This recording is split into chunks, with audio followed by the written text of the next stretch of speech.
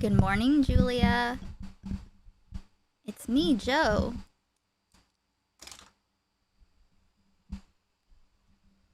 Allegedly. Hello, Mobbins, Queen, Mr. Feared, Vodka. Anna was angry at the victim. She was a victim herself. Anna's brain is cooked. Yes. Yep. Listen.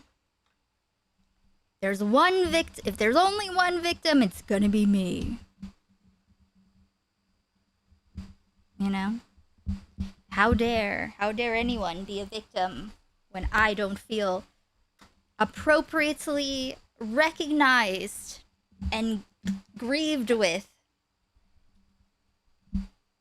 Does anyone I want to hear about what her experience was. Listen. And I will try to stay hinged and just remember the karmic wheel of rape will come for them all. Let's put a music on.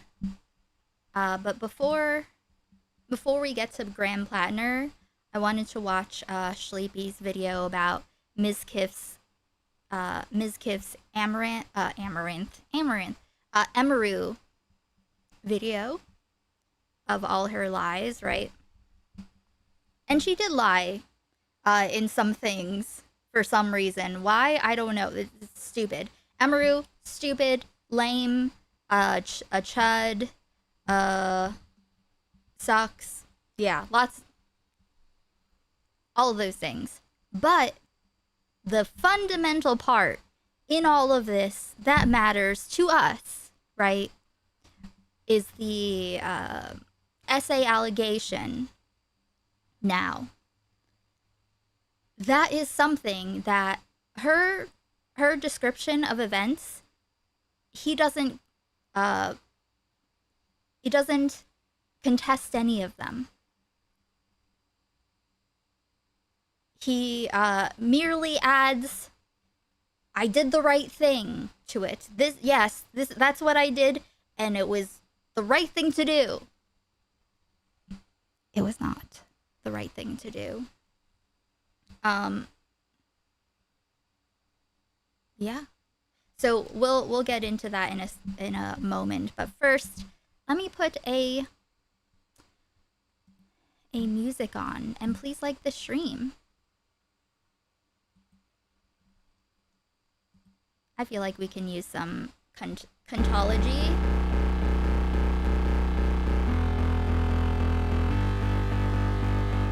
Saying no is cunty, getting out of your comfort zone. Learning how to let go is cunty, having cum on my shirt is cunty. Setting boundaries is cunty, respecting others is cunty too. Putting yourself first is cunty, learning to love yourself is cunty. C-U-N-T, I'm gonna do what's best for me, I'm cunty.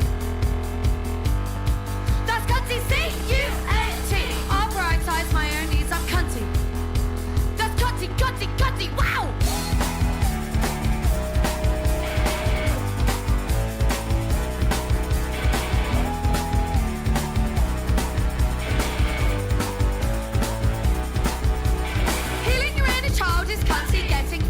Is cunty, having autistic meltdowns cunty, dragging behind some bins, doing a poo at your friend's house, stealing shit from chain stores, learning how to let go is cunty, learning how to say no is cunty. C-U-N-T, I'm gonna do what's best for me, I'm cunty.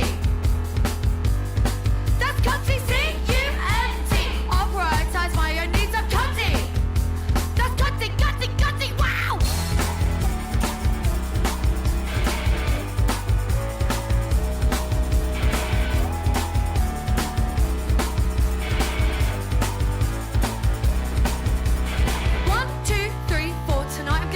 Massive whore, I'm cunty. 5, 6, 7, 8, I don't care if you slut shame, I'm cunty. 1, 2, 3, 4, I deserve so much more, I'm cunty. 5, 6, 7, 8, you can't take that away, I'm cunty. It's cuntology 101, bitch!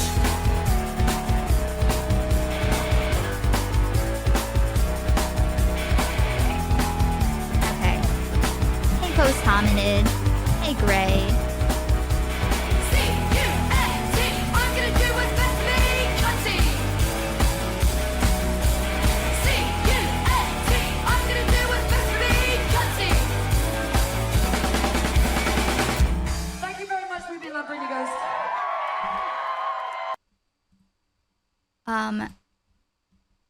Oh, let's see if this gets claimed.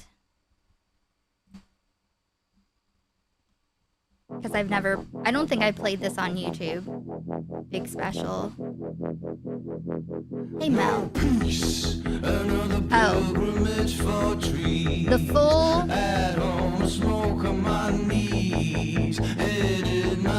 let me... Hush.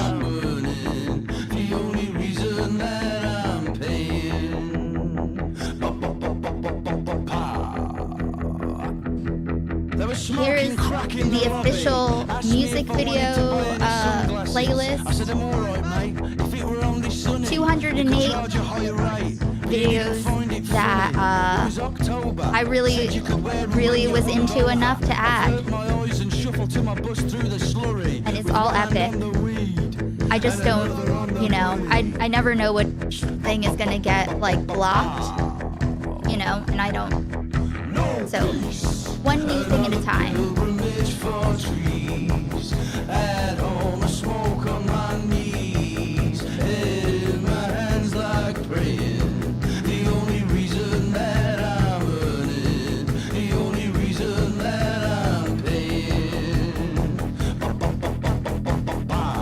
I mean, I have like this community has a lot of really awesome music taste, you know? Which is pretty awesome. Bad news goes around like blood.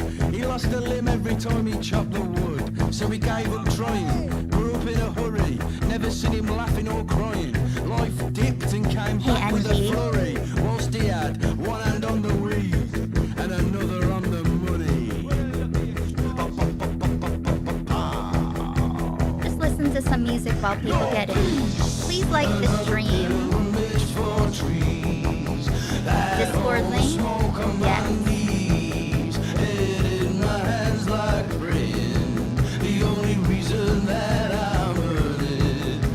And put your username used in chat in the newcomers room. You'll get a role. And if you'd like to put a music video suggestion, you can do that in the Kick music video suggestion room. Sunday evening, we do music video reviews on Kick, so we can listen and watch or whatever. I do one per person in order of submission, and then people can do extra ones or skip the queue with a Kick sub or a $5 dono. We still didn't finish? No, we did. We finished Mizkif. However, I saw that Sleepy put out a video that I wanted to watch. I've noticed there are a few YouTubers out there who have fallen for Mizkif's shtick.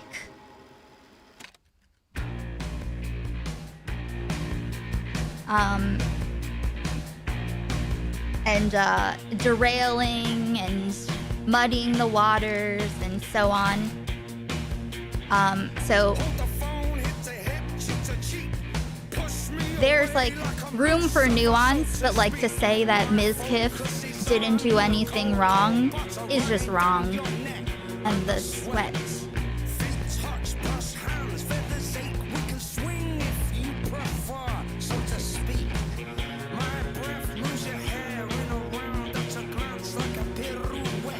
And the sweat.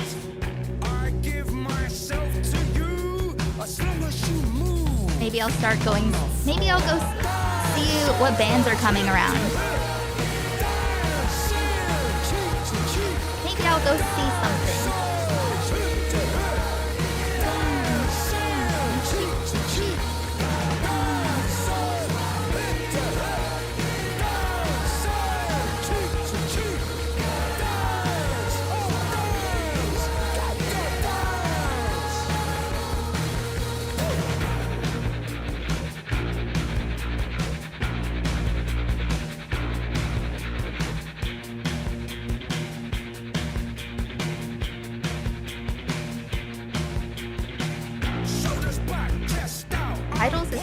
Fucking cool.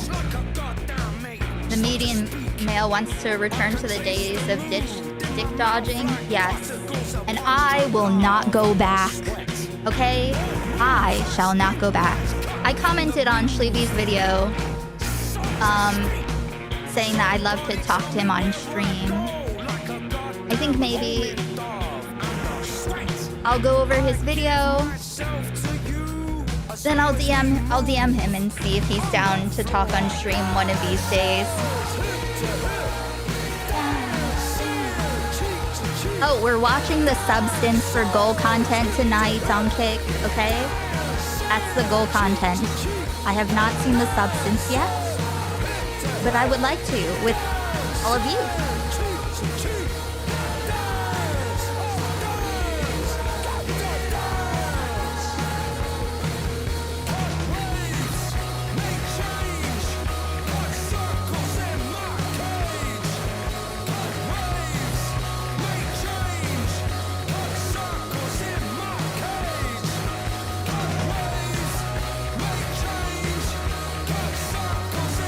Saw Substance twice.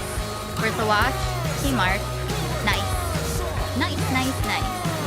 Yeah, if we get the $69 goal minus YouTube's 30% after stream, you know, all the regular stream stuff that we're gonna do, then we will watch Substance. And I'll upload it to Patreon in case anyone misses it. Okay. Last song before we begin. At some point, these are my magnesium gummies. Oh, great. I started taking the L-tyrosine supplements. I don't know if it's doing anything yet.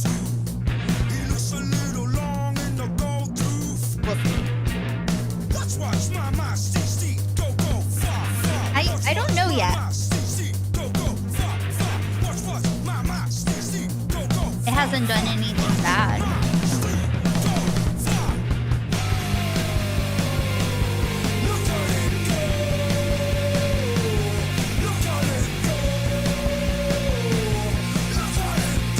And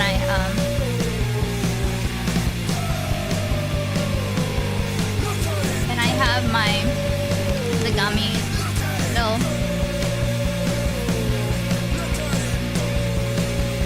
They're like, okay, we'll see. I won't have any vape before.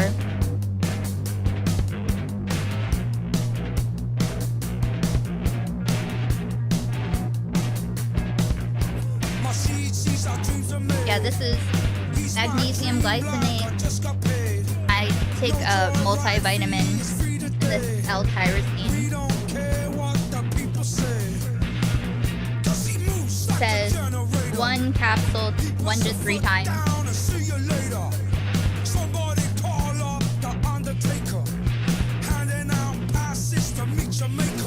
You just had a bout of productivity. It's possible, yeah. I also took my Adderall on a more empty stomach, and then ate after a little while. Is my cat's favorite Idol song. Nice Marcus.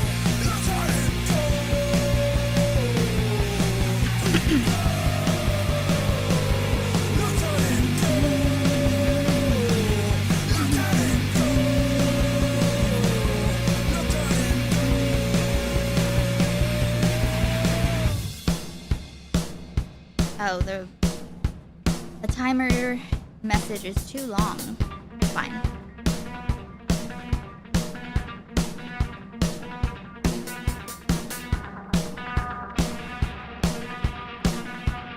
I think I might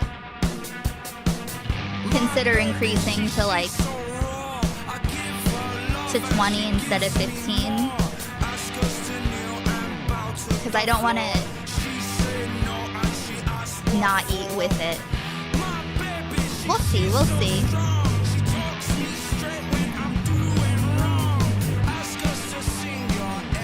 Everyone, please like the stream. So So far, there are 12 people who haven't liked the stream, and I can only imagine that it's because you love Mizkif, or you love Anna Kasparian, or you love rape. Or maybe all three. You better look out. The karmic wheel of rape can come for any of us. Hey, Jason.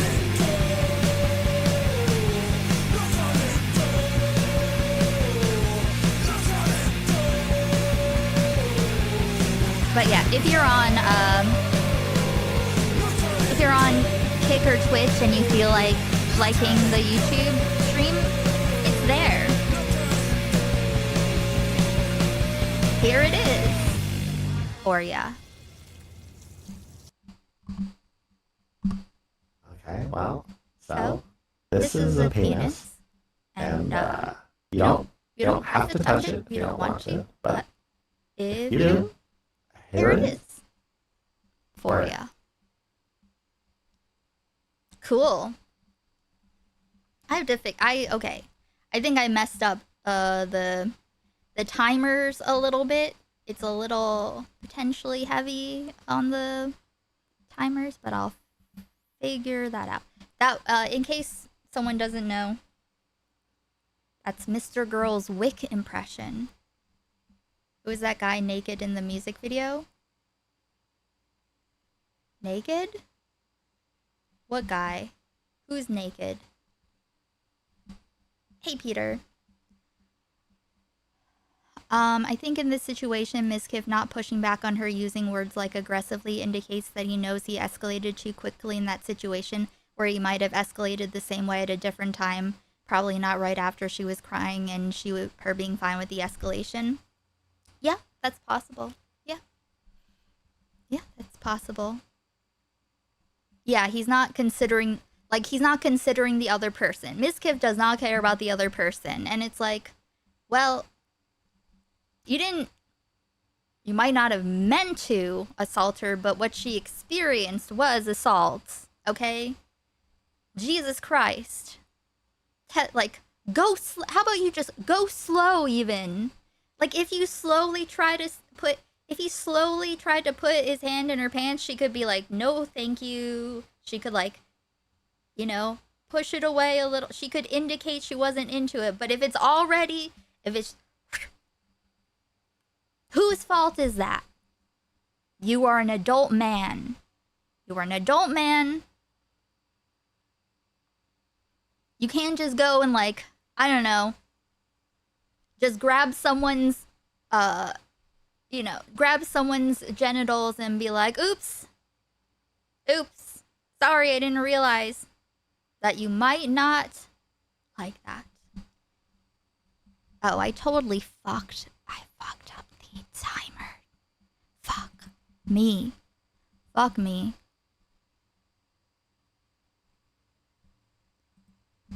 me put on another song while I fix this.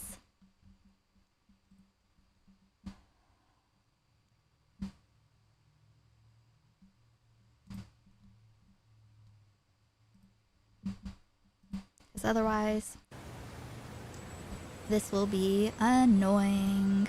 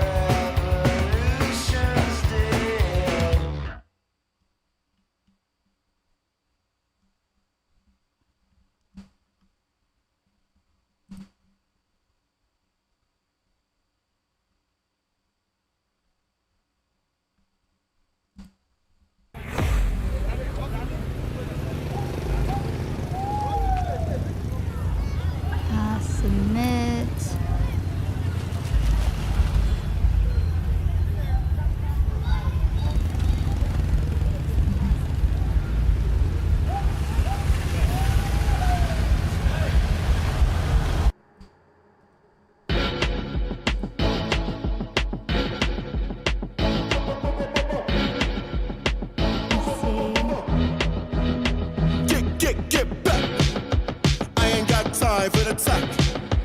Winner with a burlap sack. Young brother sharp as a tax. Snatch a crown from a king, and I tell you why I slap. Grown man simple for a rap.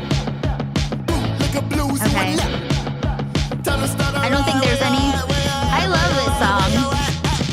Listen, my headphones are so fucking good that it's like, if I put a song on my phone, I'm like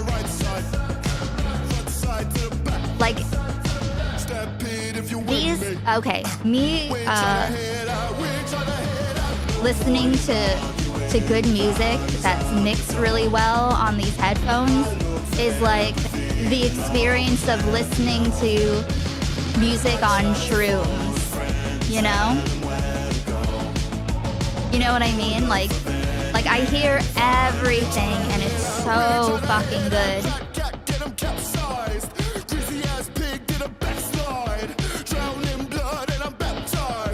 Okay, cool, Peter. Alright, hopefully this fixed it.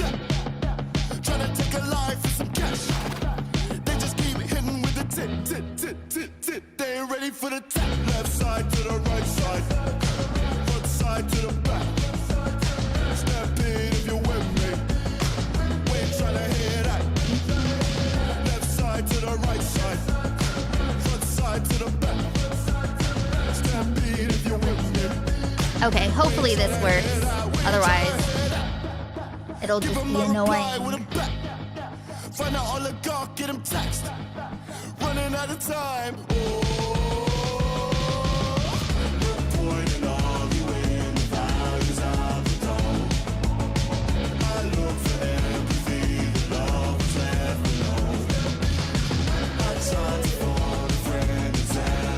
You know, a good headphone song for Sunday. Oh yeah.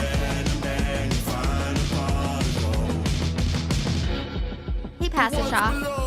Can't you see where the body goes? Shake that ground where they gonna go. Oh shit. The ones below. Can't you see where the body Yeah, just that one music stream, or that one, not music stream, that one stream where I use my,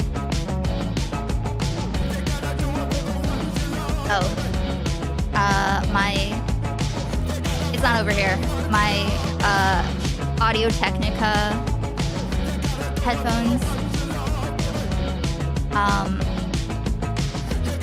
Was the worst was the worst. It was so upsetting, and then my ears hurt. Your PayPal locked your account for suspicious activity? Oh no. It's probably because of the dono. I'm sorry. Thank you. And I apologize. Okay. Okay, live not top chat. Please like the stream. We shall begin.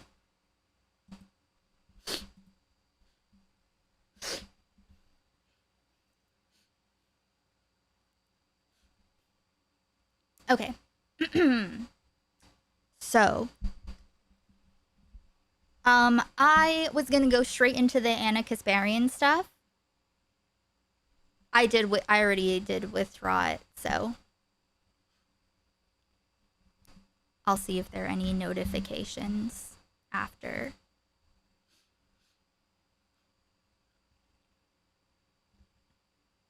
We've detected suspicious Numby activity in your account. Oh!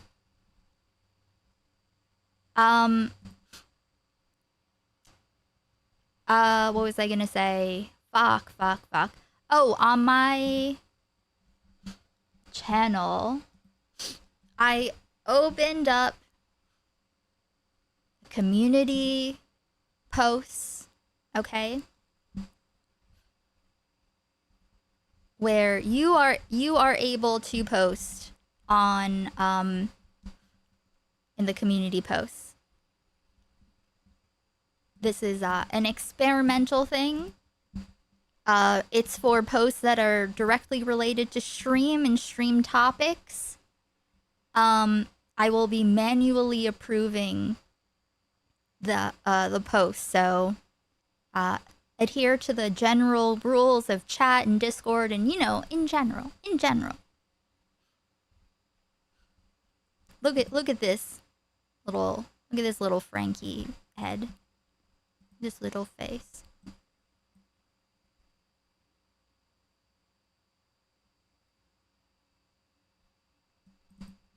Okay. Yes, I wanted to mention that. And we'll see if it takes up too much time and energy that I should be spending on like actual content, then I will close it. But let's see. Let's see how it is.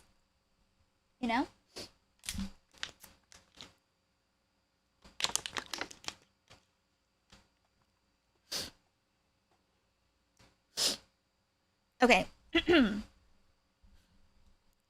So, I wanted to go straight into the Anna Kasparian stuff, but I saw that I've noticed a few people uploading videos about the Mizkif Emaru situation that I think, typically have takes that I don't always exactly agree with, but are nuanced and such.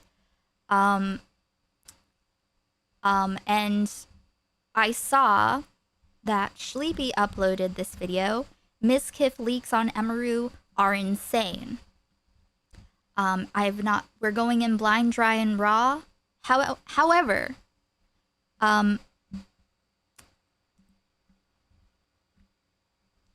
I saw this comment, which is why we are going to be watching it. Someone commented, I do, however, think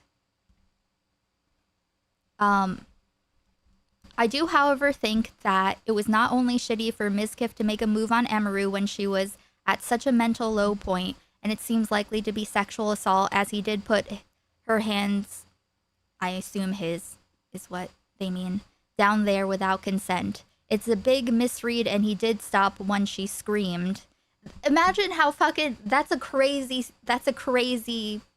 phrase. That's a crazy portion of a sentence. He did stop when she screamed. If we're at screaming, you fucked up. You already fucked up.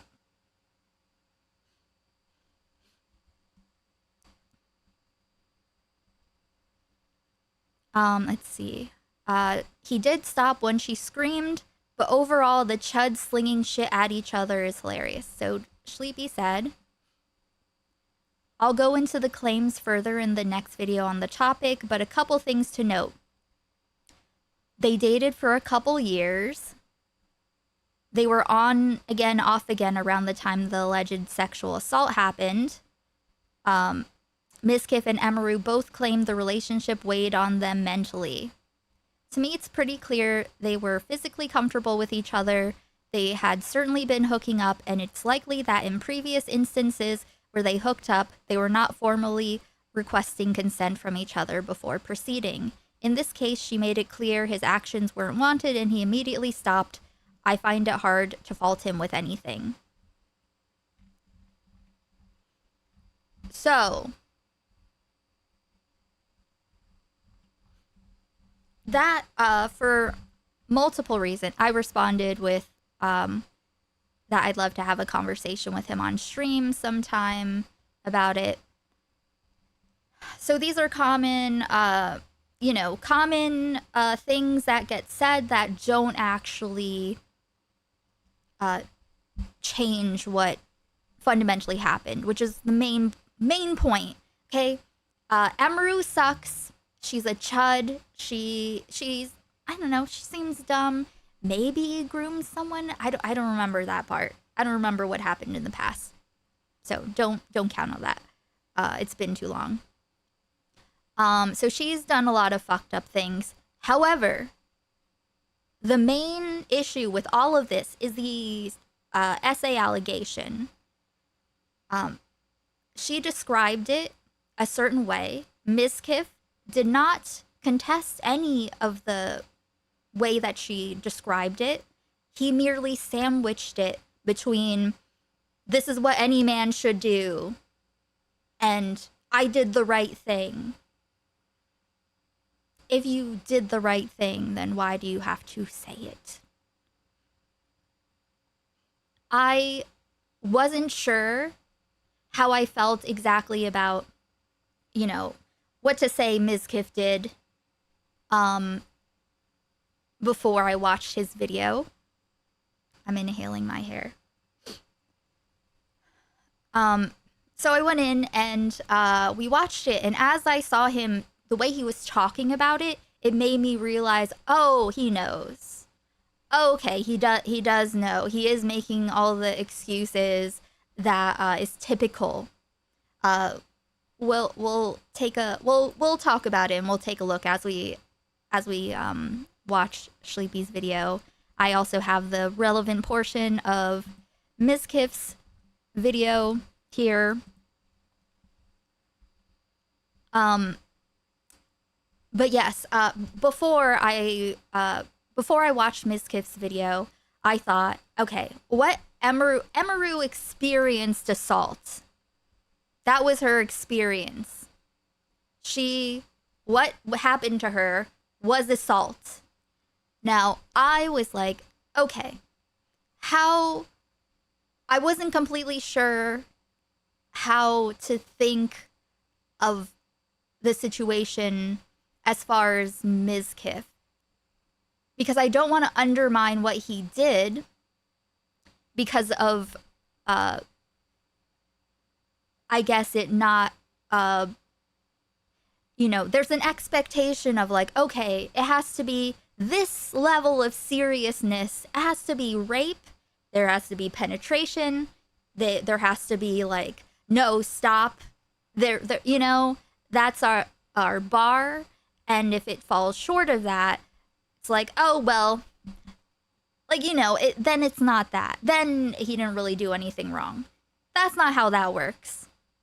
Just because he didn't rape doesn't mean that he didn't do anything wrong. Just because he didn't mean to assault her doesn't mean that she wasn't assaulted by his actions, okay? He is at fault for doing that. Being an idiot who doesn't care about how the other person feels and is just completely living within the confines of his desires. I'm sure he didn't expect that she didn't want it, but I don't think he cared in particular about her feelings at the time. And so, the fact that he was able to, in the first move, make her scream is insane. Typically, when you would think about like a situation like that, someone like putting their hand in your pants, you would assume they go a little slower. They go slow enough to like where she could say no. She could stop his hand and avoid it, Like she could have put it in. There was no room. He just shoved it in. He shoved it in and she screamed. If someone screamed because of something you did something wrong. So but I also understand he had this within a whole bunch of other lies or things that didn't make sense, inaccuracies regarding other. I don't know about any of that stuff. My main point is that I think that Mizkif has successfully distracted, rewritten, what's the word I'm trying to find? I feel like he's tricked people.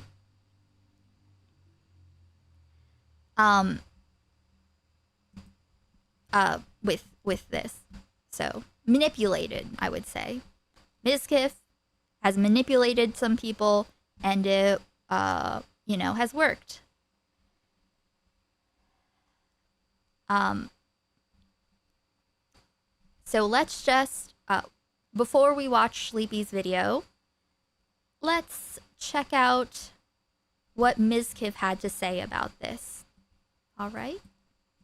Out and scripted that they were in fact reviewed by counsel in advance to the live stream. So her brief on the stream was spontaneous and unscripted. Her own filed Yes, this was weird because she was saying like that the stream was spontaneous and not a rehearsed narrative when she opened the stream, saying that she has all her notes and she's spoken to her lawyer and went, you know, so not technically scripted necessarily, like literally, but obviously was not spontaneous, you know, not speaking off the cuff.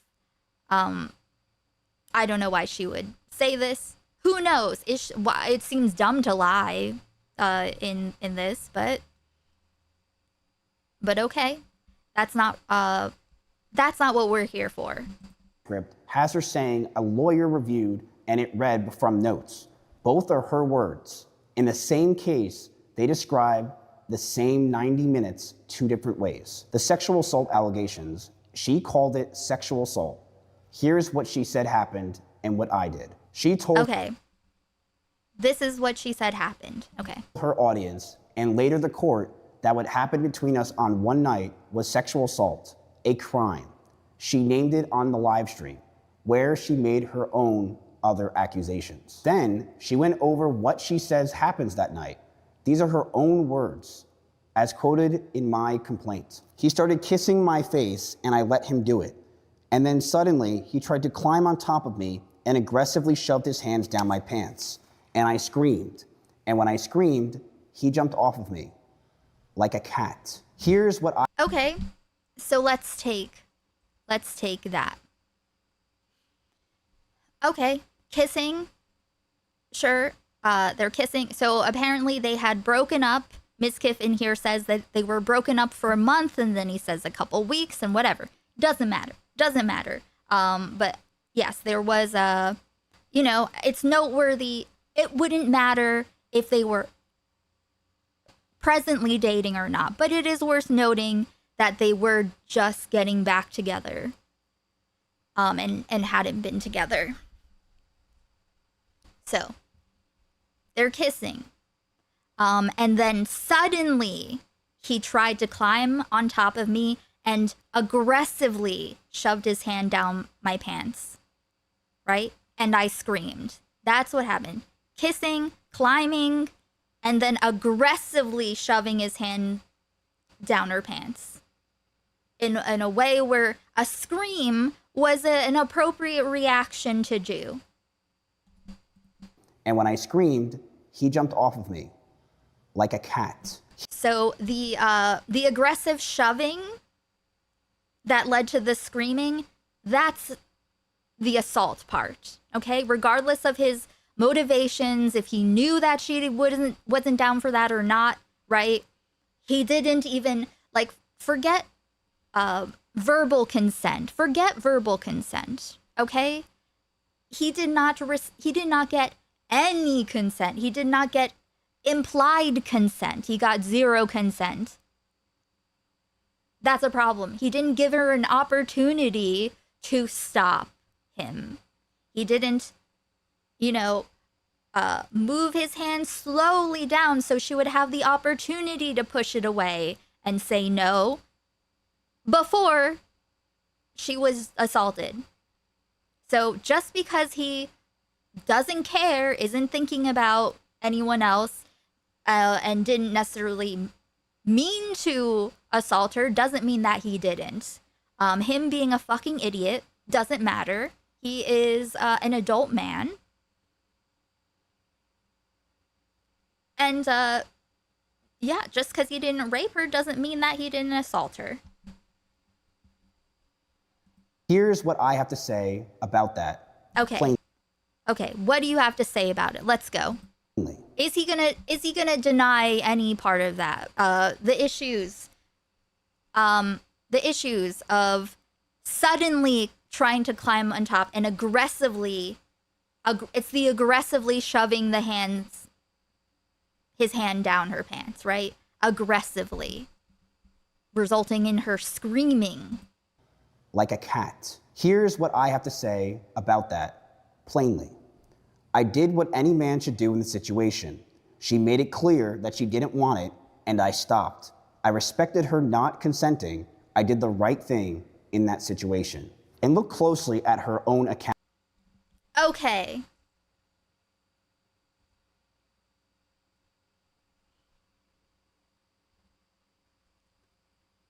So sandwiched within, I did what any man should do in this situation, and I did the right thing in that situation. He says, she made it clear that she didn't want it, and I stopped. I respected her not consenting. It was too late. It was too late. You didn't give her an opportunity to decline. Oh no, they were broken up, Peter. I think he's being honest. The issue here is that he's likely done the same exact thing when she's actually into it, so he's not considering her emotional state. It's only okay sex time. Yeah, he doesn't dispute anything she said about the events. He's just saying that, hey, I stopped when she screamed. That's his defense. It's too late. When she screamed, it was too late.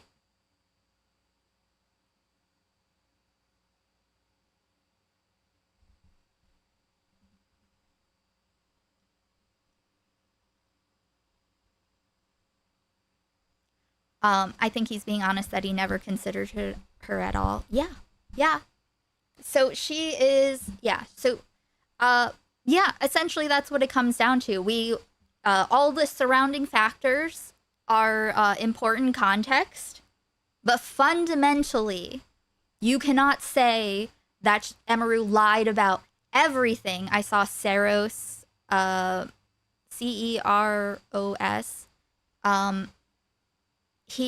his thumbnail, I haven't watched his video yet, but it said she lied about everything. Now Cirrus puts out videos like pretty quick, so I don't know, maybe he'll put up another video rethinking the whole thing, but fundamentally the issue is him aggressively shoving his hand in her pants and resulting in her screaming because she did not have the opportunity to not consent. Oh yeah, he was kissing her face, not that they were kissing each other. Yeah, that's true. So he's not disputing the characterization of this either.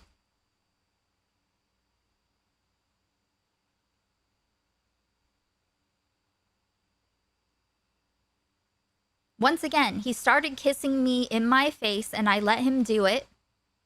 And then suddenly he tried to climb on top of me and aggressively shoved his hands down my pants, and I screamed. And when I screamed, he jumped off of me like a cat.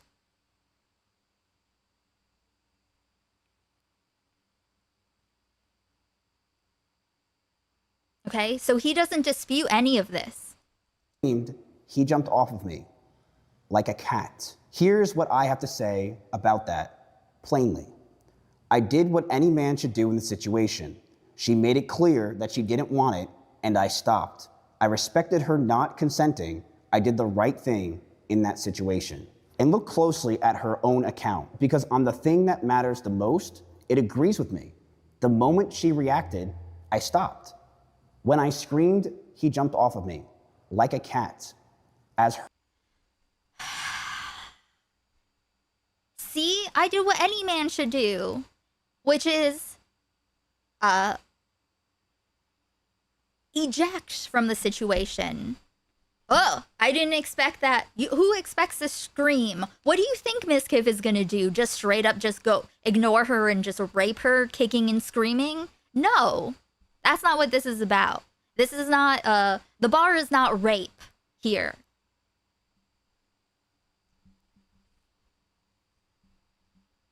Her words, not mine. I did not push past her. I did not ignore her. The instant I understood that she was not okay, The instant you understood was when your hand was already in her pants. Hey, Mammalian hybrid. stopped. I did not sexually assault her and deny it completely. Here's word for word from the transcript filed. In this case, is what I exactly said on that stream. This was never a confession, and it was denial. And I wrote, I knew the relationship wasn't healthy at this point. I knew we had to end it soon. Emmy posted a very provocative picture, one that she knew I would hate, and she posted it to make me upset. Also, he is a manipulative, controlling freak. Violent as well. Throwing the phone at her face. He fucked up and people aren't being manipulated. A lot of men have made similar fuck ups when escalating. I think this is the larger issue than people realize, how often escalating way too fast, but the other person doesn't even say anything and just moves on. I think back now, wonder if there are times I've escalated too fast. Yeah, yes, actually, that makes sense. Yeah, that totally. That's like when, back when I was still, doing hair before the pandemic, when the Kavanaugh allegations came out, I talked to my clients about everything, and I had like maybe 50-50 man/woman clientele. And so when I talked to a lot of men about it, before they even knew what was going on, they were like, "Oh, I don't know. I don't believe her. She's not credible." And I'm like, "Do you know who she is? Do you know what the claim is? Do you know nothing?" I remember one person in specific that I'm thinking about who, like, yeah, I completely think that's what it is. And here's the thing, all those times when someone didn't scream, you were still, you know. Ooh woo. That's a woo. Thank you, Dav, for being a member. Very base, very pog. Check Jen for Ms. tweet and Emmy's response. Okay, cool. But here's the thing. A lot of people don't care. They just want to get in it. They just want it to happen. Hold on.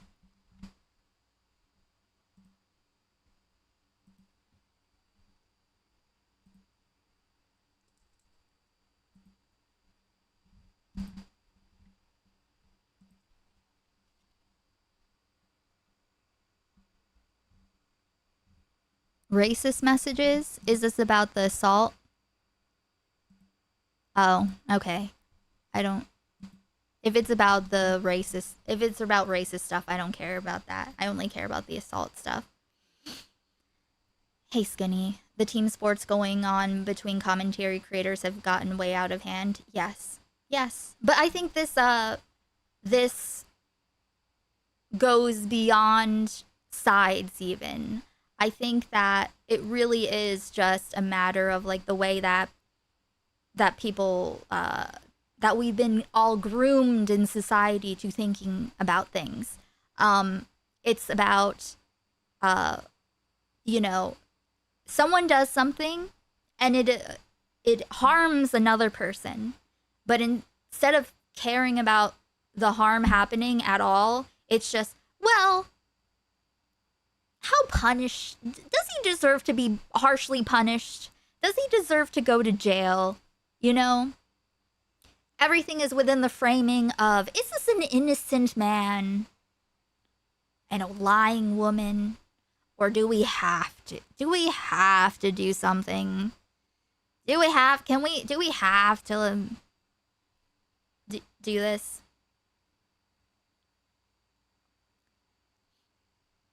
People don't want to consider they may have made similar mistakes without realizing it, meaning everything seemed fine. People really need to look at the actions, not only, well, she seemed okay. Yes, the rape abacus works like this. The rape abacus is different for men, the men side of the aggressor side of the rape abacus, versus the non-man, usually the person trying to not get raped or murdered side of the rape abacus. The not trying to get rape abacus is all the planning and math you have to do to try to find the formula to not have terrible things happen to you. And if you do, how to mitigate it so, you know, the rape doesn't turn into murder. You know? Like with Graham Plattner's victim in that story, which we'll get into more after we're done with Mizkif.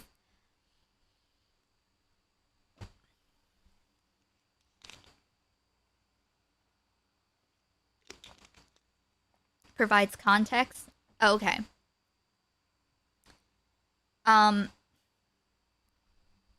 So this is not in this is not I understand looking back on like it making you uncomfortable, like trying to think in the past, like, did I? And it makes you feel like you don't want to feel like you assaulted anyone.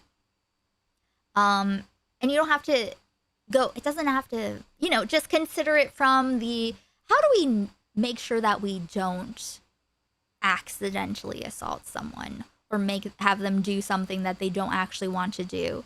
Because the aggressor side of the rape abacus is finding the formula to be able to get what they want out of the other person without getting in trouble, without actually having plausible, just like doing whatever thing they have to do real quick in order to just get into it. They want the whole, and they want to just tell me what to do so that I can get the whole and not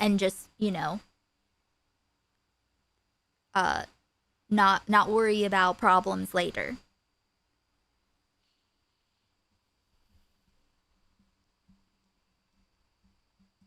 She admitted she made me upset with it, and we got into a heated argument after I broke up with her. We broke up for about a month. Then we got back together because we thought we could make it work. We went to get food at BJ's, a common place where we would get food, and then we went back to her house. We cuddled for about 30 minutes, and we started to kiss. She said that she was okay with it on her stream, and I started to advance to the next stage because I thought that's what she wanted. She yelped, and I immediately sprung up and was scared if I did anything wrong or did wrong in general. I got scared and left the house. Why were you scared? I mean, we know why he's scared that he did something wrong. Because he did. You did do something wrong. Okay? And it's not about the punishment. It's not about vindicating Mizkif or not. Saying, oh, no, he did what he was supposed to do. He stopped. No. This is not about, something happening to punish Mizkif. This is about, okay, I don't want people running around saying that, like, he didn't do anything wrong here. He did. And if he didn't, he probably wouldn't have gotten scared and left, which is also crazy to not just, she yells and she screams or yelps, quote unquote, as his diminishing language is, as it says.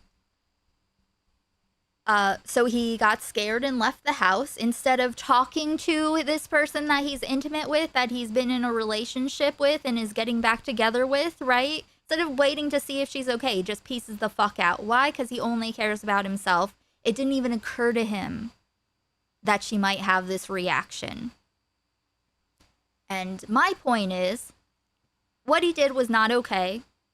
You don't have to put him in jail, but don't do that. Is anyone saying he did nothing wrong? Yes.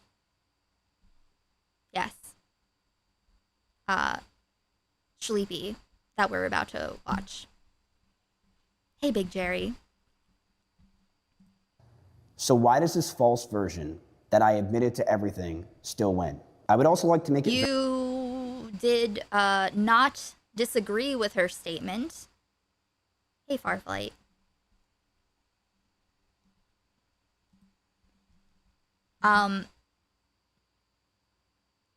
I'll say this. Just some advice, okay? Advice for the people. You know, ideally, you like speak and get consent. You're like, hey, you want it, and yeah, and then you work it out. You figure it out, okay? As a person, listen. As someone who will eventually start dating again, eventually, but has had a lot of dating experience in the past. If for some reason you cannot, if your mouth doesn't work, if you can't use words, go slow. You know, this would not have happened if he slowly tried to put his hand in her pants, because she would have the opportunity to stop him before the assault took place.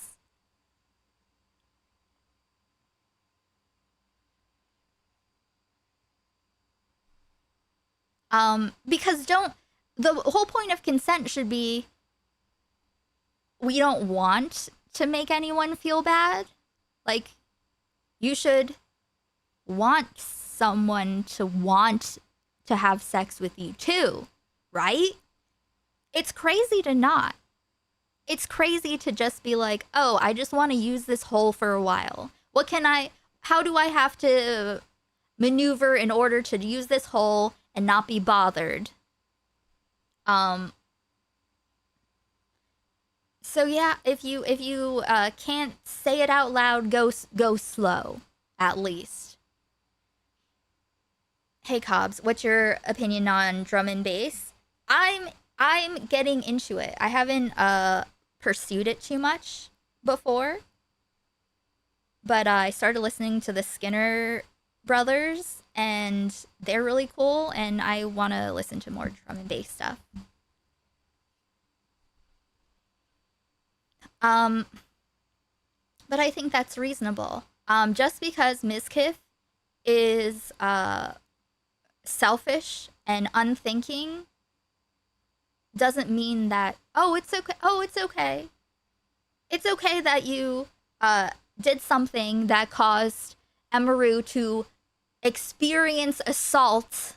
Does anyone disagree that what she experienced, like, in the moment, like, because the way she described it, and he doesn't contest any of it, does anyone disagree that the action of aggressively shoving his hand in her pants and her screaming, that wasn't her experiencing an assault, regardless of intention?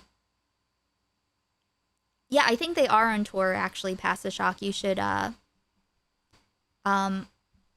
if they come around here, I would definitely go see them. Spitting on someone who doesn't want it is assault. Yes. So, the reason we talked about this yesterday, but the reason why I'm talking about it again today is because of what Sleepy said in this comment. So we will watch his video. But aside from, like, once again, this last line, after all of these justifications that don't mean anything, in this case, she made it clear his actions weren't wanted, and he immediately stopped. I find it hard to fault him with anything. So, let's get into it. People forgot that she would throw stuffed animals and I would punch holes in the wall statement way too fucking quick. Yeah. People forget things way too quick, and that's why I try to memorialize it. Maya, You are Maya Higa. You know who you Hey, are. Prophet. You're a woman. She'll listen to you. True. If you think he did nothing wrong, then my question is, would you have done what Mizkif did? If not, why? That's a good question. That's a good framing. All right, let's see what Sleepy has in store for us. Mizkif and Emiru. This is a bit of a story that I've been trying to avoid until I have the time to go through the entire 45-minute video and break it down for you guys. I have watched the video. I'm aware of some of the claims that Mizkif has made. And frankly, I think he does a great job of defending himself in that video. Now, make no mistake, I'm not acting like Mizkif is some great angelic guy, okay? He's got quite the past. But I think that in the case of this Emiru situation, I think Emiru came out and said a lot of interesting things about Mizkif, including the idea that he assaulted her. Throughout this video on, I think, 3 different occasions, Emiru is going to refer to Mizkif sexually assaulting her. Domestic abuse, stalking and harassment, sexual assault, and threats of blackmail that Mizkif has done towards me, and some of these issues which are still ongoing. For the entirety of this year, I have attempted to separate myself from him and not talk about him at all, and not talk about this issue and just not make it a public thing. As you can imagine, of all the claims, sexual assault's probably going to be the one he's most eager to dispel. And Yeah, I agree. And also, that's the only claim that I'm interested in. All the other stuff about trying to get away, not talk to him, like him stalking me, all that stuff, I don't know. That's not my concern. I think just this one specific thing about the sexual assault, which I think is like, you know, the primary, most serious claim, which is also the claim that he doesn't dispute. I found he did a decent job of doing this in 2 ways. We'll lead with something we've already talked about, something that doesn't really matter as much for dispelling a sexual assault claim, but does matter for the inconsistencies in the legality of her claim. We'll watch what Mizkif has to say here. Was never close to her. So in Emiru's filing, her motion calls it spontaneous. Her own transcript has her describing a lawyer's review and prepared notes. In her motion to dismiss, her attorney describes the stream this way in regards to the sexual assault. The live stream was spontaneous, unedited, and unscripted. Yes, clearly speaking not. Openly and vulnerably in the moment. In her declaration, she states the filed transcript of the live stream is accurate, a true and correct copy. And she says at 18 minutes and 5 seconds into that stream, I have been in contact with my lawyer. I had them review everything that I'm planning to say today. And across that same broadcast, she keeps refuting to how prepared she was. It was not just on a whim, she says. I took a lot of notes. I just end up reading off my own notes. So again, on the one hand, So this is clearly a lie. I don't know why you would do that stream where you say, I have all these notes, I've run all the things I'm gonna say past my lawyers.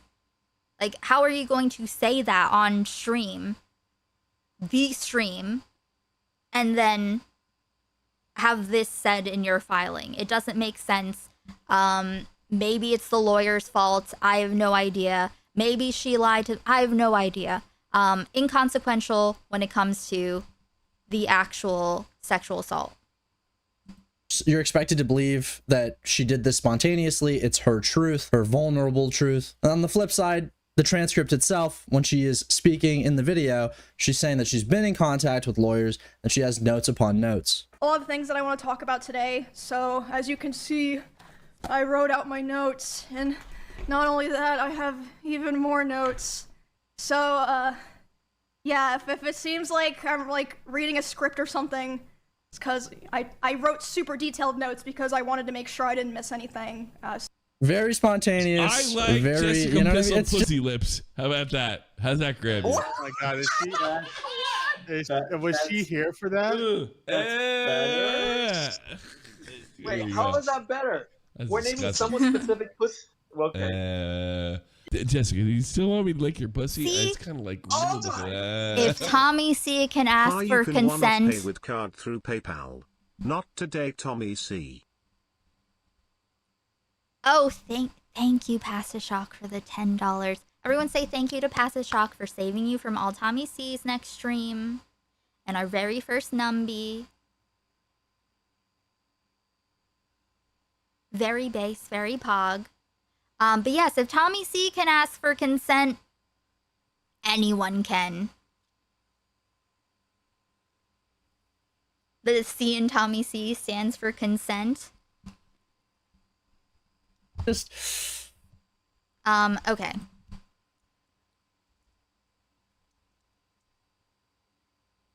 Oh, sure, Cobson. Let me see. In Discord.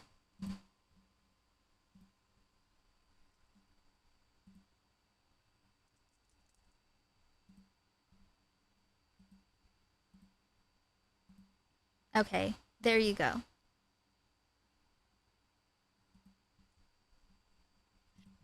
You have a role now. Well-known consent advocate, Tommy C. Yes.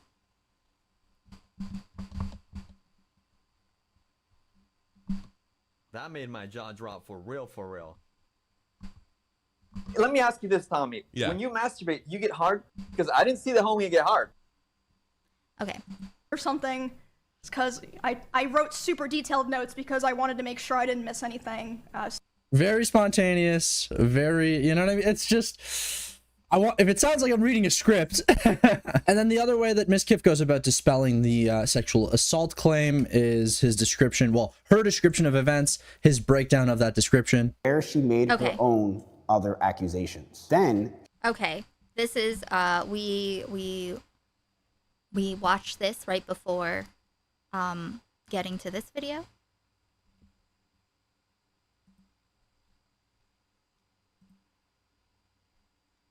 Sent a message, but it didn't load. Did you join?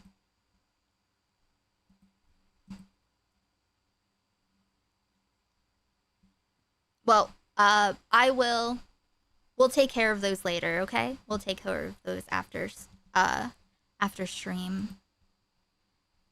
But yes, feel free to join, put your username in the newcomers room and you'll get a role. she went over what she says happens that night. These are her own words. Goes about dispelling the sexual assault claim is his description, well, her description of events, his breakdown of that description. Where she made her own other accusations. Then she went over what she says happens that night. These are her own words, as quoted in my complaint. He started kissing my face and I let him do it.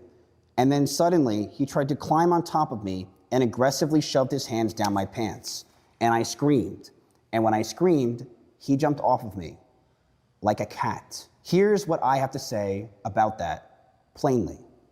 I did what any man should do in the situation. She made it clear that she didn't want it, and I stopped. I respected her not consenting. I did the right thing in that situation. And look closely at her own account, because on the thing that matters the most, it agrees with me. The moment she reacted, I stopped. The thing that matters the most? The moment she reacted to what? Mizkif? What did she react to? She screamed?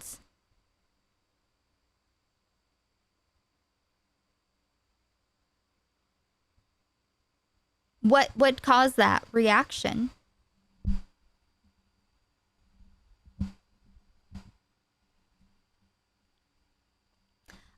That's not the most important thing. When I screamed, he jumped off of me like a cat. As her words, not mine. I did not push past her. I did not ignore her. The instant I understood that she was not okay, I stopped. I did not assault her and deny it completely. And now here's her describing the series of events. Crying, and he started kissing me in my face, and I let him do it. I was still sobbing a lot. And then, suddenly, he tried to climb on top of me and aggressively shoved his hand down my pants. And, I screamed. Yeah. And when I screamed, he jumped off me like a cat, and, instead of apologizing or checking if I was okay, he said, I feel weird now. I feel like I did something wrong. I have to go. And he immediately left my house while I was still crying. Okay. So comparing these two things, right? This is all the same thing. Mizkif isn't saying anything that disputes what she said.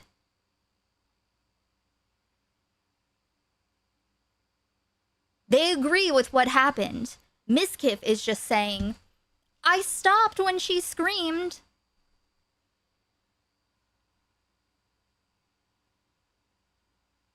He also said that he left immediately because he was scared. Yes, they have the same story. So what's the issue here?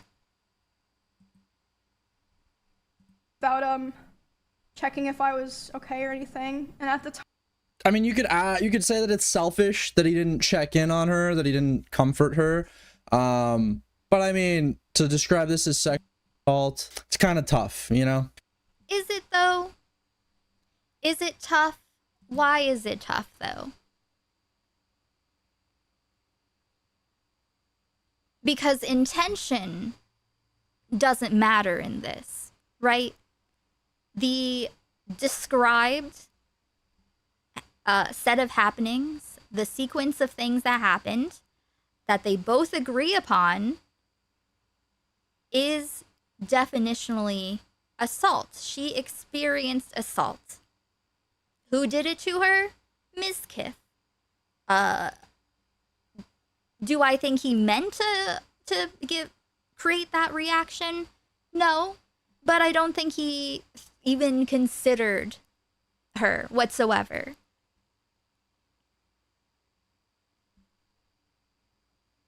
So just because he didn't rape, just because he didn't push past her screaming and rape her kicking and screaming, doesn't mean that he didn't do anything wrong.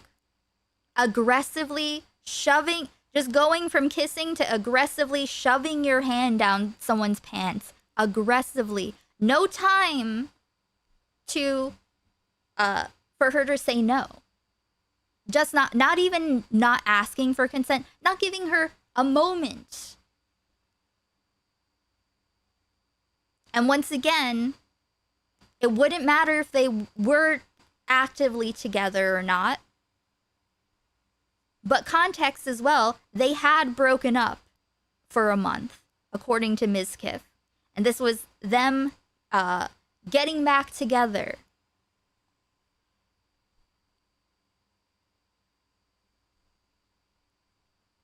So, just because I think a lot of it is the because of how utterly rape cultured our brains are, being groomed from birth into this society of like what's okay, and that it being the responsibility of women to dodge the dicks, dodge them, and you know, be responsible for the feelings of the dick havers. You know, I remember that time when I thought it was 100% my responsibility. But the answer is no.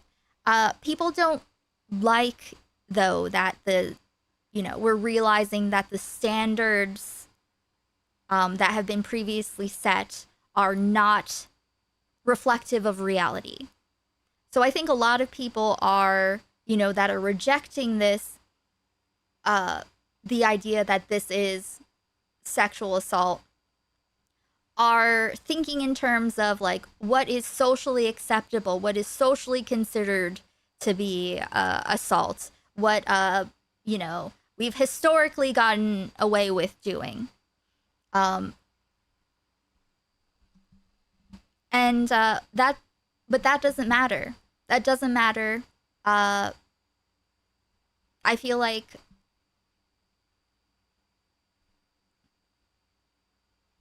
for some men, it's almost like you can't take it back.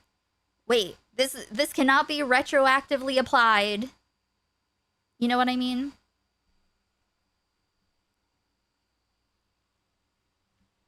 Her no was the scream because of the speed he was doing things, and you're right, the essay had happened. His hand was already shoved into her pants. Slow the fuck down. Discord.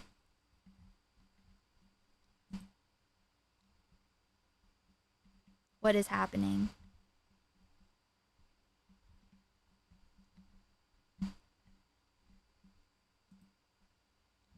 Wait, what's happening in Discord? Where?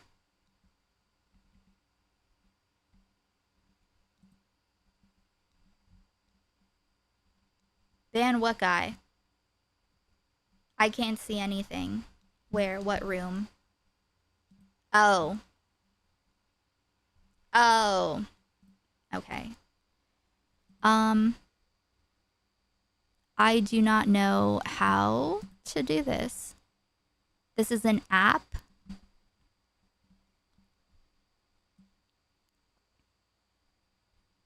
Okay. This is an app that can't.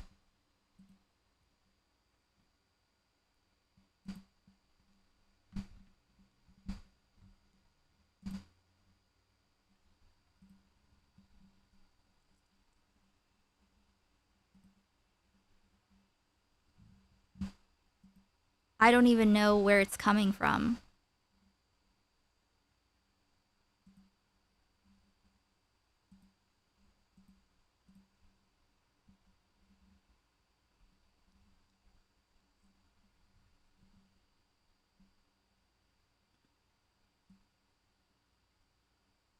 Oh, okay.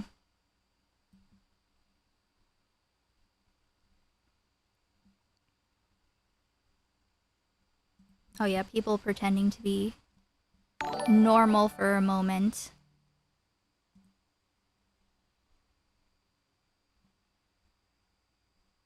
Where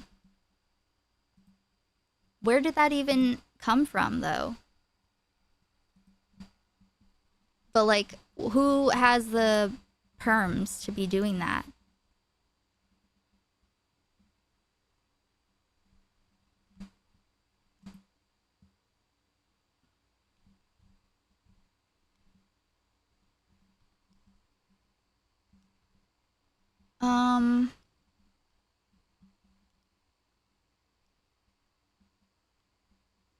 Like, it's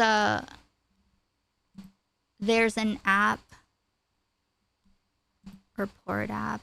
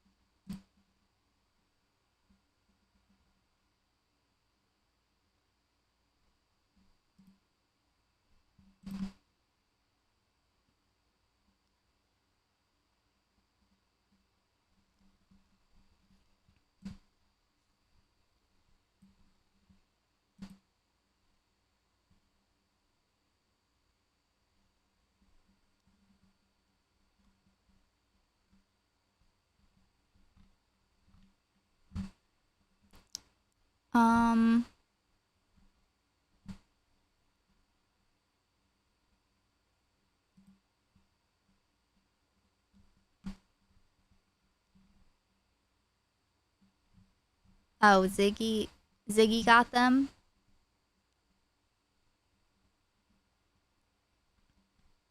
I don't even know where.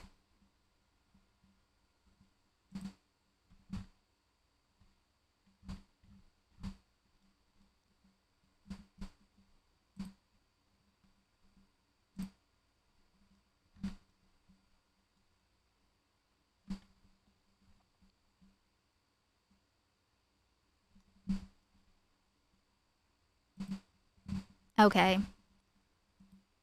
I don't know why people are doing this today.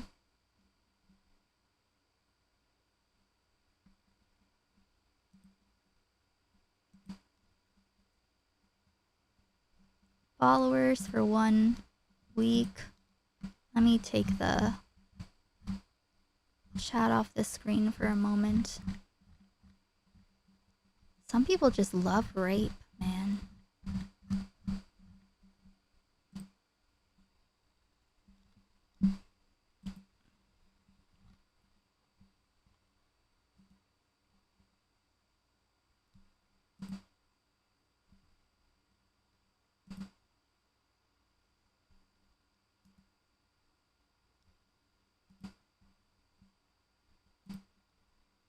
I do not know.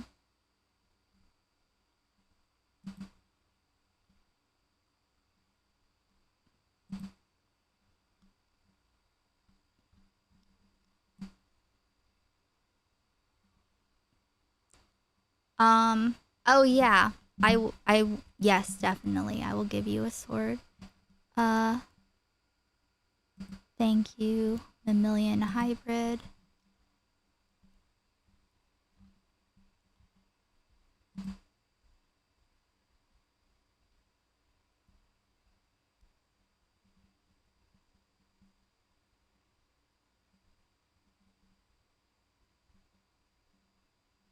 Thank you.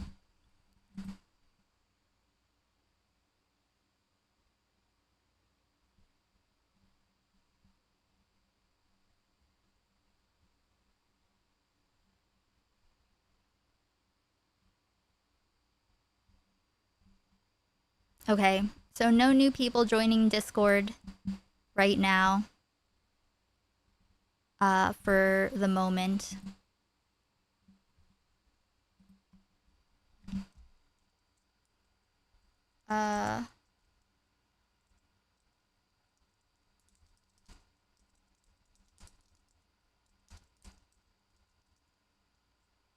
Seeing if it can get, all the posts can be.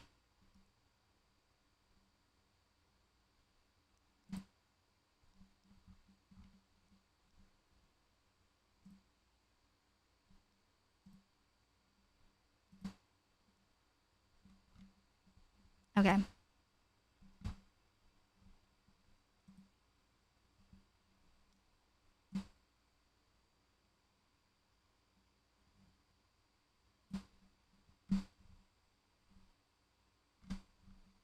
Okay. So I'll leave it to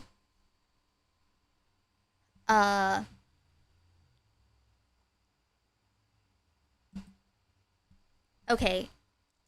Ziggy is taking care of it.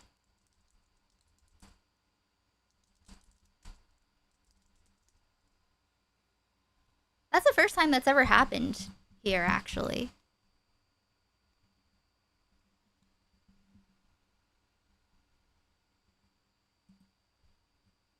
But yeah, anyway, so please like the stream. I apologize for the delay. That was really dumb.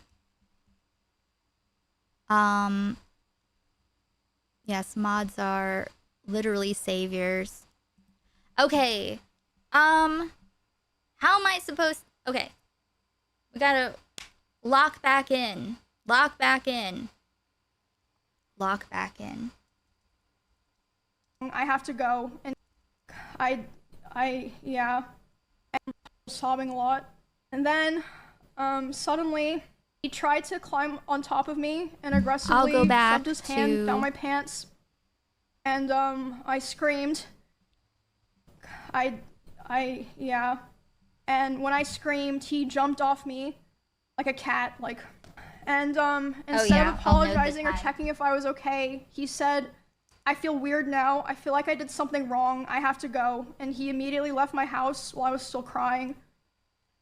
Without, checking if I was okay or anything. And at the time... I mean, you could say that it's selfish that he didn't check in on her, that he didn't comfort her. You know what? I'll go back a little bit.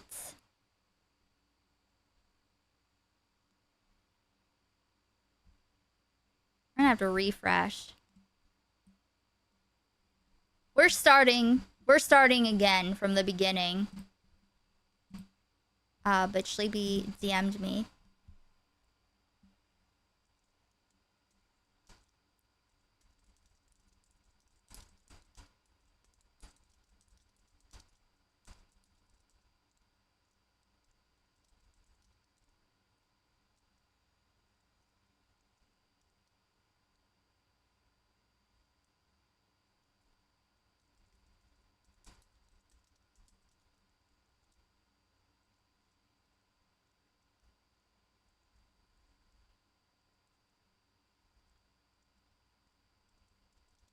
Two numbies. Yes, thank you so much, Jessa.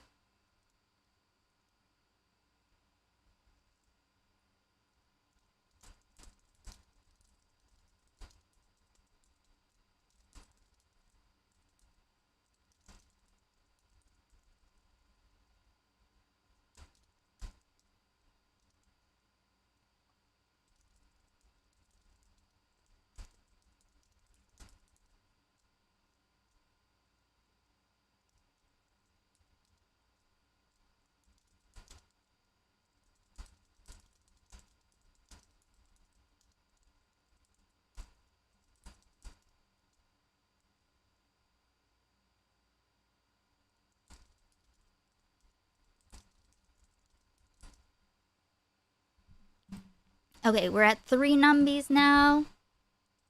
Excellent. Oh my goodness. All right, so we're gonna start over again.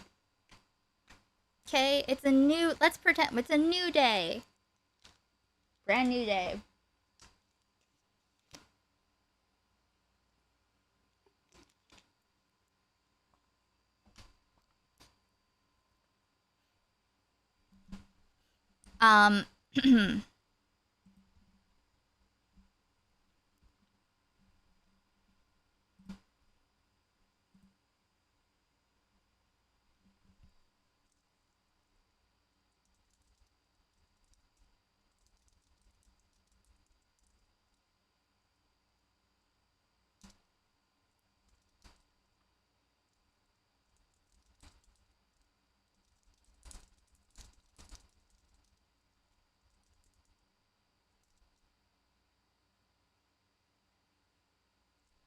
Okay. Was just DMing him. Okay, but don't be mean. We're not snarking. We are not snarking. I'm disagreeing. Okay, ready? Ready? Ready? Oh, I'll turn the chat back on. Okay, Freddy. Hey, Freddy. Chat back on. Okay. But no snarking, Sleepy, okay? No snarking. I don't think that... So, you know, from the few minutes that we saw, I don't think that he's being unreasonable. I think that people are groomed into thinking about things within a certain framing. I think Mizkif is manipulating people, and I think it's easy for him to do it. So yes. We're not infantilizing grown men, but we are not snarking either. We are productive, not snark. I have no clue what snarking means. You know, the concept of being snarky when you speak about someone.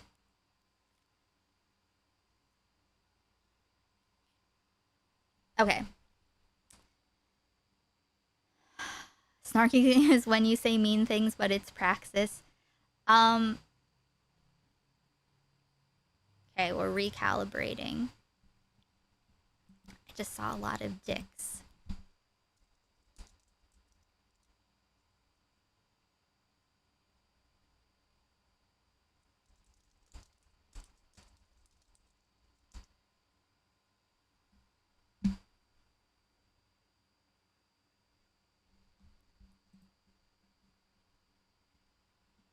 Okay.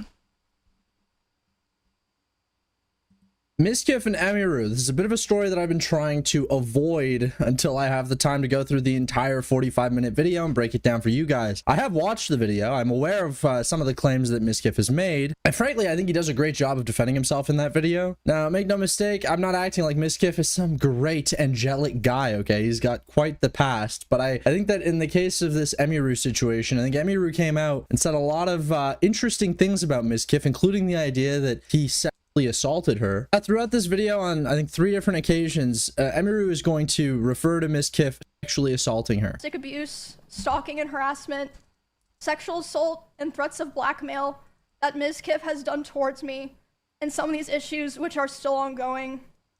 For the entirety of this year, I have attempted to separate myself from him and not talk about him at all, and not talk about this issue and just not make it a public thing. As you can imagine, of all the claims, sexual assault's probably going to be the one he's most eager to dispel. And personally, I found he did a decent job of doing this in 2 ways. We'll lead with something we've already talked about, something that doesn't really matter as much for dispelling a sexual assault claim, but does matter for the inconsistencies in the legality of her claim. We'll watch what Mizkif has to say here. Was never close to her. So in Emiru's filing, her motion calls it spontaneous. Her own transcript has her describing a lawyer's review and prepared notes. In her motion to dismiss, her attorney describes the stream this way in regards to the sexual assault. The live stream was spontaneous, unedited, and unscripted, speaking openly and vulnerably in the moment.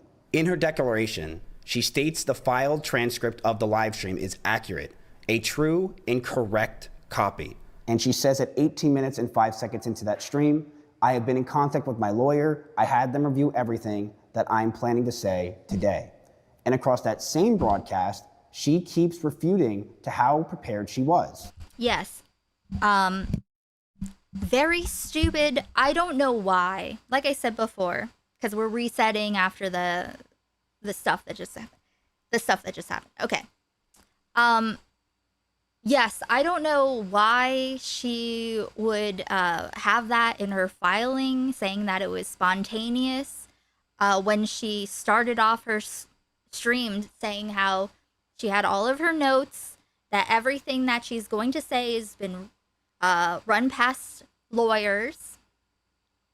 So I don't know. I don't know if she just is dumb and lied to her lawyer. I'm not sure exactly what's going on there. It seems like a very stupid thing to lie about. It was not just on a whim, she says. I took a lot of notes. I just ended up reading off my own notes. So again, on the one hand, you're expected to believe that she did this spontaneously. It's her truth, her vulnerable truth. And on the flip side, the transcript itself, when she is speaking in the video, she's saying that she's been in contact with lawyers and she has notes upon notes. A lot of things that I want to talk about today. So as you can see, I wrote out my notes, and not only that, I have even more notes. So yeah, if it seems like I'm like reading a script or something, it's because I wrote super detailed notes because I wanted to make sure I didn't miss anything. Very spontaneous, very, you know what I mean? It's just, if it sounds like I'm reading a script. And then the other way that Mizkif goes about dispelling the sexual assault claim is his description, well, her description of events, his breakdown of that description. Where she made her own other accusations. Then she went over what she says happens that night. These are her own words, as quoted in my complaint. He started kissing my face. Okay, this is the meat. Or really, this is the only part that I'm concerned with. All the other stuff, her saying that he stalked her or different kinds of things, I don't know what the case is. That's not my concern. They have discrepancies. Their stories, when it comes to the harassment, stalking, whatever else. On this essay allegation, though, they agree. They agree on what happened. So let's listen to Mizkif. These are her own words, as quoted in my complaint. He started kissing my face, and I let him do it. And then suddenly, he tried to climb on top of me and aggressively shoved his hands down my pants. And I screamed. And when I screamed, he jumped off of me.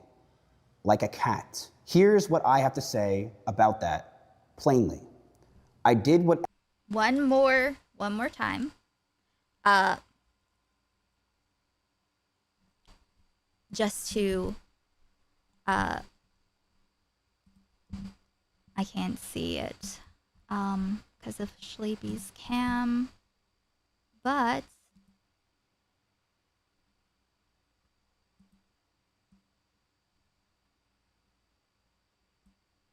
Okay. He started kissing me in my face, and I let him do it. And then suddenly he tried to climb on top of me and aggressively shoved his hands down my pants, and I screamed. And when I screamed, he jumped off me like a cat. Okay? This descriptively is an experience of assault. Someone does this to you, it is a situation that is assault.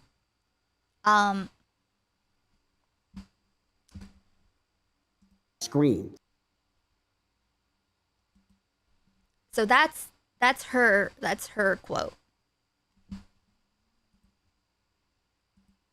Here's what I... Now, will he deny any of that? Will he take issue with the phrasing, the framing of any of that?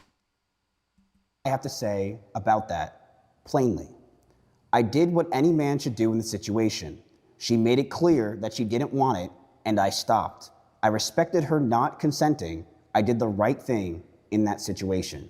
And look closely at her own account, because on the thing that matters the most, it agrees with me. The moment she reacted, I stopped. When I screamed, he jumped off of me, like a cat. As her words, not mine. I did not push past her. I did not ignore her. The instant I understood that she was not okay, I stopped.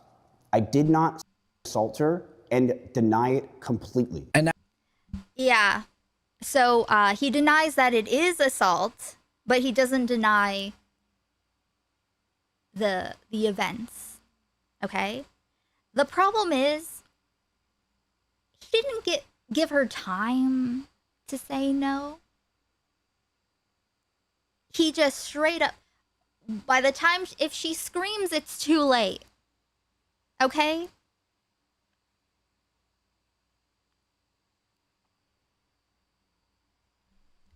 Just because he didn't think that would be, like, he wasn't thinking, he didn't intend to assault her, doesn't mean that wasn't the end result.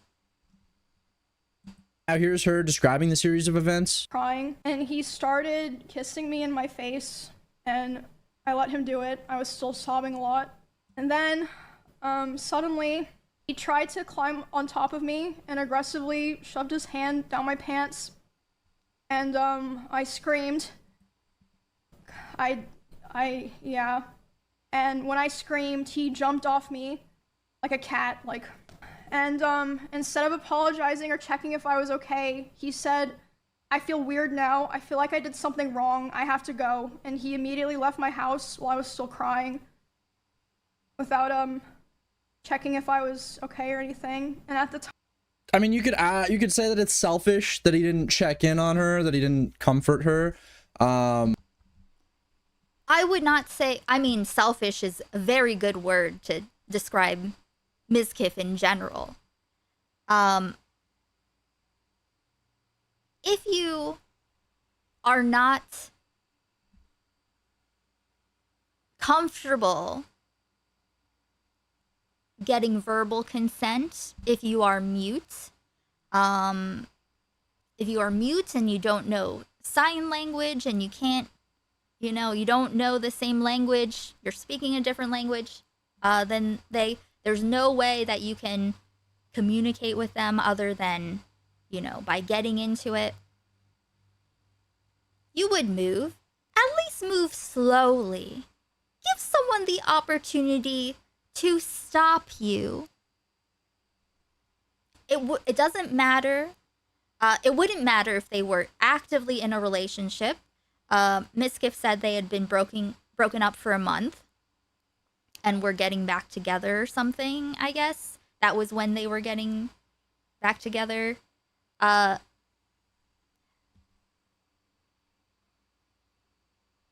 Even if they were together the entire time, that doesn't mean that she didn't experience assault. That's not an excuse. Yeah.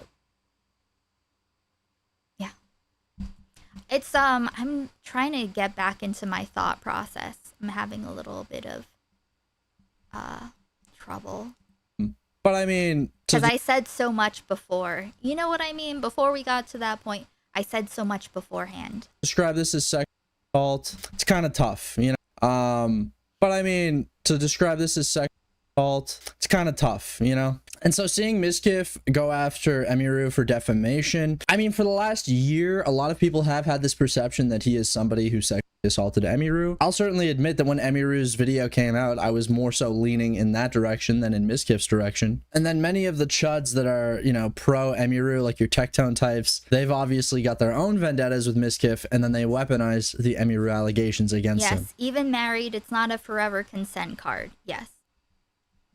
I want to be clear. I think Mizkif's probably a disgusting, reprehensible human being. I don't think that there's many redeeming qualities about him outside of his entertainment value. If he didn't assault someone, having that claim over his head isn't something that anyone really deserves. But yeah, outside of that, there's many other claims that, I mean, listen, it's a 45-minute video and we've covered about like 3.5 minutes of it regarding simply this assault part. There's a lot of claims about the timeline of the relationship, how the relationship ended, and so probably this weekend or early next week I'll probably go over the entire thing with you guys. But as for the sexual assault claim in particular, I felt like we should include that in this video because despite how you may feel about Mizkif, how I feel about Mizkif, I've certainly been somebody who gave Emiru's claims from last year a bit of weight. I was willing to kind of, you know, despite the story not being anything like particularly crazy, like, yeah, that's the thing too. I think when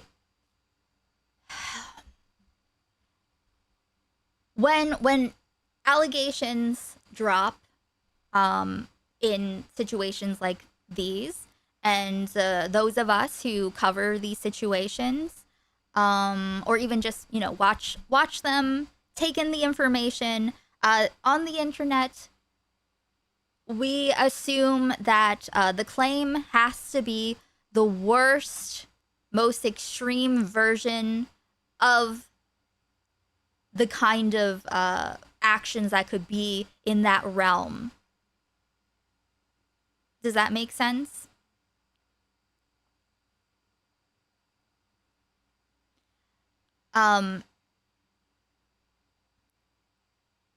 It is assault. It's not rape.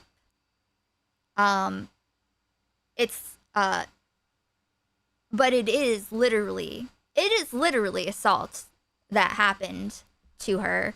So I think a lot of times people will like have this, and I mean, she definitely,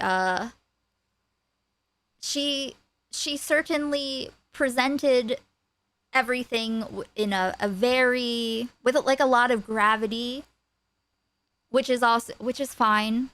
But I think people will assume the most extreme version, and then when they hear the nuances of what took place, then they're like, maybe that was too harsh. And then they kind of, you know, they back away from that. And it has an undue softening effect when it comes to, like, oh, well, he didn't do as extreme of a thing as I thought or assumed. But every situation is nuanced. You know what I mean? We think in the context a lot of times, I think most of the times, when a man does something to someone that could be assault, we think of it in the context of like, how punished should he be? Like, should he be punished for in the, like, should his level of punishment be at someone who essayed? Like, when you think of like someone who has essayed and how canceled or how punished they should be, there's like this kind of vague archetype in people's heads, I think, of what essay is and what ought to be done as a result of someone, as a consequence of them doing that. And so I think people will like look at specifically what it is that's described and think, well, Mizkif and what he did doesn't seem like it's up to the standard of what would merit a certain level of punishment.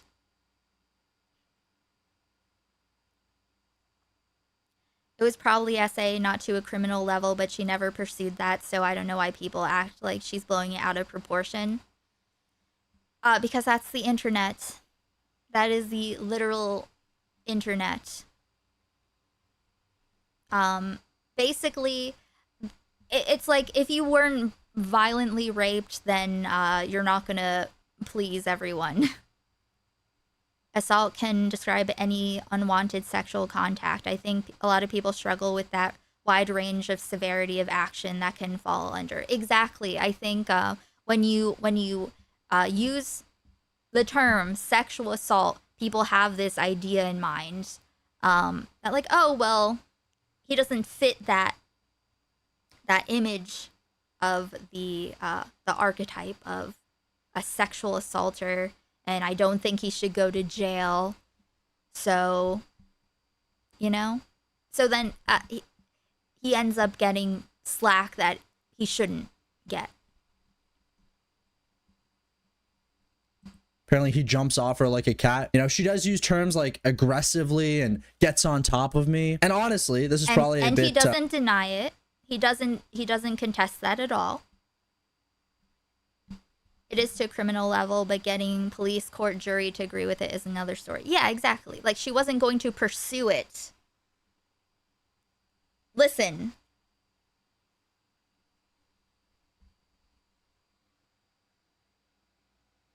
You know what? Never mind.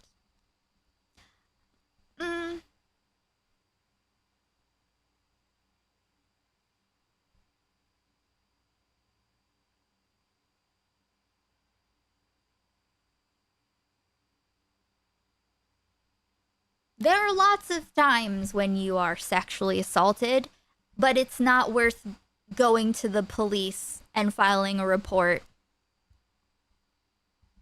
It's just not worth it. Because what will happen? Time, energy, who the fuck even what? Like the serial ass grabber that was years ago in my neighborhood. 3 years apart, the same person assaulted me by I was just standing with all of my stuff, all my like freelance suitcases, everything, and I'm like just standing on a corner in daylight, and I feel a hand on my ass, just that lifting a butt cheek. He didn't grab it, he just lifted it and then fled. And I was very angry that I didn't have anything. I was angry that I didn't have anything prepared to yell at him as he fled.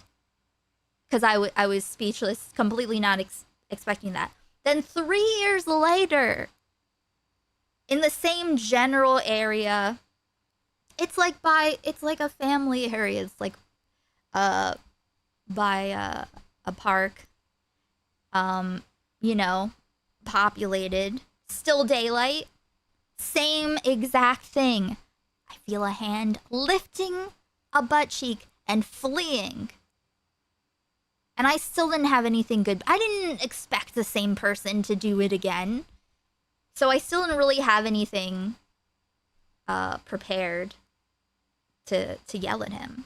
Well, I'm not gonna go to the police because of that. I have shit to do. I have to go home. I'm tired. I have clients. I have to get up. I have to go from Brooklyn to Manhattan to fucking Long Island City. Yeah, it still happened. You know? Lots of things have happened to me. That's just an example. But,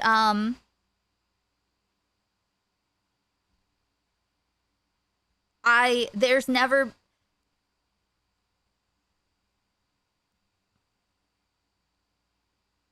It's never been worth it. No matter what, it's like, you know, you just wanna get out of there safely. Just go home and be safe. That's the rape abacus. And it is very exhausting. Yes, the karmic, what is it? The karmic wheel of rape will come for them all. But yeah, because what are the police even gonna do about that? I don't know what the guy looked like. He fled. I just saw the back of him. literally fled. Yeah. Like, what is there to even say unless you are gonna get like a rape kit or something, DNA, any other thing. It's like you just try to go be safe.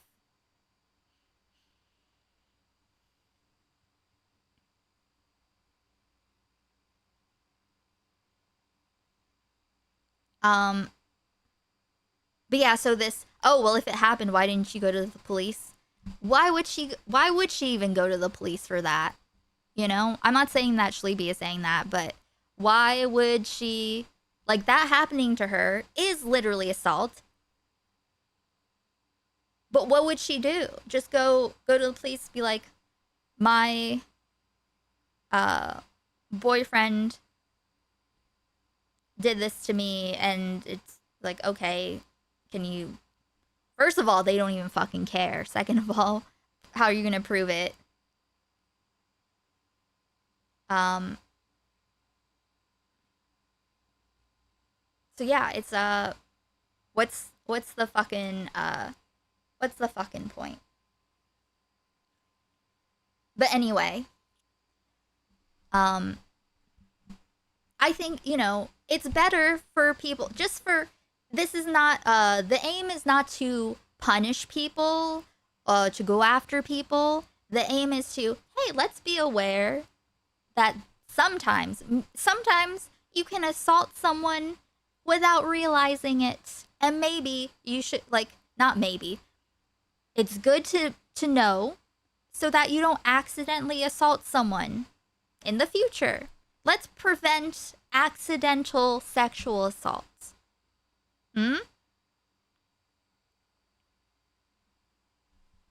You know? No one's gonna go back. I mean, not me, but, you know, it's not about going through your own personal history and retroactive punishment. It's just, how about, let's just make sure that, you know, people want to.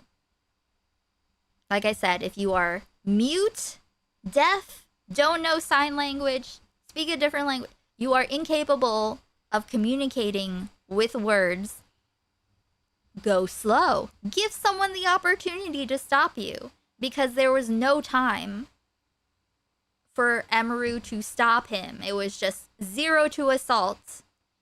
And just because Mizkif didn't have rape on his mind doesn't mean that he didn't assault her. So anyway, let's continue. Shameful for me to admit.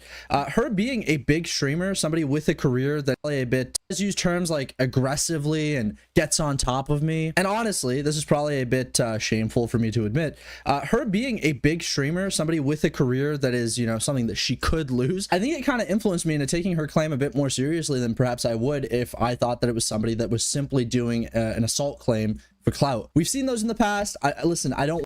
Assault claims for clout. I would like some examples though. Can anyone think? Can anyone think who? Somebody that was simply doing an assault claim for clout. We've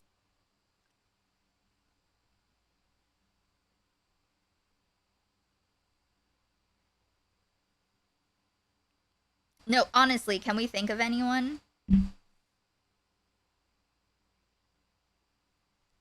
Like false allegations? Can we think of any false allegations that have happened?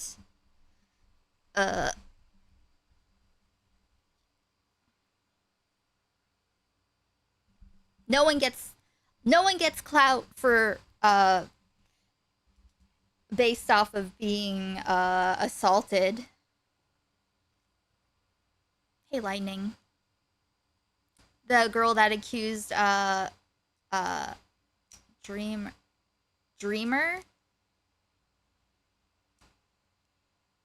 dream? Oh, wait. I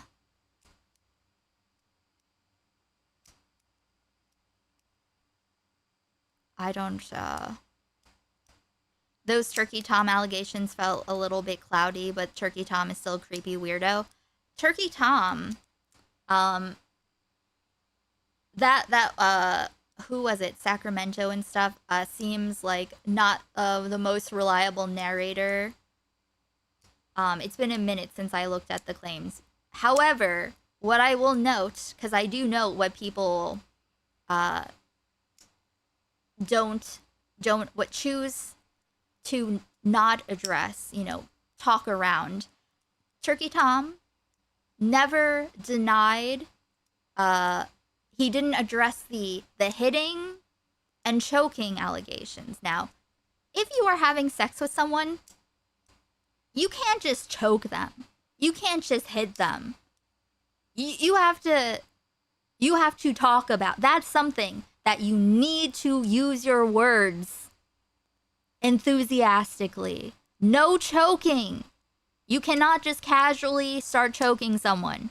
Okay, so when it comes to, and Tom never denied those claims, so, of choking without consent, hitting without consent. So I'll say that about Tom. The guy who made allegations against Quite. Yeah, the angle is spite. Yes, not clout. I think spite. I do think, yes, I think that, people can, if that does happen, then it can be, like, spite-based. But clout, I do not think people, I mean, there's, like, outliers here and there, right? It's not a thing, for someone to make up an assault allegation for clout. Maybe they have other motives, but the idea that people choose to do that for clout, it is not good clout.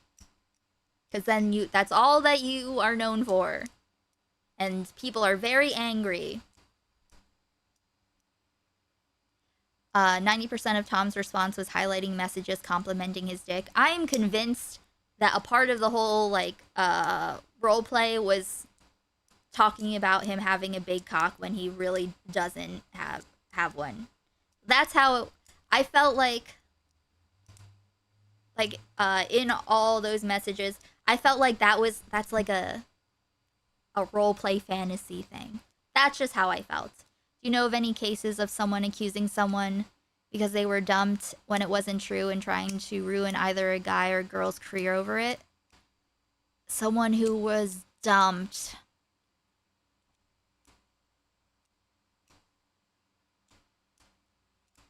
I don't know. I can't think. But yeah, clout, I guess we could say clout is not the right word for it. Spite makes sense. Malice.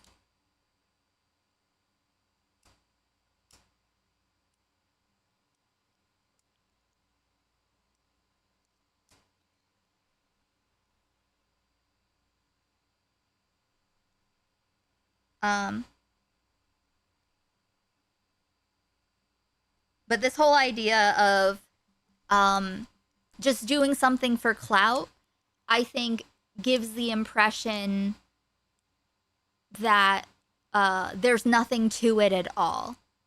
Because if someone is if someone's making false allegations, and it's spite based or malice based, it's like, okay, well, how did we get there? How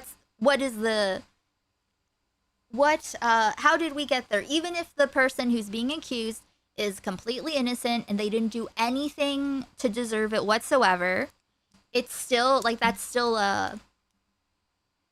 something that needs to be explored. Like, how did we get here? When you say someone is doing something simply for clout, that kind of shuts down the conversation of how did we get to this point. You know what I mean? Like, oh, they're just a clout, like Edwin. They're just a clout whore. She's just a clout whore. You know?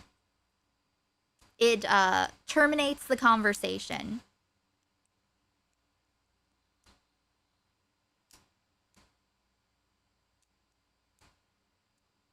But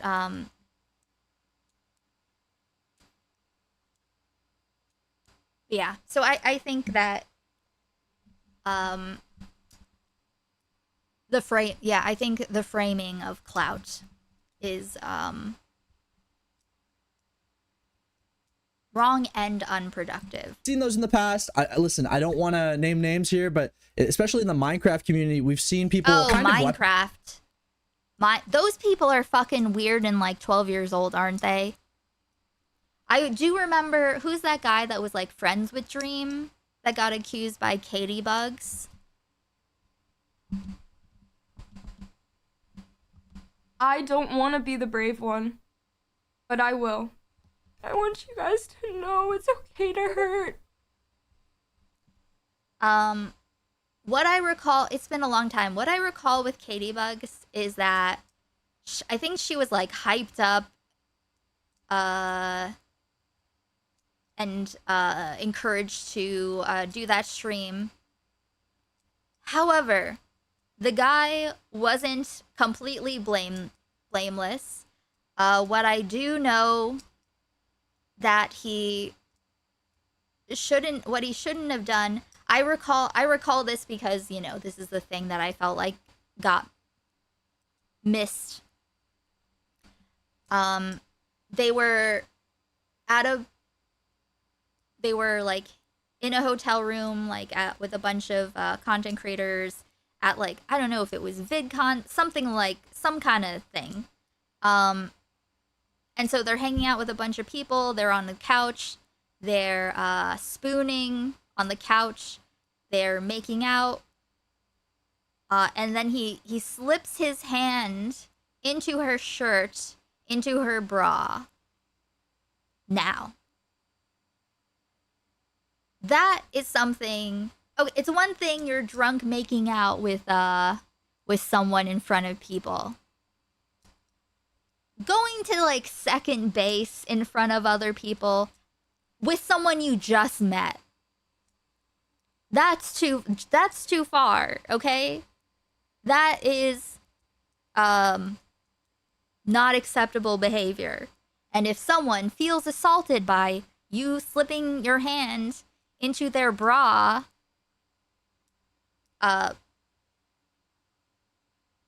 then I don't. Oops, you assaulted. Yeah.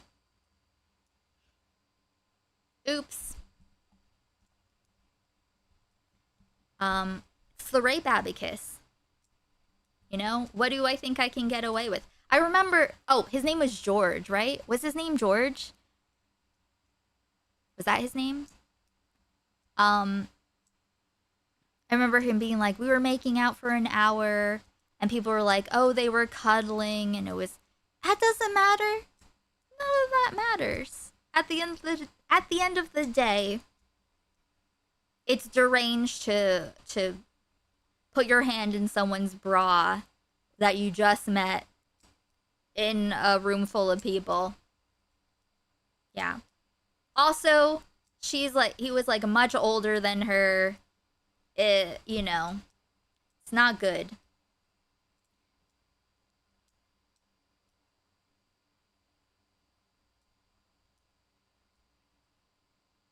I regret taking back comments I made about Turkey Tom after his video came out. People were so quick to forgive him that I thought I must have misinterpreted things. I should have stuck by my convictions. Well, you know, we are definitely... I'm just always... What I do here, my whole thing is being suspicious of people when they... Just, you know, listening to what they say and what they don't say. How they don't say it. What are they talking around? What are they not addressing, you know? Paying attention to these things. you know, in all different kinds of ways in all of these situations.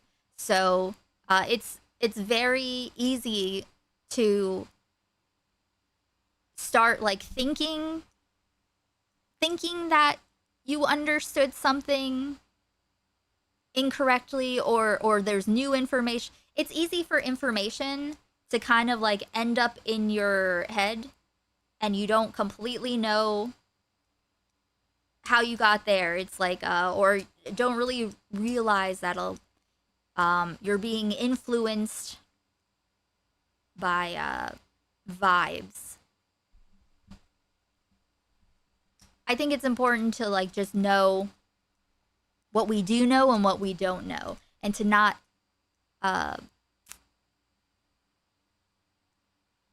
so that we don't assume, like, so we don't assume that something is like closed. Like, you know, at least if we keep track of what we know and don't know and put a pin in it, so later when people are like, oh, that was resolved, we don't need to revisit that at all. Wait. What about the hitting and the choking? That's forever for me. Turkey Tom, what about the hitting and the choking?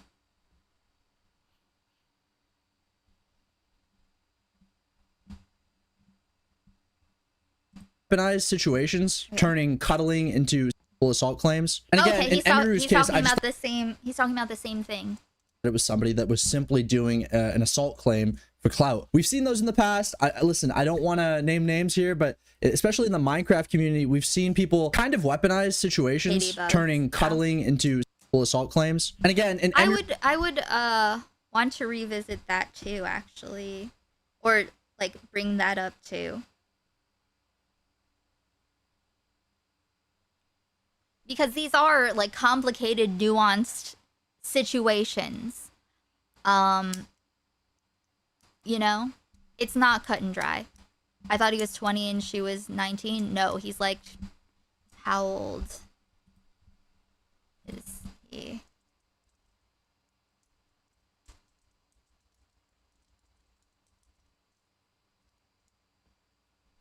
He's 29 now. So he was what, like 20? How long ago did this happen? He's gonna be 30 in November, so.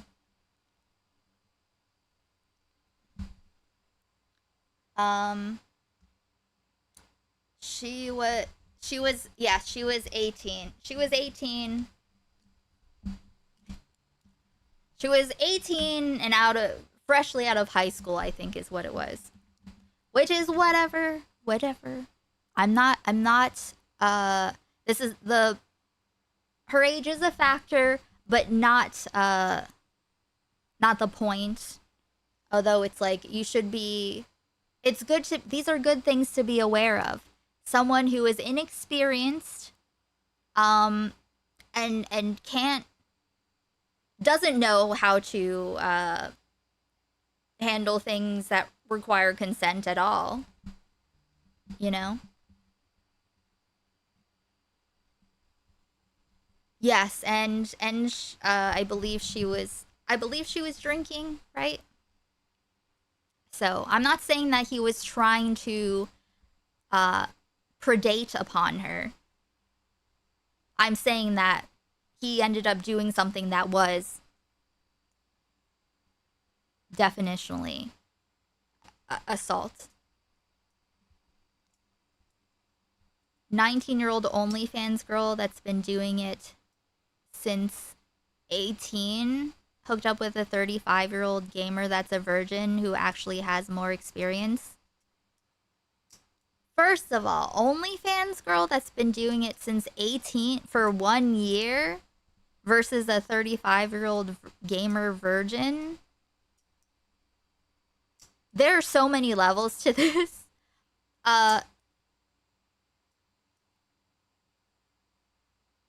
First of all, wasn't an OnlyFans girl. That has nothing to do with this situation. Second of all,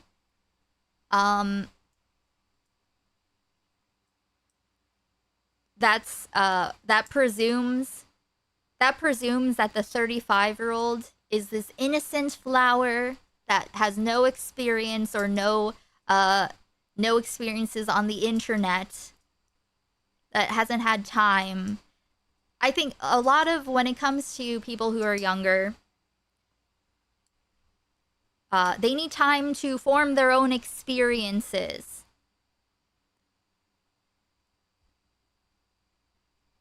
Wait, who are you talking about? She's at the end of being 19, so she's been doing it for 2 years and flown to Dubai back. Wait, who are you talking about?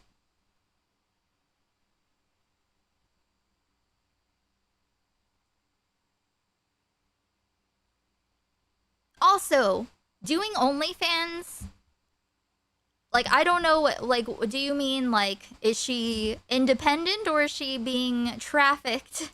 Is she working for is she represented by, like, an agency that takes most of the money?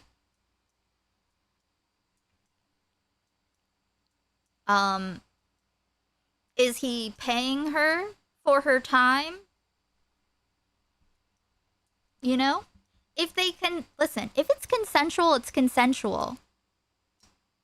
The whole point is to make sure it's consensual before you do something and then find out later when it's too late.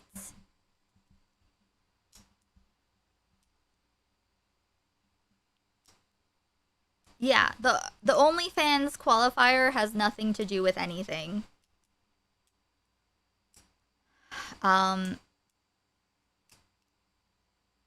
But yeah, they're it really I need like real world examples, hypothetical situations where there are no facts of the matter, and there's no way to look into the nuance of a situation. Like, if you're just like, could there be a situation, like, I'm not even sure what it's supposed to be, what the actual question being posed is. Better to ask than have them jump away like a cat, yes. Wait, they were just advocating for life in prison for false allegations? Oh my god, okay. Let's continue on. There's just two. Hey Ziggy, thank you for taking care of business. Drew's case, I just thought she had too much to lose to lie about another content creator in this way. But again, this is ongoing. But the essay part, I mean, the essay part doesn't seem like she's lying. Who knows? Maybe Emiru has an ace in the hole. Okay, maybe she's got an extra bullet in the chamber. But you know who really had an extra bullet in the chamber? That would be Mizkif. Hey, Asmongold, you gonna react to your queen Emiru's 48 minutes of lies? Or do you want to keep hitting on her, saying how cool you are for using the N-word as passwords at 33 years old? Emiru sent this to me in a screenshot years ago. Now, a thing that we need to keep in mind, okay? Something that I think needs to be said about people like Asmongold. Obviously, you can expand this to the people in that sphere in general, but Asmongold in particular. Asmongold made a large part of his career in the post-COVID era, if you want to say, covering the Amber Heard trial. And let me tell you, he did not have the same charitability that he seems to have for Emiru, for someone like Amber Heard. Now, I'm not asking you to feel bad for Amber Heard. I'm not asking you to change your opinion on the Johnny Depp trial. But given the, let's say, liquid nature of that assault claim, I really can't blame someone like Mizkif to target somebody who is very clearly a misogynist, someone who is not really willing to give women the benefit of the doubt in a lot of these situations, like Asmongold, to react to this. And it would be some form of hypocrisy. Like, also, it's just everyone is terrible. What are your thoughts on sugar babies actively seeking out men to pay their bills? Many of these girls are 18 to 21 in college and bragging about it. What? These are very random questions.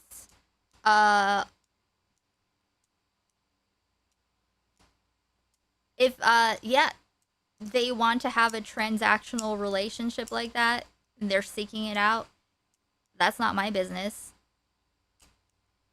Is it consensual? Yes? Cool. Is it consensual? I'm not saying you have to wait. I'm not saying you can't fuck an 18-year-old. I'm saying you should make sure it's consensual. Cool.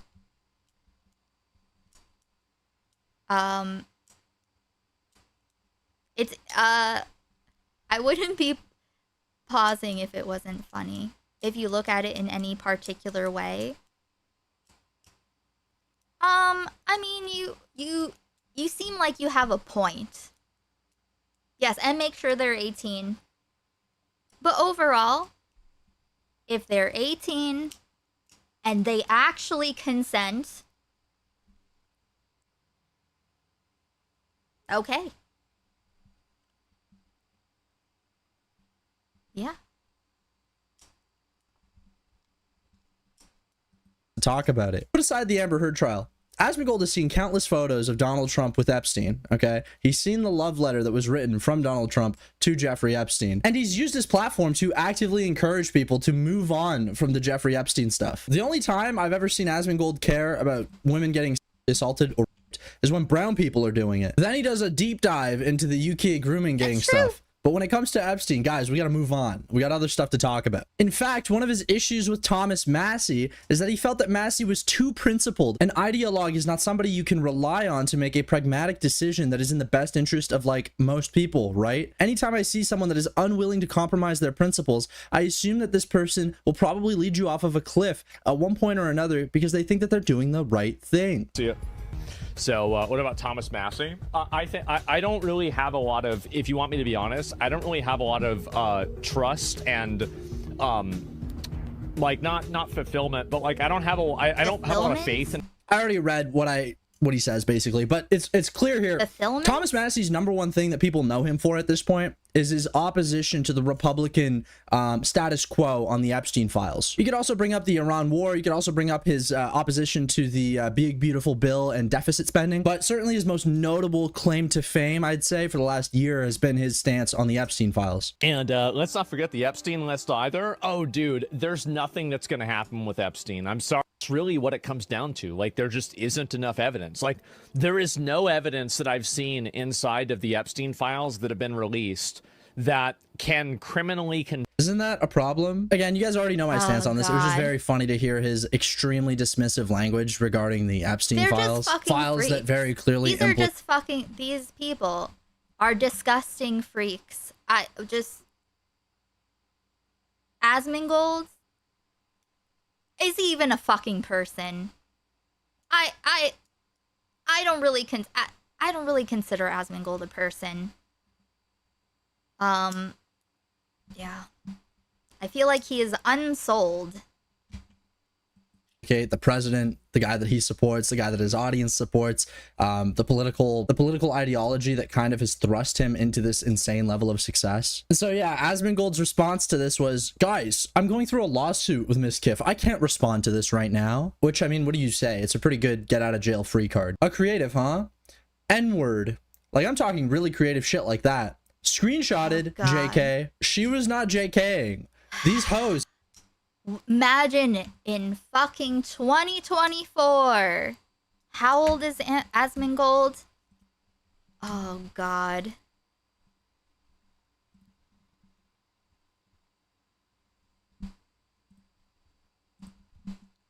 Asmon.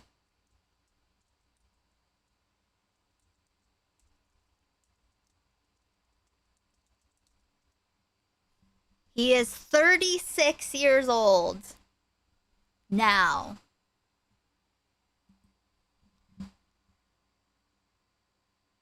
Hey, Blue.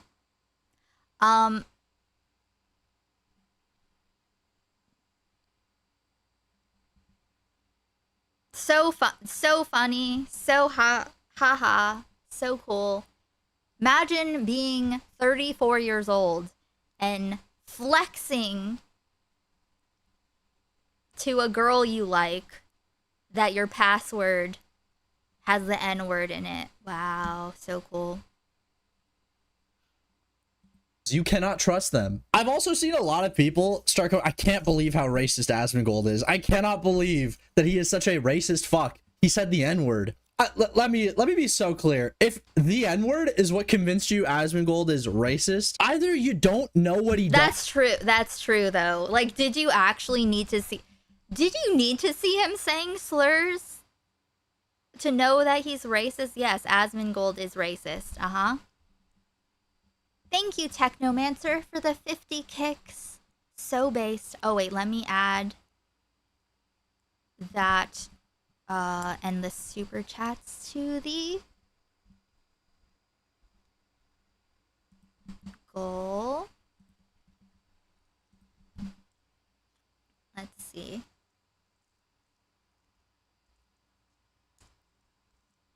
Let me do a small shill. Guys, you like the stream? You want more streams to happen? Consider becoming a member, gifting a membership. If you have a Twitch Prime you're not going to use anywhere else, you could use it here.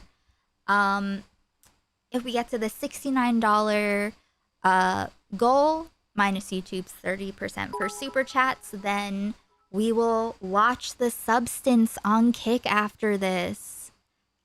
Which I have not seen yet, but you know, widely acclaimed. And we are 7 numbies away from Numby time. Or wait. 4 numbies. We are 4, okay. We are 6 numbies away from Numby time. In which we will, Frankie will do numbies and get her favorite meat paste. If you can, if you feel like it. If you cannot or do not feel like it, thank you for being here. Please like the stream. Oh, and also, if you do not make it for the Substance tonight, I upload all the things that we do on Kick. Music video reviews, TV shows, movies. Like, woo. That's a woo. Thank you, Passashock, for gifting a membership to, that went to Queen. Very base, very pog. We are halfway to Numby time now. But yes, you can catch up with all the stuff on my Patreon. While I appreciate all my paid patrons who make it possible, I have all of my content on Patreon at free tier. Let's see.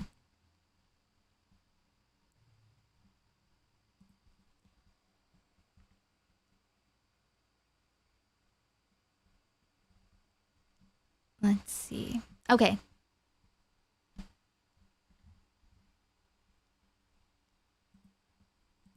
Does online or what kind of content he makes, or you're like fucking room temperature IQ. Like, you need to see somebody type out the N-word for you to think that they're racist. Hot take, Asmongold DMing Emiru the N-word is like not even top 10 most racist things he's done this year. And frankly, if you want to talk about what might actually be racist in this, at a certain point, he wasn't even the word anymore, lol. Everyone knows I said it, don't worry. I don't know who he's referring to or which word he's referring to, but contextually, he's referring to someone as the word, which is this one over here, anymore, lol. And then Emiru responds with Omega lol.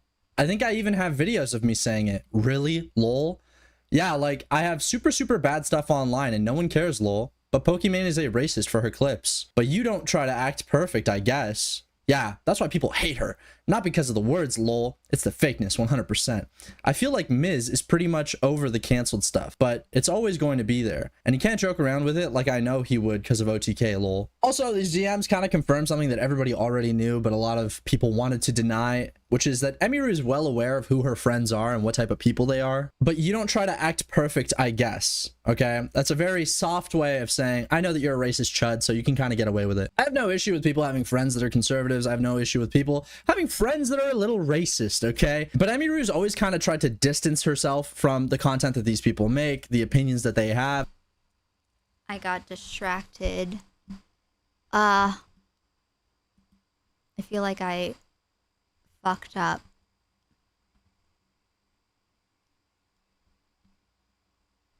The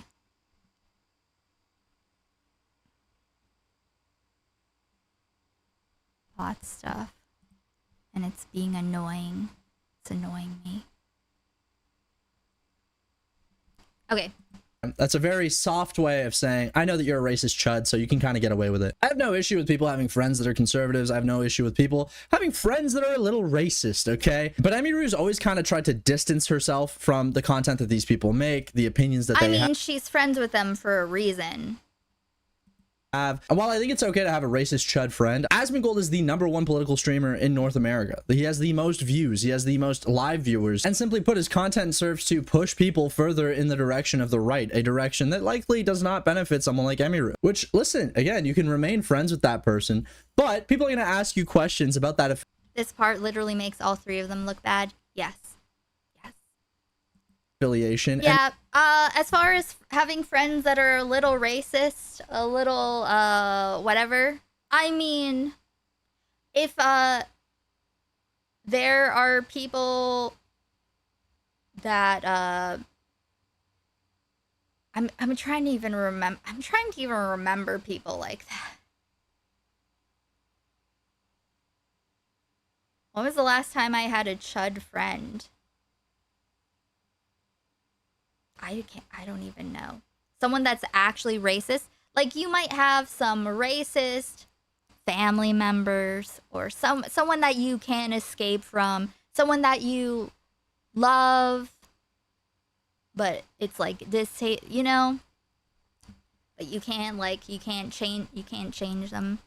But like, actually racist is it's a brain poison. If you are actually racist, you are brain poisoned, and it should not be treated as if it's a valid way to be.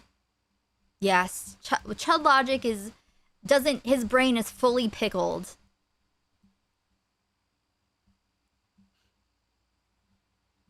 I have a brother who's a Trump supporter. He's a good family member to me. I see him at family events. I don't hang out with him all day and we argue politics all the time. I know he'll always be a Trump ride or die. Yes. But that's like a family member. That's a family member. I don't know. At this stage in the game, I feel like it's, you know, if you are still casually bigoted in this day and age, there's something wrong with you.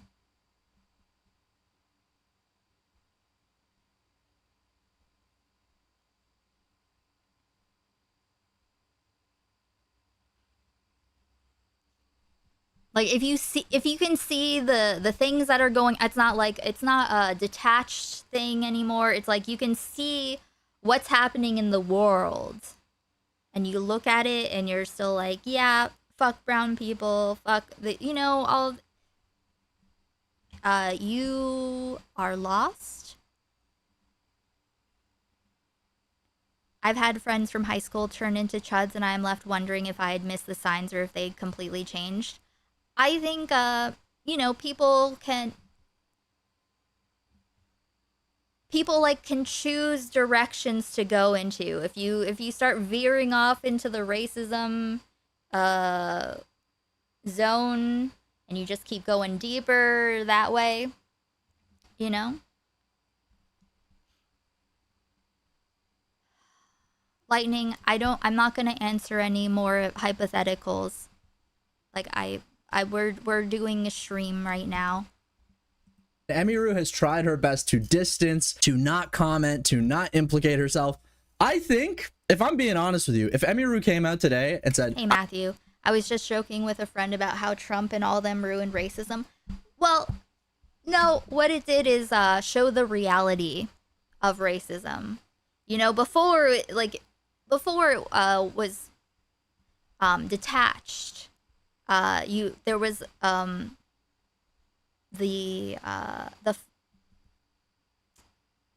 the joking types of casual racism when someone doesn't have anyone in their life or they don't know and it's detached from reality. But it's always been that way. It's always been the same. I just think that it's like now it's so flagrant that there's no joke that you could make as a regular person. There's nothing that you could say that would be edgy that without getting nuked off of YouTube. You know? There's no such thing as edgy anymore, because the edge is so far beyond. Like, anything that's like was edgy to say before is just normal to say. People are just walking around saying it at the supermarket, saying it on the internet, saying it on broadcasted streams, television, politicians. They're all just saying it. But it's always been based in the same thing, which is it's an easy way for someone to feel better about themselves. It's easier for people who are, you know, lean into bigotry and like jokes and lol Indian, lol whatever. You know, that kind of stuff. It's easy for people to feel better by putting down others based on things that are just like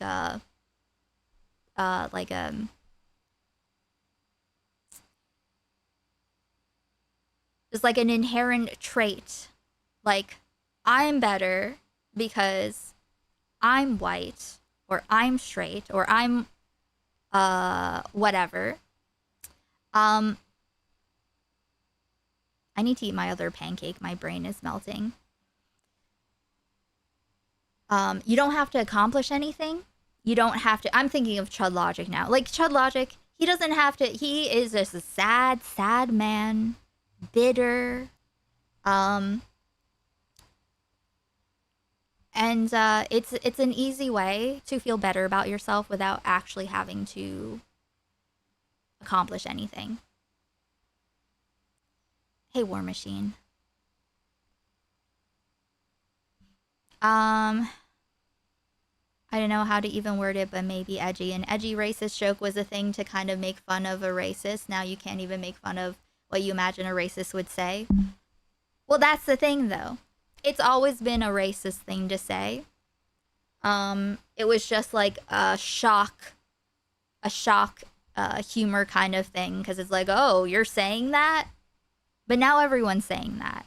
There was never anything more to that. It was never making fun of people who are actually racist. It was just, you know, playing in the shallow end of the racism kiddie pool. The kiddie pool side of the racism pool. But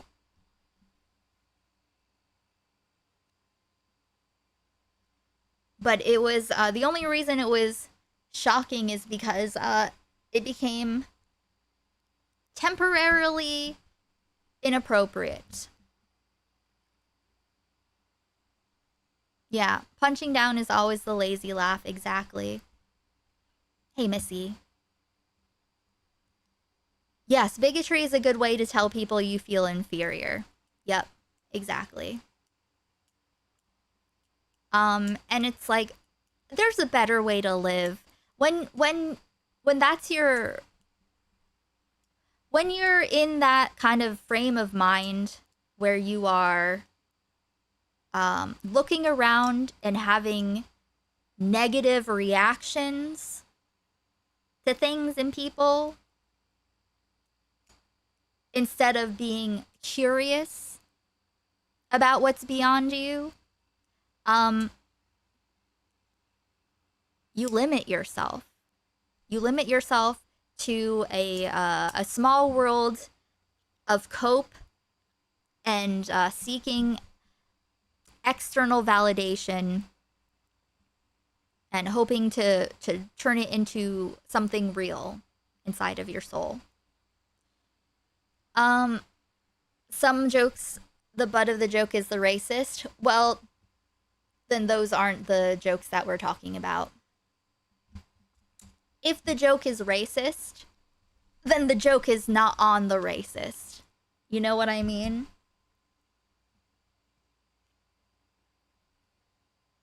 If it's something that you can't say anymore because everyone is saying it and it's just normal, then it was always just a racist joke and not at the expense of the racist, because those people were always there.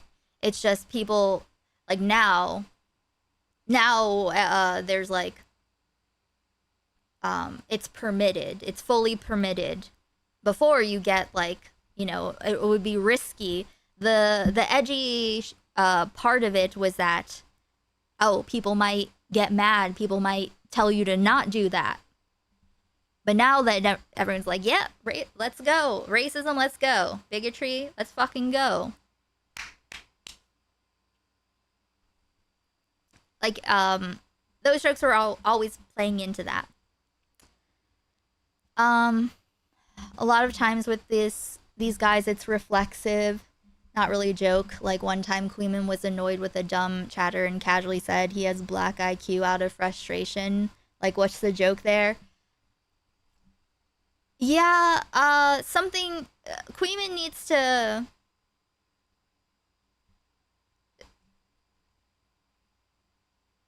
figure something out. Honestly, it's poison. It's not cute. It's not cute. It's not funny. It's just, it is what it is. Like, you look like an idiot. Like, when you say stuff like that, like it, and you know, a lot of people, they're all brain poisoned from being in like certain communities, being around Chud Logic, and oh, it's so base to say all of these things. Meanwhile, Chud Logic's out there talking about how race mixing is like making brown sludge.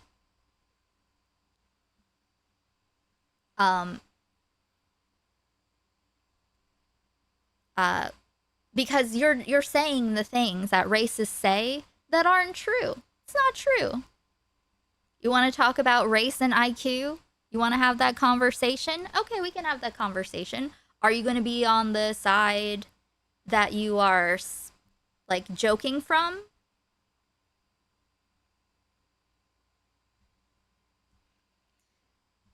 I mean, obviously Kuihman is way better than Chud, but that's not like, Chud is really on the bar is in the basement when it comes to Chud Logic. It's like Ricky Gervais jokes about trans people. Unoriginal jokes are his bigoted opinions without humor, and most of these other dumb fucks tell the same brain dead opinion in the form of a joke. Yeah, it's literally, they're just parroting. It's not an original thought.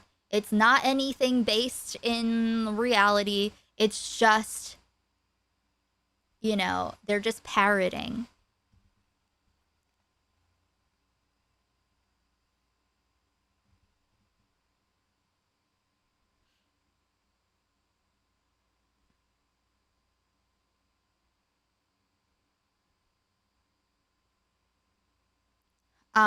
Also, some of Kuihman's accents feel more like internalized racism than they do ironic and self-aware racism. Yeah, I'd be curious. I'd be curious to have a conversation with him about it, but I don't know if I could have the kind of conversation that I would want to. You know? Like, just about like his thought process. Not to like scold him or something. Like, I wonder how aware he is. And his like, or how much of it is just flowing through him.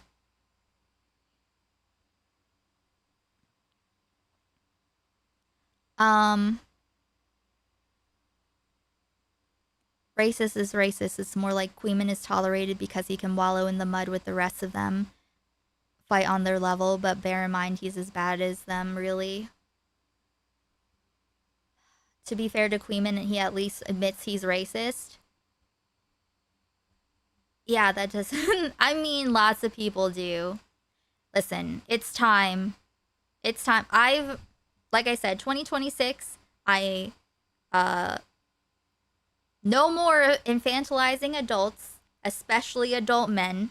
That's me. That's the lesson that I have had to relearn. I don't know why he would want to. If he's aware of that, why would he want to stay that way?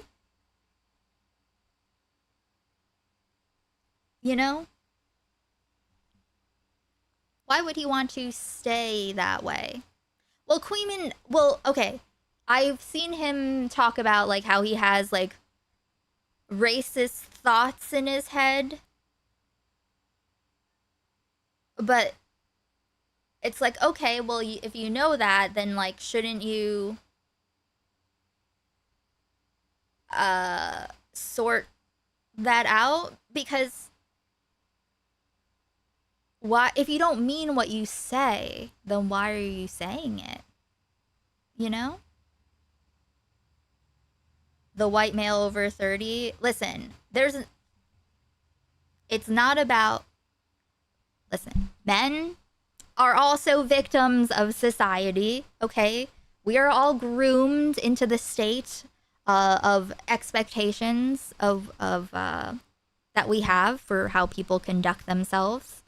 But once you become aware, you know, it's one thing when you're just like in the flow and you don't realize. Once you realize there's an issue, it's not for the sake of other people. It's just, do you not want to clean the lens off of your own eyes for when you, like, the world is, they're so much wider than this shit, and that's so limiting. Like, do you not have curiosity? If you don't have curiosity, then that's something to think about.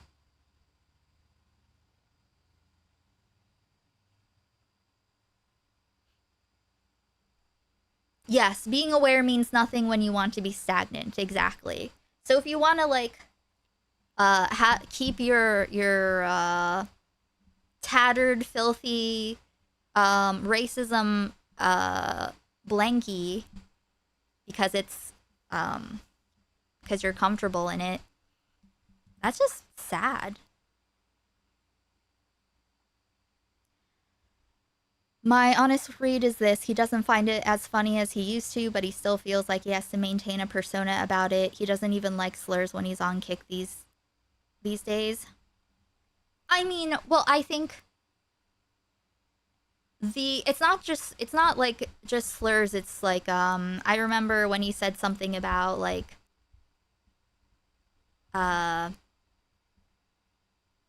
corner stores. Like, I think like he has these internalized beliefs that are racist. And I think he knows, but I don't think he necessarily cares to sort through it. He still likes slurs. He just doesn't say them because of TOS and British speech laws. Oh.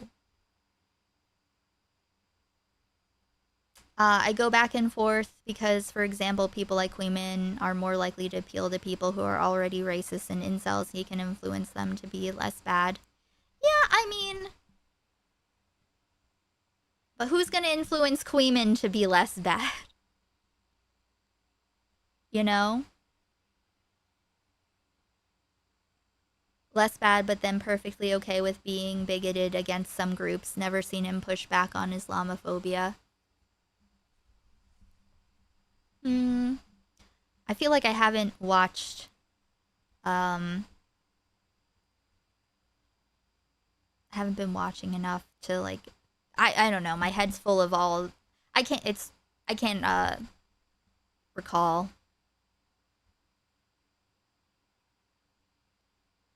I swear he's been trying. Listen, I don't know. The point is, I'm not here to police Kuihman. I'm not trying to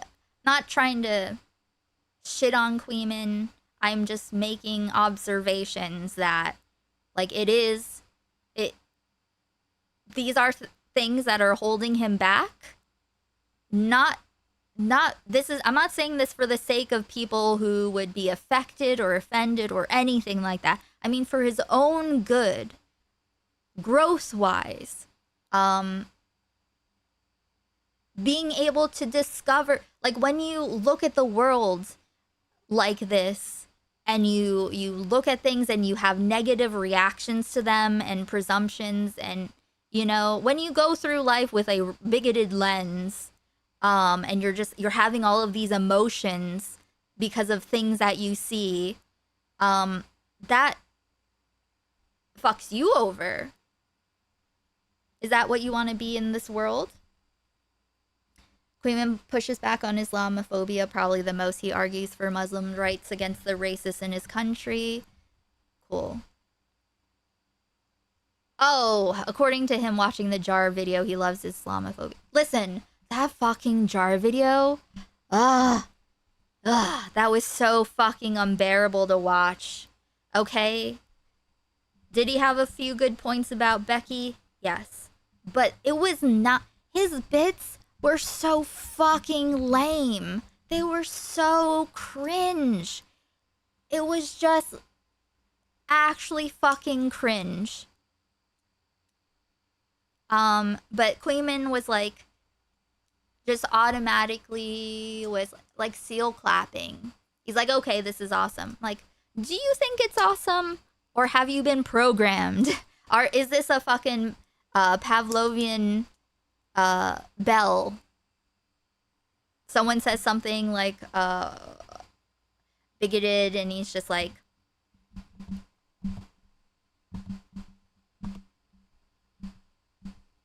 where is it?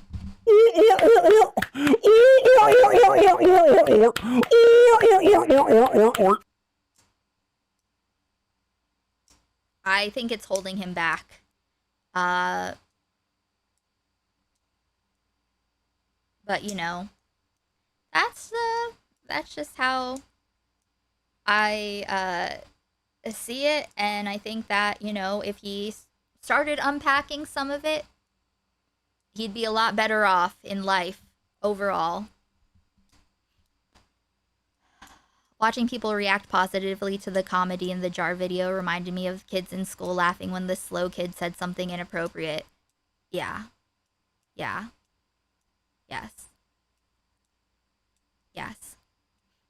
But, yeah. Godspeed to Kuihman. Yes, he has all the power to break the shackles of racism and lazy humor. It is true. The question is, does he want to? Does he feel like it?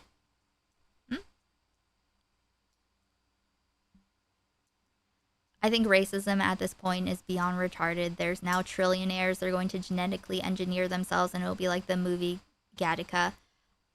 Yeah. All the bigotry, listen, it distracts from the fact that the real enemy, the real oppressors, the real people who are fucking up society, it's not the brown people. It's not the trans people. It is the system and the billionaires, trillionaires who run it.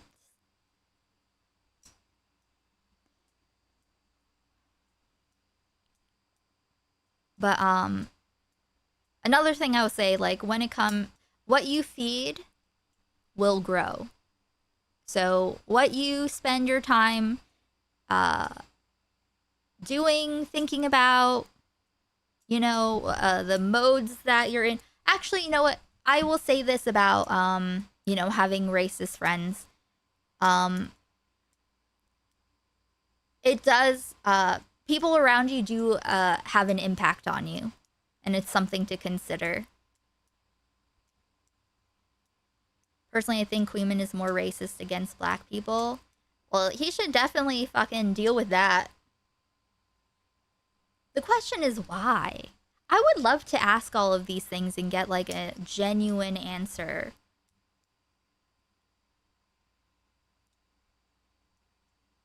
I'll be Kuihman's devil's advocate for this one point. Name one race or group of people he hasn't snarked. Yeah, that is such a bad... You should just delete that. That was such a... That is a... That is a... Unfortunately, a cope. Unfortunately, that is incredibly cope. Yes, racism isn't snarking, especially if you actually believe it. If you actually believe it. Name one race or group of people he hasn't snarked. I don't really hear him snarking white people. I don't really...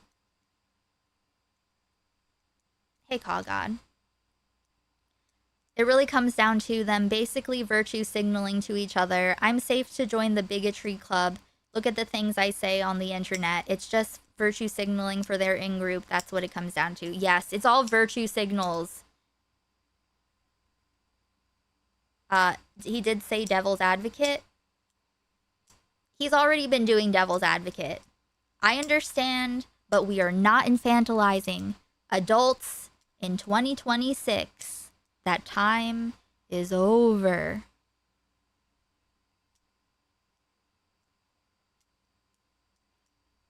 Kuihman needs to start thinking about the audience he wants to be shoulder with. The longer he continues, the more it traps him. Yeah, that's true.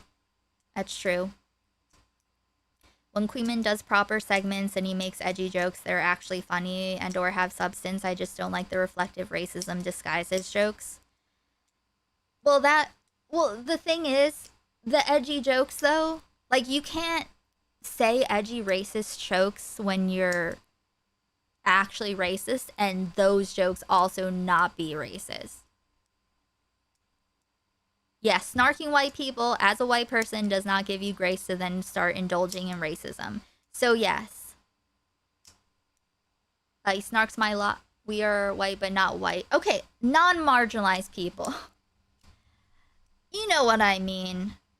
But yes, being a variety of kinds of bigoted does not change anything. I think it's like, I think Dav's message made me cringe so much because I understand the cope. That is a cope. That is a long used cope that I've bought into in the past. Yes, Kuihman could easily turn into Chud Logic if he takes a turn. Like, he could, if he just turns his body slightly, he could end up there. If he embraces the bitterness. Yeah, I discriminate against everyone. Yeah, that doesn't work.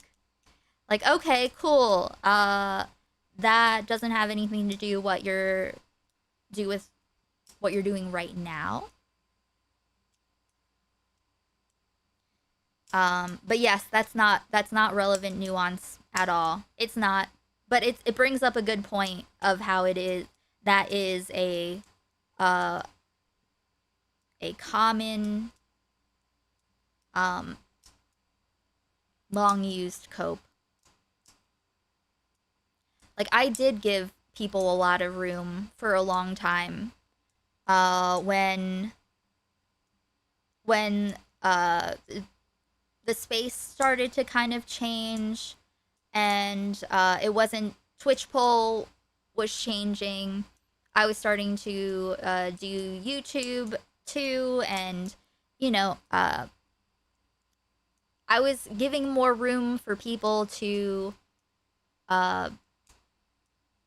already have been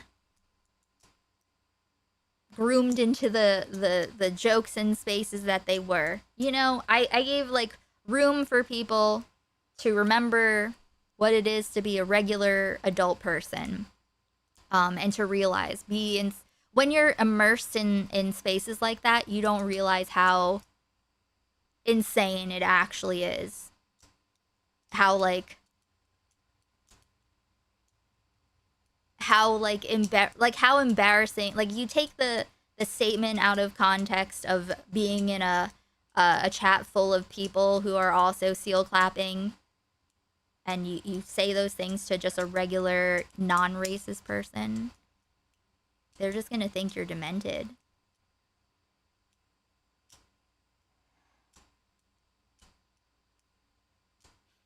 I also haven't enjoyed watching Kuihman recently because he obviously had a breakup or something and wants to take it out on women. I'm waiting for him to get over it. You think? Has he been taking it out on women? I haven't been watching. Anyone in particular?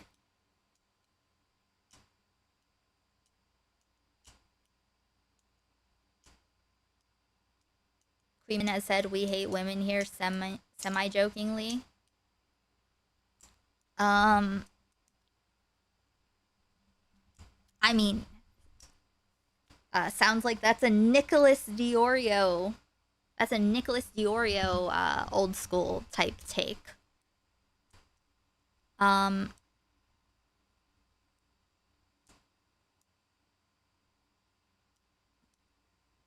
think it would do him a lot of good to take the opportunity to trace his bitterness to the roots of it. You know, like, if you have these reactions, like, just in general, anyone who has, like, the knee-jerk kind of reactions of, like, internalized bigotry and stuff, you know, just from being in the disgusting soup that we're all in of, you know, our social soup that's full of bigotry. So when like certain things get triggered, when you have like I don't know, if you feel some sort of way, if something gets triggers something in you, and instead of just leaning into what, just hold on to the thread, maybe just trace it back to its source and ask yourself, what's this really about? And usually it'll be insecurity within yourself. It's usually based in, you know, feeling like not validated enough, relying on outside validation. I think he went through the same arc like 6 months or a year ago, takes some time off, comes back asking for advice how to meet people, talking about how much he hates women. It's his post-breakup routine. But he got over it last time and went back to normal. He, I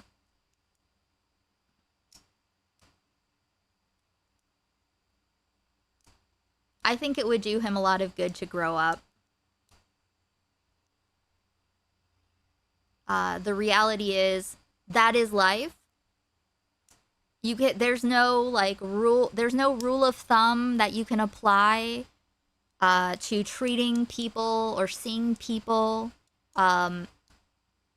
like full groups a certain way, having certain expectations for different groups of people. I just love shitting and farting in my diaper. I don't know what to tell you. Korg tipped $3.33. Speaking of growing up. Thank you, Kagod, for the 333 new Dickers diaper alert. Very base, very pog. We are 4 numbies away from numby time.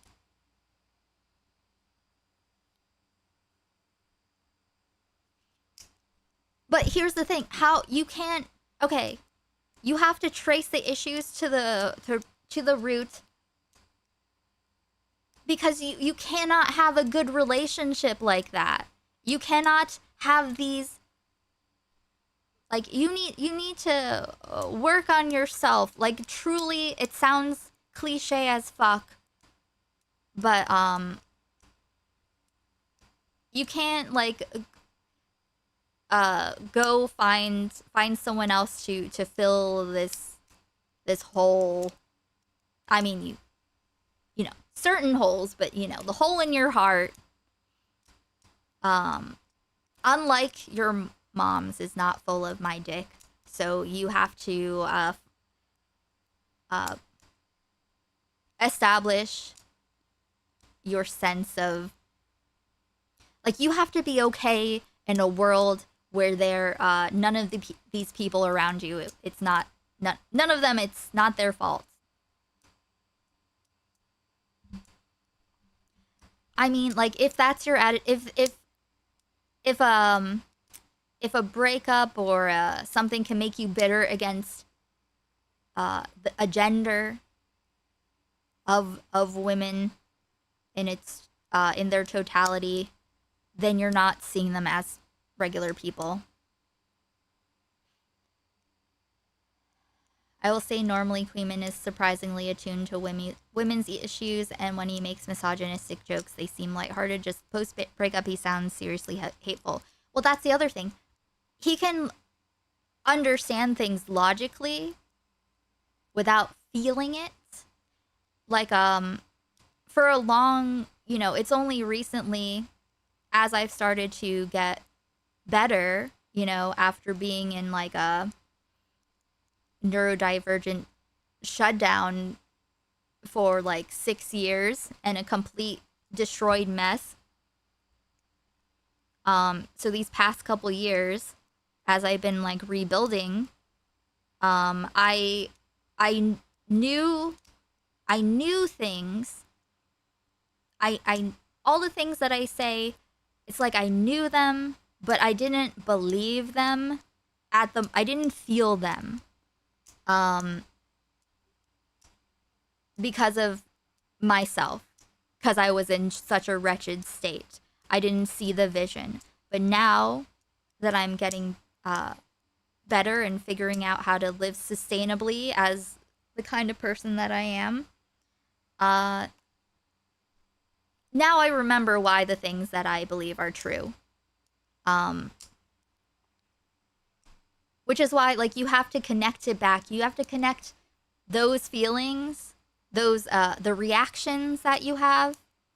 You have to connect it back to the source and reconcile it with what you know intellectually.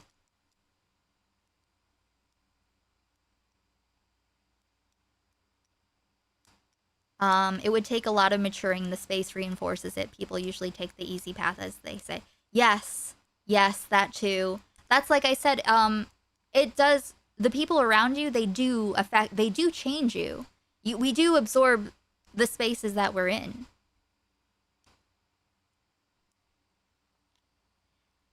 Wait, what? Wait, Missy, do you have an example of like when he said that?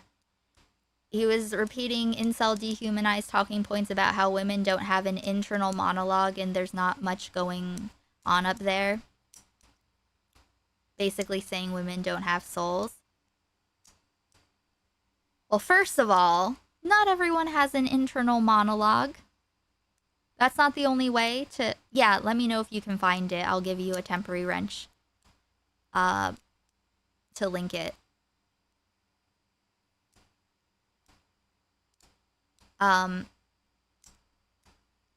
It's like so much coping.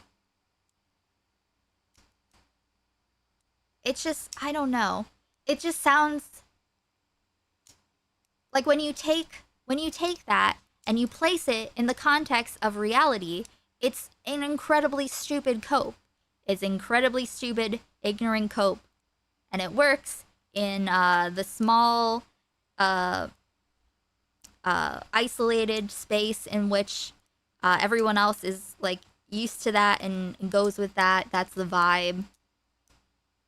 But that's such a limiting place to be.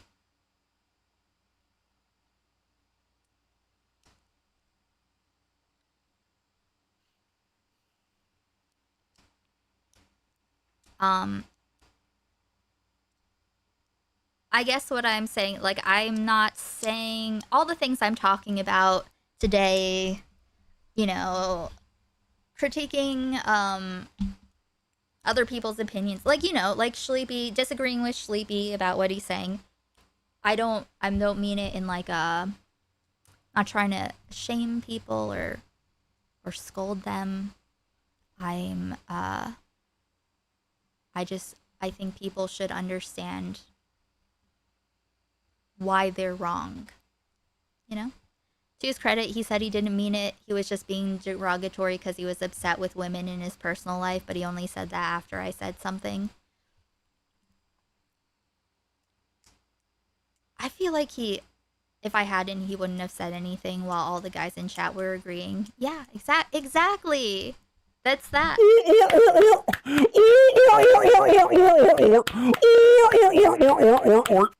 And then where does that get you? How is that gonna help you in your fucking love life when you are stewing in this mindset, you know?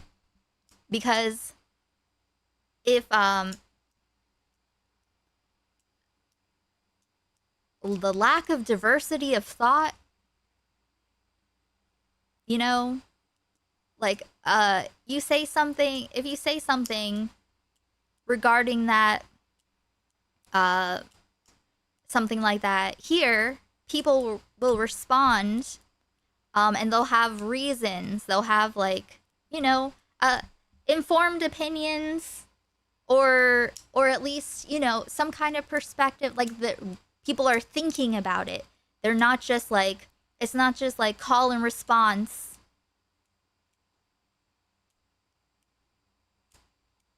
If you know you can hit a button to make a bunch of dumb people laugh, the most likely action is for you to keep hitting that button, just like the hack comedians hit the button for Kill Tony fans. Exactly.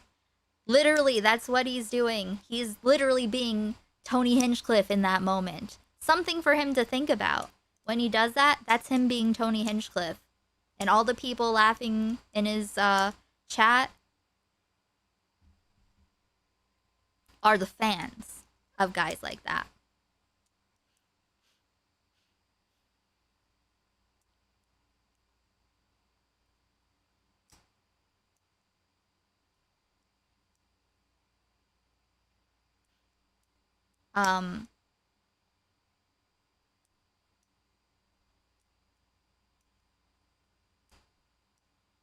You know, when you are more familiar with someone and you know, like, more of, like, you know, they're,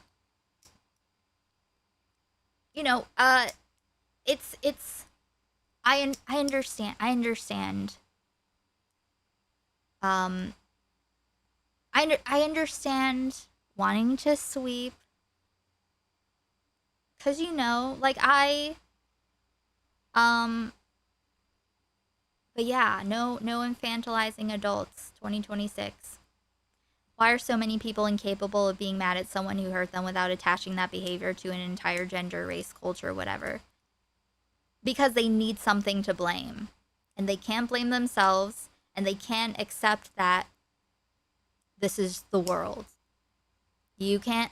I could be a predator, you could be a predator, anyone could be a predator, but not everyone is. So, gotta deal with each individual as you come across them. Do your best. And then sometimes, oh, I was wrong about them. And you move forward. Wallowing in bitterness is not helpful. If you want to actually be funny, you have to be more creative, which, in my opinion, Kuihman is very funny at times. I think he's quick-witted and creative, but when he's phoning it in, he hits the button. Yes. But the thing is, the funny, quick-witted stuff, like, he has that capacity, yes. But he also has the racism and stuff inside of him. So, you know, that's always there. Like it fucks up your own life. Like, if you become so bitter and resentful and wallow in, like, your misogyny when you have a breakup or something, and that's what you do, and you want to meet new people with all that shit going on. Like, that's not a recipe for a healthy relationship, partnership. Hey, following. I think streamers are the worst at being parasocial. I think these streamers become chuds because they are impressioned by their audience. Well, yeah, I mean, audience captured, absolutely.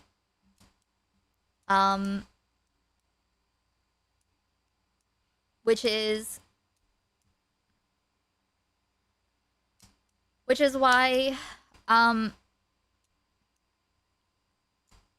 I've always tried to be very intentional in making sure that I'm doing what I want to do, what I intend to do, what is aligned with my, you know, my goals, and not be influenced by, you know, what will get the most viewers, because I'm like, I don't need to be huge. I just want to be able to do this and be here, you know? I'm doing a specific thing. I'm not trying to mold myself to fit a kind of content that people want. You know, I am this, and it's for very specific people. Can I describe the kind of person? No, all different kinds of people, but it's not for everyone. But the people it's for, it's really for.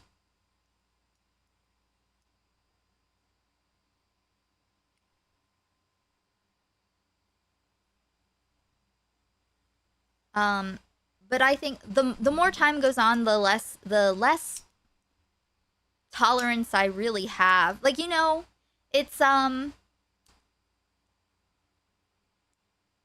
like it's not like I'm getting angry or that I'm offended by people saying, it's not like I'm not offended by people saying misogynistic things. That's like that's my expectation.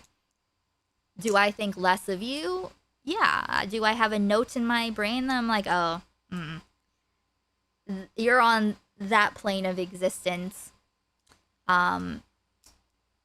You're holding on to you've got a tumor and you don't want to cut it out. Okay, you want to just nurse. You have like a tumor growing in your belly, like a fucking like a pregnancy, and instead of getting rid of it, you're just like they're rubbing your racist tumor belly.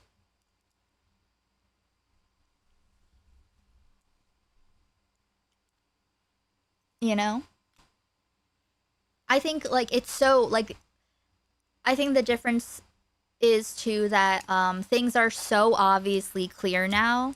Like before, now that everyone understands that the bigotry is real, it is really, really real, and it is out in the world and impacting people and causing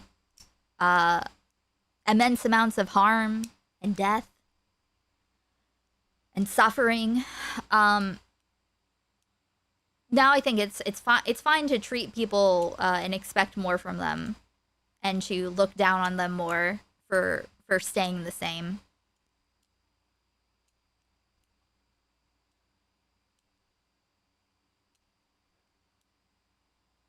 It's more just being tired of this hack give me attention for this wild thing I said that every shitty comedian has already said.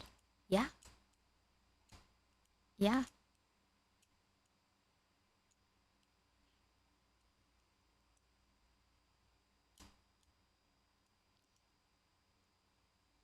You know, I really did for like 5 years, I gave people a lot of room, a lot of space to realize, to maybe get in touch with reality. But I feel like, you know, everyone knows now. So if you don't want to put it together, then that's on you. I'm not going to lose sleep over it. Have you seen Nanette? The stand-up, what's her name? If that's what you're thinking of, then I saw it a long time ago, and I think it was decent.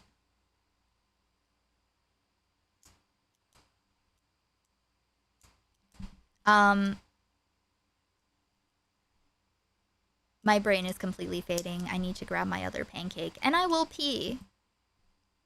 So, Hannah Gadsby. Yeah, I watched that like years ago, so I can't really remember it. But I think I remember it being more like a show and not like a stand-up show. But I think I remember it being good. Okay, let me put on a music.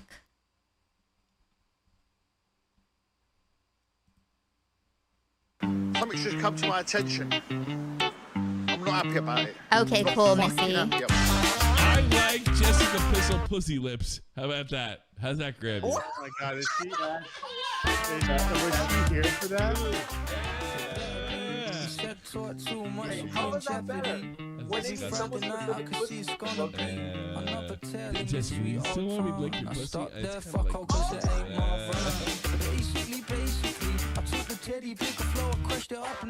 Thank you so much, Peter. I gave you a wrench, Missy. Thank you for the $25. We are at 8 numbies now.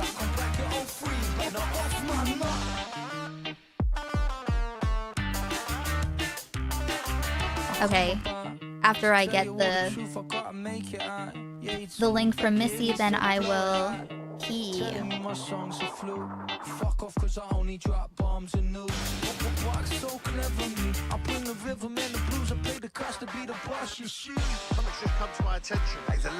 Yeah, let me know if you go see them.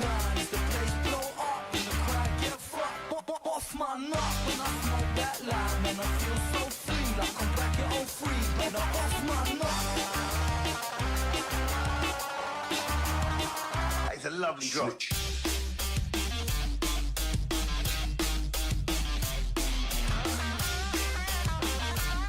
Cool. Basically, I took the teddy, pick a flow, crushed it up, and then I sniffed it with some DMB. Something's just come to my attention. That is a lovely drop. Why is this place burnt down? Is the place blow up? Is the crowd get fucked? Off my nut when I smoke that line, man, I feel so free, like I'm back at 03, man, off my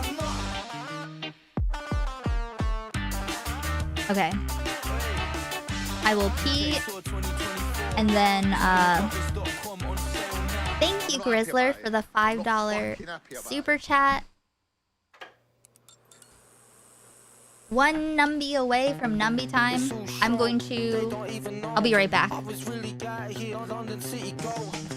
the trenches, running from the cold. I was in the trenches, mixing up the 9-6 in the morning.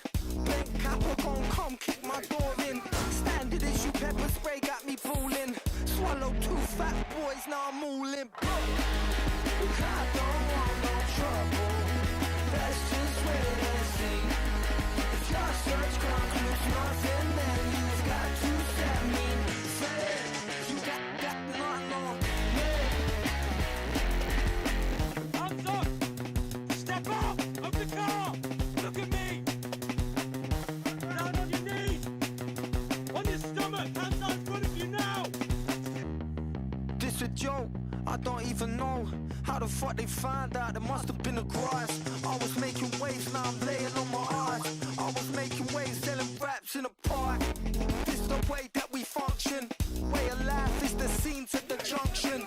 Dangerous it be when you make the assumption. Riot shields, red roses and truncheons. I don't want no trouble. That's just where they see. If your search concludes nothing, then you've got to set me free. You got nothing on me.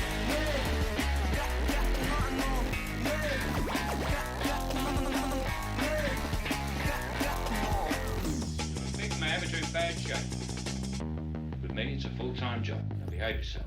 Running down the alley, melodrama. Got a pink handle, calling a Jeffrey Dahmer. Fire quicker than a bullet from a gun. My sentence is doubling every step that I run. I hear that. Woo-hoo, okay. All the guys, there's nothing on.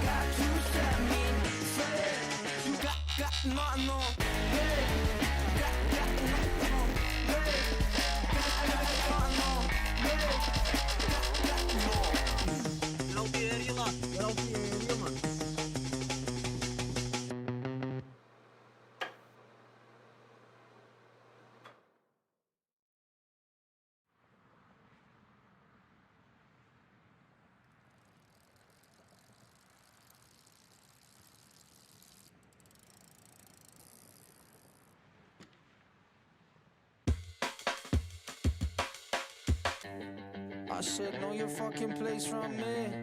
I'm a lion in a sheepskin, see. Up in hella back, you know that's me, that's me, that's me, that's me, that's boom. I've been lower than a man should go. Been higher than a Grateful Dead. I'm a chill guy, but don't test me. Yeah, I'm a chill guy till you get boom. When we come around, don't suffer fools gladly, I don't do clients. They say we sound like London time. Double with that rude boys on my way. Higher mash, push up a lighter. Everyday soldier, I'm not any fighter. Pull it back and get the big boy sniper. It's a way of life, something that we didn't decide. I go where some more.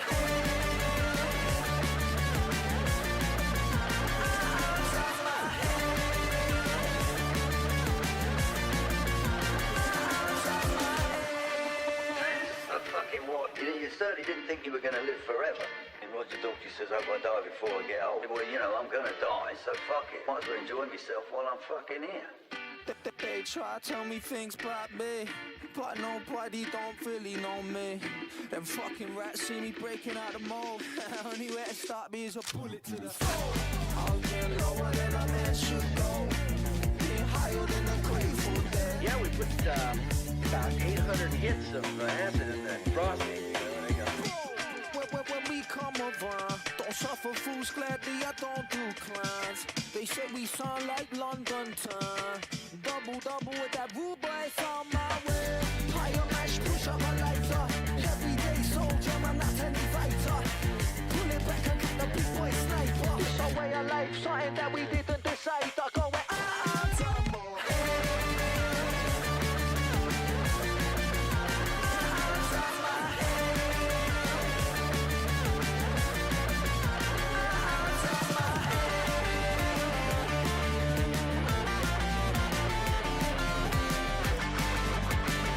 I think Frankie can sense the pending numbies. Fucking what? You certainly didn't think you were going to live forever. You certainly didn't think you were going to live forever. When we come around, don't suffer fools. Buttermilk chocolate chip with protein, vanilla soy milk in it.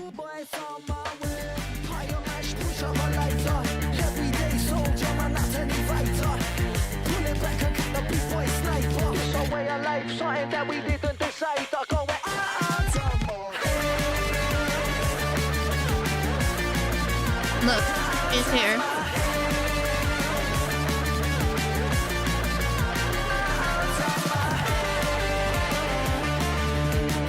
And just like that, my homosexuality is cured.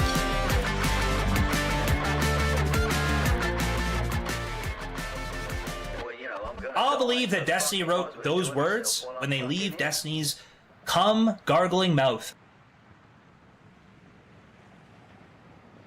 And just like that, my homosexuality is cured.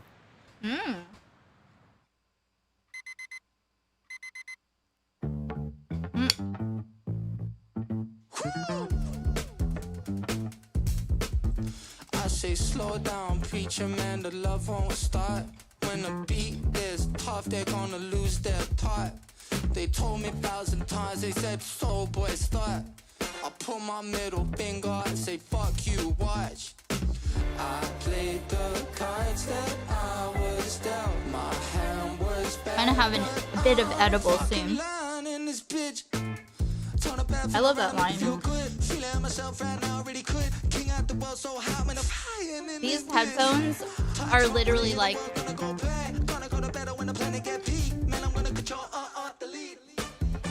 it's like having your ears, I said this before, it's like my ears are on shrooms. I said slow down, stop and breathe, relax and inhale. Lost myself inside the spaces between heaven and hell. You see, we gentrify the fibers of the human condition. Excavate the soul, replace it with materialism. Hold up, watch it. Watch the kid, I'm in the cockpit. Baseline riff, it hits right in the pocket. Drop it, sick, the sick boy spit droplets. Rain like on the so rhythm, dimensional. Hypnotic soccer. Music for the gutter, on me motherfucker. The do not butter, I'm a certified nutter. Who the force of typhoon, a music tycoon. I'm Steezy, my brother. I played the cards that I was dealt. My hand was bad, but I'm a fucking lion in this bitch.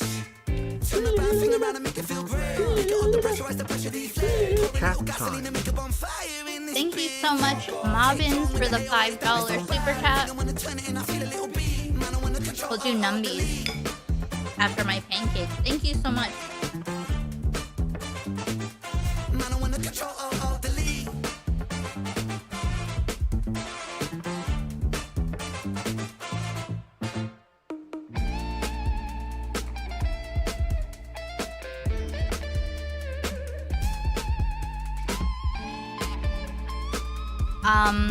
Please forgive the overzealous bots in my chat. They're like posting the links way too close together and it's crowding chat. I apologize. I have to fix it later.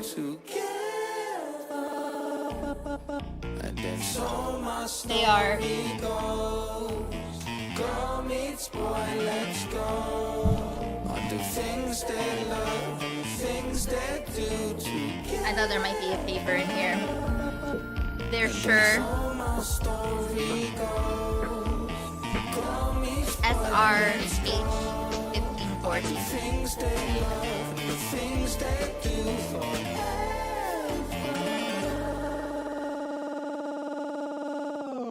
Run like I'm Usain, true pain, new game, profane bars. I fight like the Buddha, come like I'm Bruce Wayne, old game, new lane, propane, lightning strike like Barracuda, microphone abuser, cycle maneuver, Tyson like movement, striking twice, choosing 90 right, bruising, line of sight, humans, 99, excuse me, I'm polite, usually sight. I'm the sick boy, I do what I like, I don't like that, so the fishy won't bite. How'd you even get in the dress so tight? The night's still young, but I think I just Thank you so much, Will, for the $5 super chat. Choosing it beautifully, stupid enough, that's a lovesick lunacy. I love this collab. Ren and the Skinner brothers did a whole like collab.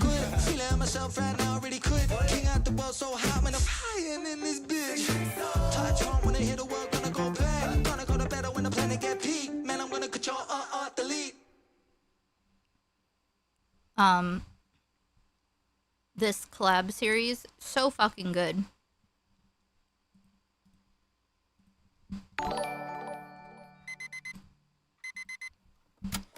Out of mind when we out of sight. We come alive in the dead of night. Bloody stick in its eye for Ashley, mate. Just fuck this. I can't really be bothered, man. Fuck that. Fuck it. Yeah. So the story goes. Come about on smoke forever. Let the sheep them know. I'm a beast when I'm on the track. Yeah, his AI checks are a bit odd. Yeah.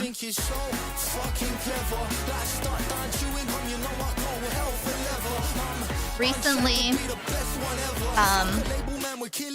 we talked about his video that he put out that had like some people use like AI in the animation of it, I guess. He definitely got cheated. Vincent Tales has AI in it. I haven't watched it yet, but we'll check that out. think you're so fucking clever. Like start chewing gum, you know I go hell forever. That's something I do want to look into. Fuck a label, man, we're killing it, we're doing it better. What you blow?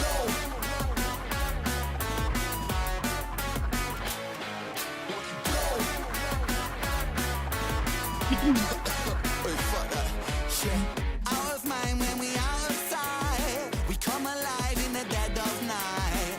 Blood is thick and it's eye for eye. Angels sleep where the devils lie. Devils weep when the angels soar. Morning light knocking at my door. I retreat on the cold stone floor. Come back around and we kill it once more. Hey, soul boy, hang on one second. There's just this greedy little prick that I want to talk to you for a second, man. Would you let me talk to him? Oh, thanks very much, mate. Fuck about, son. I'm the dentist, take the teeth right out your mouth, son. You're apprentice, I'm the sensei, what's the outcome? I'm that geezer who will bleed you if you don't run. If you do run, then I'll pursue some. You're a soggy bowl of soup, I'm the crouton. You were bouncing off the hoop, I'm the slam dunk. You were soul-sucking music on the G-funk. Yes, I'm a G-punk, I make the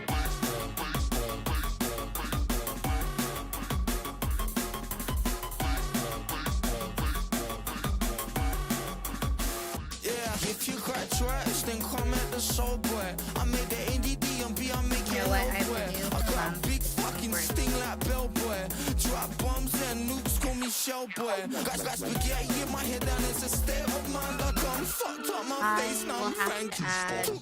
Friends flow a hole, that's alright. Cause if it flows that hard, I gotta flow that. I think you're so fucking clever. Like start chewing gum, you know I go hell forever. Track to be the best one ever. Fuck a label, man, we're killing it, we're doing it better. What you blow? Good thing that I remembered. Okay, cool.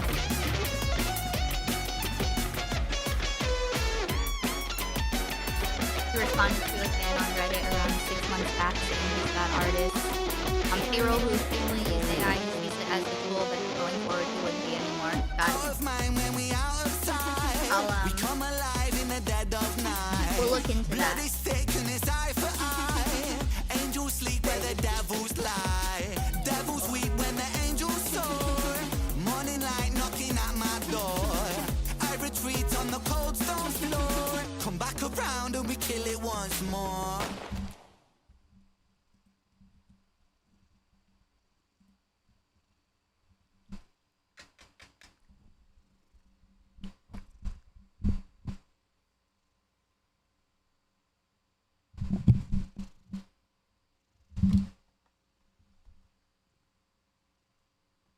Hey tipster, I'm liking what I'm seeing. Numbies, numbies, numbies, numbies, give me your numbies, girl. Numbies, numbies, numbies, numbies, give me your numbies, girl. I need your numbies right now. If you give them, you get paste as a treat. My beautiful baby.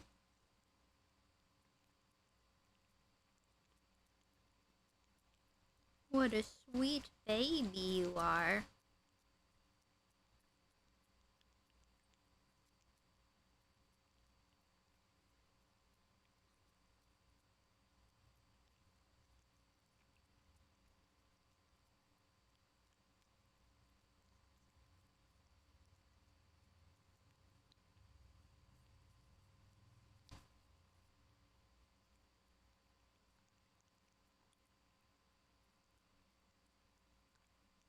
She's digging her thumb numbies into me. It's my hands to control me. Control the flow.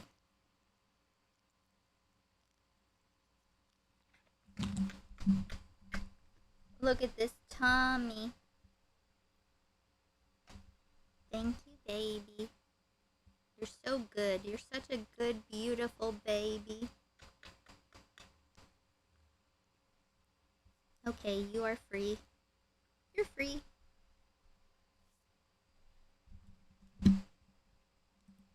Okay.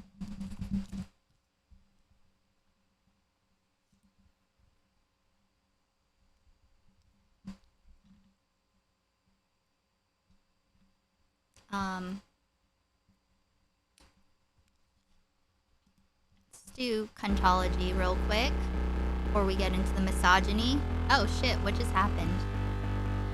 Can you say no is cunty, getting out of your comfort zone? Learning how to let I don't know go why is that cunty, turned off. having Okay. cum on my shirt is cunty, setting boundaries is cunty, respecting others is cunty too. Putting yourself first is cunty, learning to love yourself is cunty. C-U-N-T. I'm gonna do what's best for me, I'm cunty. That's cunty, C-U-N-T. I'll prioritize my own needs, I'm cunty. That's cunty, cunty, cunty, wow!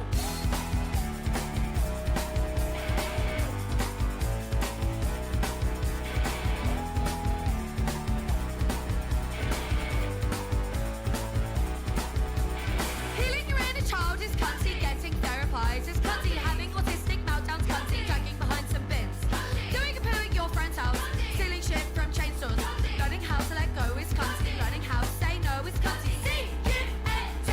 I'm gonna do what's best for me, I'm cunty. That's cunty, C-U-N-T. I'll prioritize my own needs, I'm cunty. That's cunty, cunty, cunty, wow!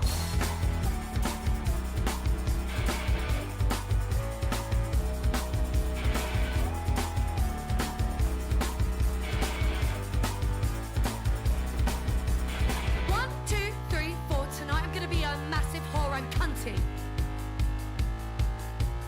5, 6, 7, 8. I don't care if you slut shame, I'm cunty. 1, 2, 3, 4. I deserve so much more, I'm cunty. 5, 6, 7, 8. You can't take that away, I'm cunty. It's cuntology 101, bitch!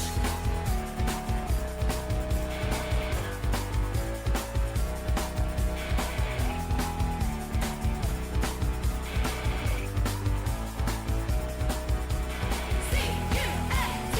I'm gonna do what's best for me, cunty. C-U-N-T. I'm gonna do what's best for me, cunty. Thank you very much. We've been lovely, you guys.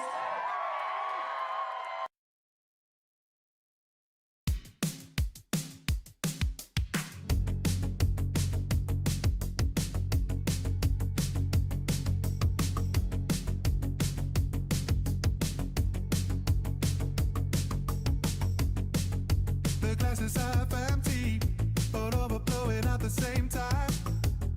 It happens over and over again. And the grass is never greener when I'm on the other side. 'Cause I just got it again. It gets to me, I'm lost in the middle. I want to leave this place just a little. Oh no, I'm walking in a circle again. I made the maze, got stuck in the riddle, burned by the sun in the middle of the winter. Oh wait. I got confused. I'm like, why am I so small?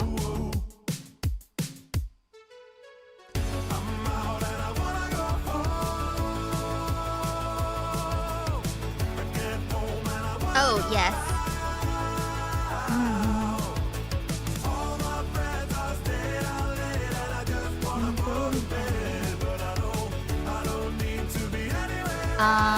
Three. Oh, yes. Thank you. I will add that. Thank you, teacher.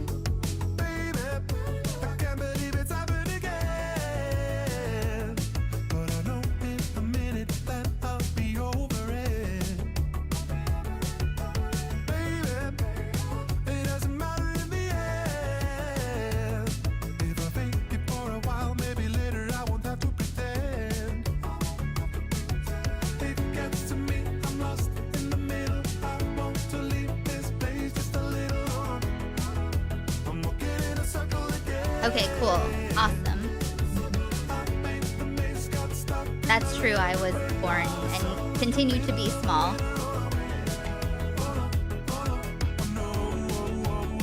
Okay, and then we will watch Kuihman. I get home and I wanna go out.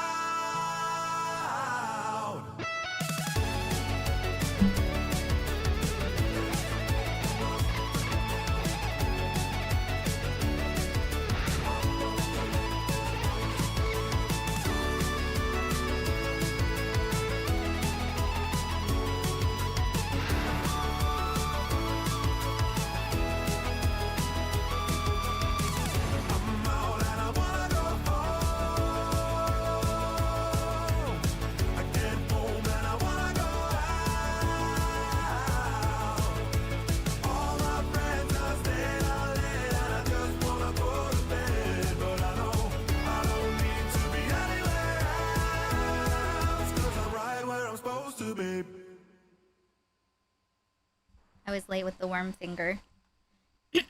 Okay, now let us see first.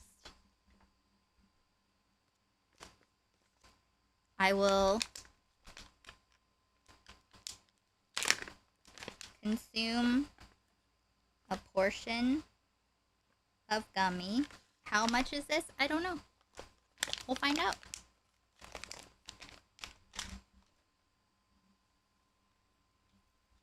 Let me do my stopwatch so I know how long it's been. And I don't take another one too fast.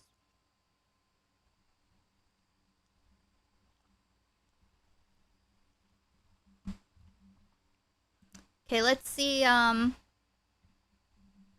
Missy sent this timestamp of Kuihman about something with women. Disliking women. We'll see. Rather unnecessary hate she was getting was about how much perfume she'd wear, and especially her tendency to spray perfume on her hair, which personally I don't get. If we can't smell the perfume through her screen, why is it a problem? If she's happy, if she doesn't mind spending money. Movie is a easy, good date. However, most... Okay, I'm gonna take... Oh God, the giggle is it's concerning me. I'm getting concerned. Okay. Kidology makes very entertaining videos about like drama. Like I think I watched the video that he's watching now.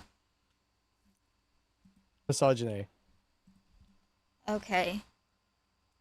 If she doesn't mind spending money. Movie is a easy, good date. However, Also, if you have to add like I'm gonna say something misogynistic, what do you mean tapering? Yes, no, her takes not good. Her promotion, her promotion of unheard, deranged. But yeah. Oh, he's tapering the misogyny. Okay. If she's happy, if she doesn't mind spending money. movie is a easy, good date. However, most... Okay, I'm gonna take for the misogyny. Okay. A lot of women don't like films. A lot of women...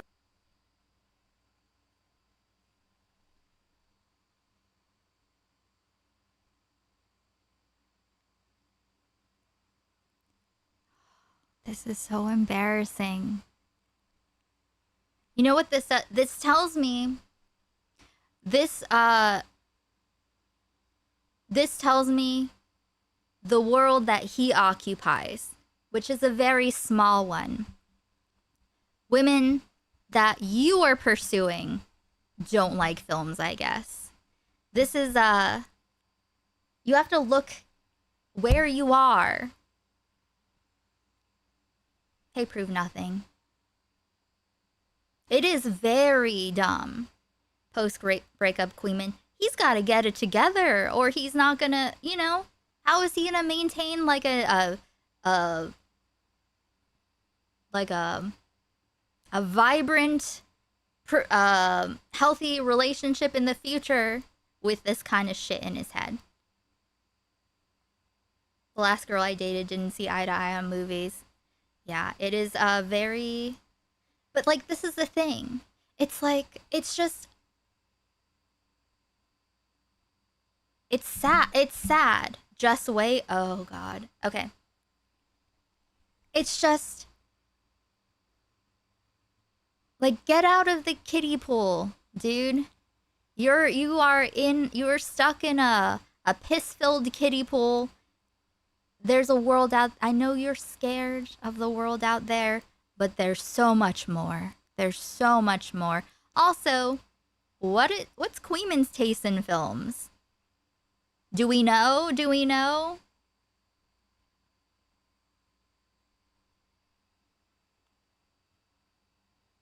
He knows he's being bad. I don't think he believes this, but he's being bitter. I know, but like these are like internalized things that like he like jokingly kind of, you know, but like there's an element of actual belief. That's a thing he only said he didn't mean. Okay, let's see. Not really into films. A lot of women don't like films. A lot of women aren't really into films. And it may be, some would say, it's because they lack a sort of like, I don't know if it's just an internal monologue or if it's like where you can't rotate an apple in your mind or like what. There's like nothing going. Does he know what an internal monologue is? Does he know what aphantasia is? Does he know like the different ways that a mind can and does work? Because I honestly don't know. I honestly don't know if he buys into the woman brain, man brain different. He might. This is common shit incels say. Well, that's the thing. How are you going to find someone that doesn't suck when you are mired in shit? It is embarrassing, Cope. Yeah, a lot of humans don't like films. Sure. But he says that in a way that he's inferring that they are intellectually deficient. The internal monologue thing affects 50% of people, but there's no evidence it's related to sex. Well, like some people have like a running internal monologue that is like very like these things are a spectrum, and there are different ways to think. You know, some people think in sentences. I think in worlds. I think of hypothetical worlds in which something is the case, and I explore that world for context of the thought.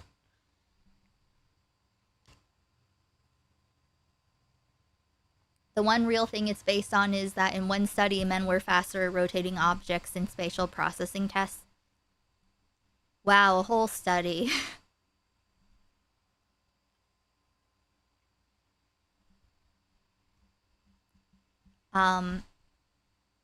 Yes, there are a lot of people who don't like watching movies, that like doing other things. But him saying that it's because they lack an internal monologue or can't rotate an apple in their mind, I don't know, maybe they like other things. Yes. That's unrelated to visualizing realistic objects like apples. It's just, when you say things that are so fucking dumb, it just makes you look dumb. It's not like you're dropping hot truths. It's not, oh, I'm edgy, dropping hot takes that have an element of truth. No, you're just you're fundamentally flawed. Incels just say this stuff to dehumanize women. Yeah, and like when this is, how are you going to engage with a woman of substance when you have incel, your inner monologue is of an incel? How helpful is that? Your running inner monologue is just incel shit? Hey, Park Horse. But yeah, not everyone likes films. That's fine. Who cares? I do. I mean, I was in a neurodivergent shutdown for like 6 years, so I didn't, all I did was read and no, I didn't watch shows, I didn't watch movies, I didn't even listen to music. I was totally, everything had to be this small because I had to be this small and shut everything out. But now that I'm getting better, I have these headphones and I'm just so fucking joyful that I can enjoy things again. I can't tell you how much, like, how I am so appreciative. I'm so grateful that I can open up and and explore things again and remember the things that I loved before.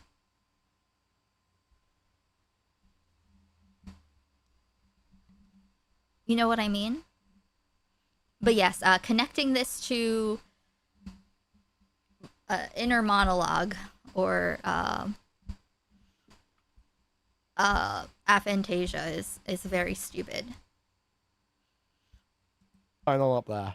Speaking of which, though, once again, we're watching The Substance on Kick for goal content after this. If we get the $69 goal minus YouTube's 30%. I have not seen it yet, but, you know, I've heard excellent things from everywhere. Fucking get it. And so they just don't get it. I don't know if it's just an internal monologue or if it's like where you can't rotate an apple in your mind or like what. There's like nothing going on up there. And I don't fucking get it. And so they just. But also, yes, it's the medium that you enjoy doesn't like it's, you know, I don't have to explain this. Don't get anything out of it. Not all, some. They don't get anything out of it. Why do you need to visualize an apple and rotate? Why do you need to rotate an apple in your mind in order to watch a movie? Why do you need a running monologue? Aren't you absorbing? What? It's just, it's very stupid. Okay? It's very stupid. Give a better reason. Women don't like films because they're all vapid. They're vapid, they're vacant. They only care about purses and shoes and tricking men. You know? Say something, you can say something like that. Like, this just makes Kuihman look stupid. Oh, not all, not all, not all. But some. Not all. A lot. Money on A expensive lot. That's another thing. How many women has Kuihman actually dated? Yeah, it's not a joke. It's just bitter.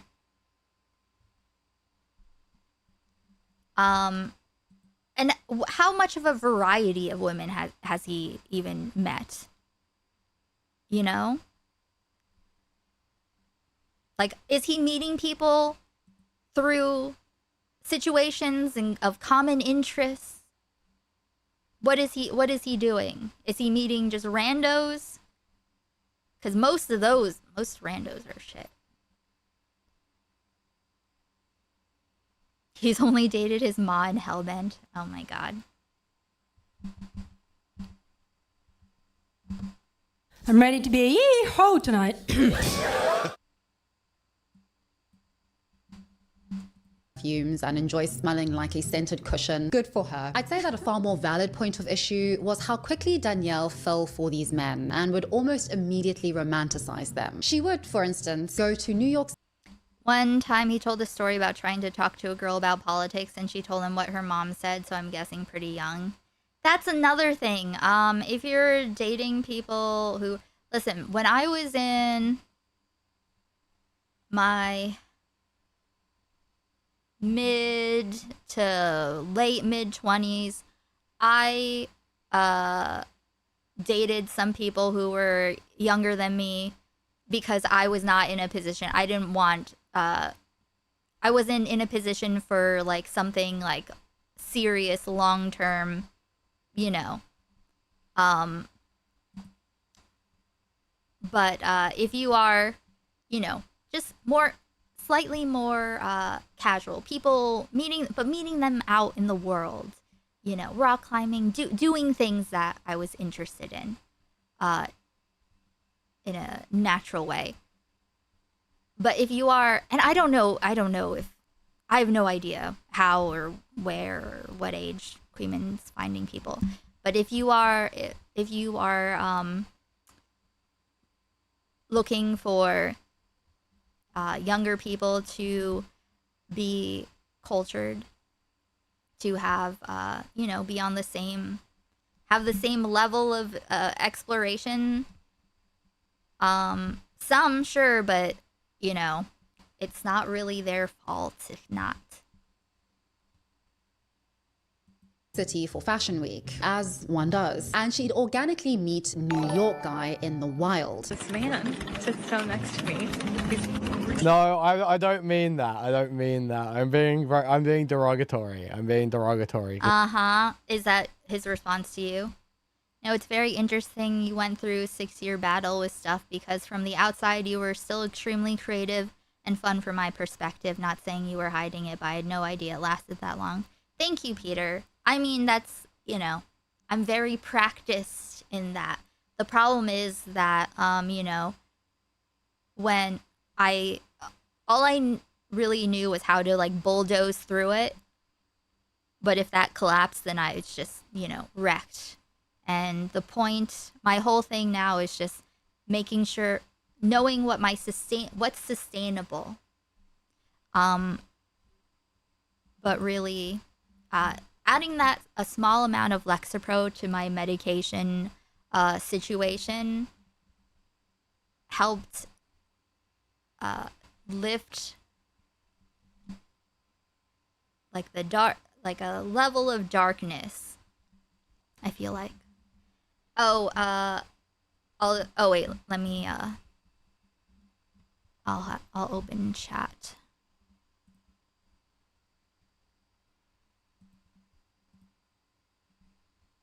Because it's a I'll go back. It may be. Okay, I'm going to... Why is it a problem? Okay. If she's happy, if Look she at the doesn't chat. mind spending money. Movie is a easy, good date. However, most... Okay, I'm going to take for the misogyny. Also, how about this? Have you considered that maybe these women don't want to watch a movie with you? Because a movie is a good date when you don't want to really talk too much. You know, when you're not trying to get to know someone. I mean, I imagine like if you're not very good at socializing, a movie date would be easier for you. Yes. I think here's the thing. Like Kuihman doesn't understand. He's working he's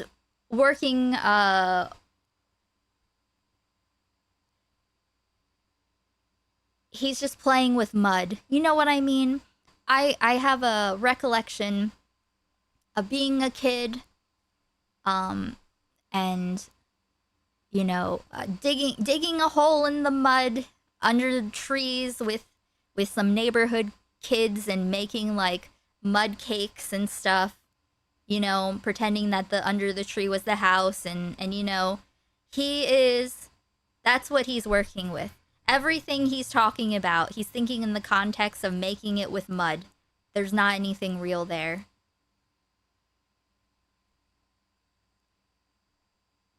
But no, movie is a bad first date. You know? It could be, it's a good date if you already, like, have met them a couple times. Hey, Tony. I think he expects people to fully open up and be comfortable giving strong opinions right away. Yeah,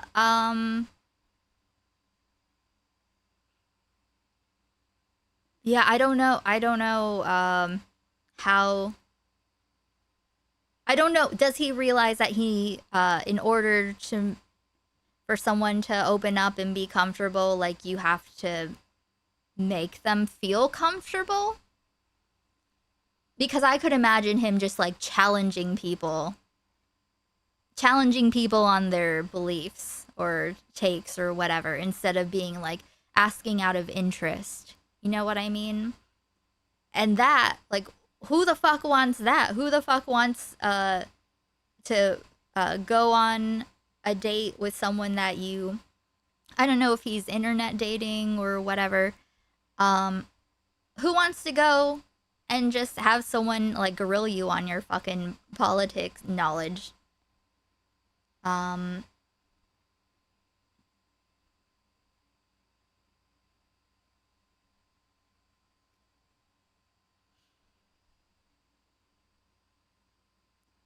And also, yes, and also his listen, who was it that said his interests? Spider-Man, Sonic, Death Note, anime, like, yeah.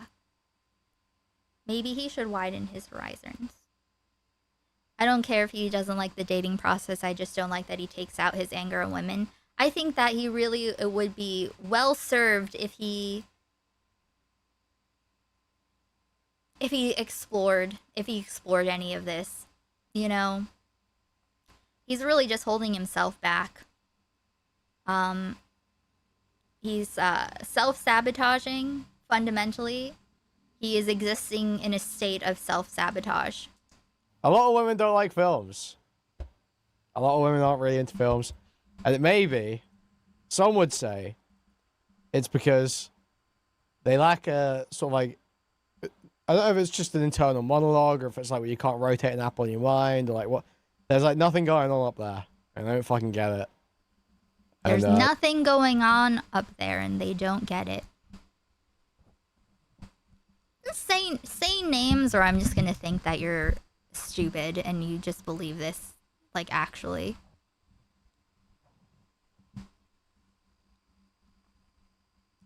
So they just don't get anything out of it.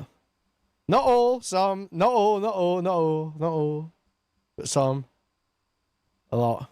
Money on expensive perfumes and enjoys smelling like a scented cushion. Good for her. I'd say that a far more valid point of issue was how quickly Danielle fell for these men and would almost immediately romanticize them. She would, for instance. I see. Soapbox says true.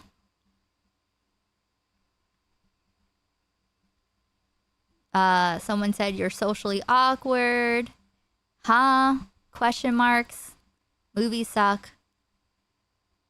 Let's see. Bruh, chill.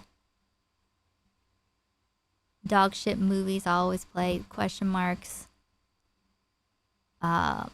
Someone else said true. These are names that are like known intellectually deficit though. Instance, go to New York City for Fashion Week. Oh, except grateful. Yeah, we all think it, but you're not supposed to say it, man. One does. And she'd It's like the sad thing is that people will say, like, agree in chat, like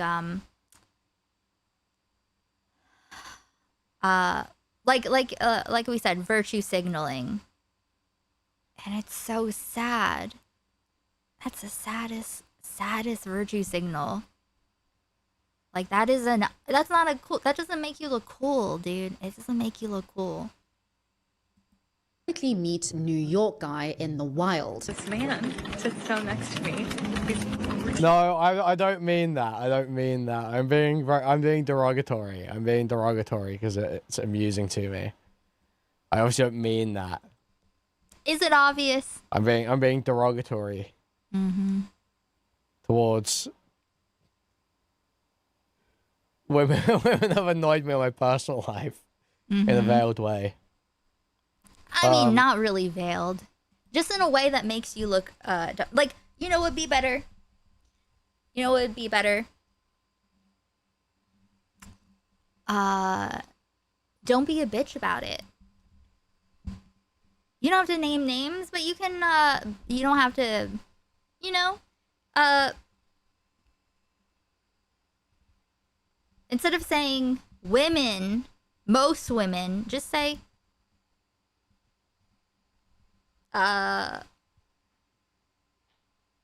say this bitch.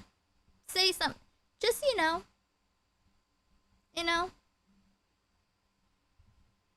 Man, I hate whores who don't like movies, you know?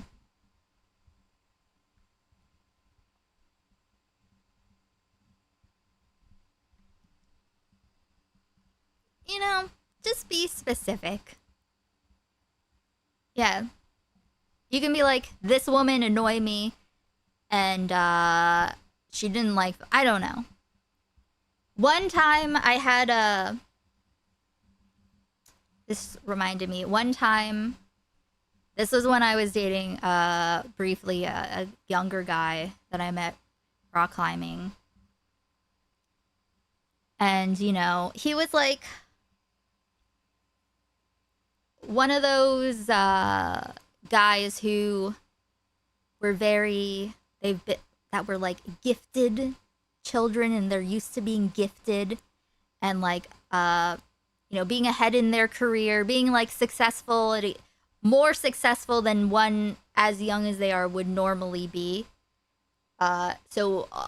Just very full of him, like himself, and thinking he's the smartest person ever. I remember him telling me something about how he judges me because I don't know how to play chess, and that he's like interested in someone that likes to, what was it? Likes to listen to NPR. I was like, oh, you child. Oh, child. I just had to laugh at that, you know? It's just stuff that's like very, very dumb. Like, obviously, like knowing how to play chess is not a reflection of intellect, and NPR is also, listening to NPR is also not how you determine if someone is intelligent or curious.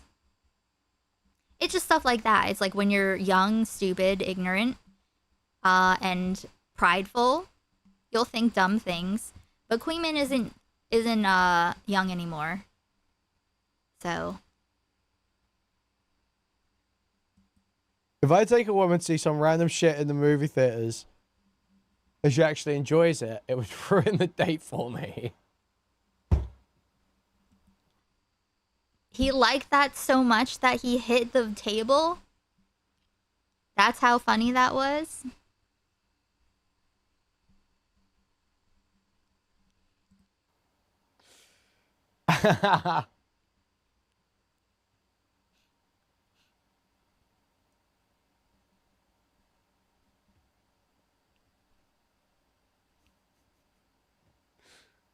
Is that kind of real? Is that kind of real? I don't know. What kind of real? What Deep said? What do you mean? Is that, wait, is he's saying that to what Deeper Rama said? Is it kind of real? No, this is just bitterness. Even if she did like the movie, it'll ruin it for me anyway. Women don't like films. They can't, they don't have the processing power. They don't have the mechanics going on upstairs. But if they did, it would ruin the date. Because I am a bitter bitch. Anyway, I hope Kuihman gets well soon. The thing is,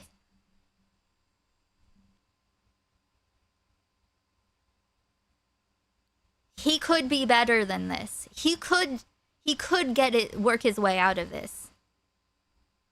Will he? He doesn't seem like he's interested, but it's something that he should consider for his own sake, because this is actually like a wretched state to be in. Like completely honestly, like if you go out into the world where people are doing things that are cool and interesting and like have some kind of purpose,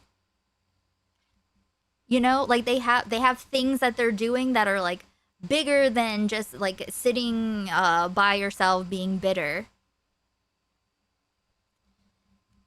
He's usually better. Last time he had this post-breakup shit, he went back to normal after like a month. But I mean, like, he really has to figure this out, because how is a relationship even supposed to like work if this is like the energy you give when they piss you off, you know? Like you have to learn how to handle yourself, manage your emotions, dude.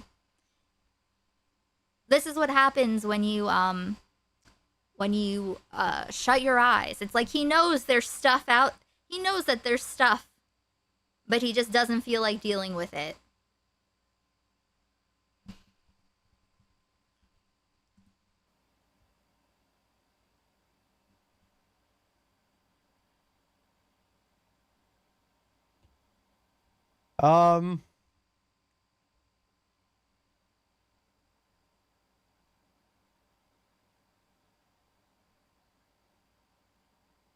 I think here's the I think his issue is likely with basic people in general, but he's making a woman thing because this kidology video is centered on women.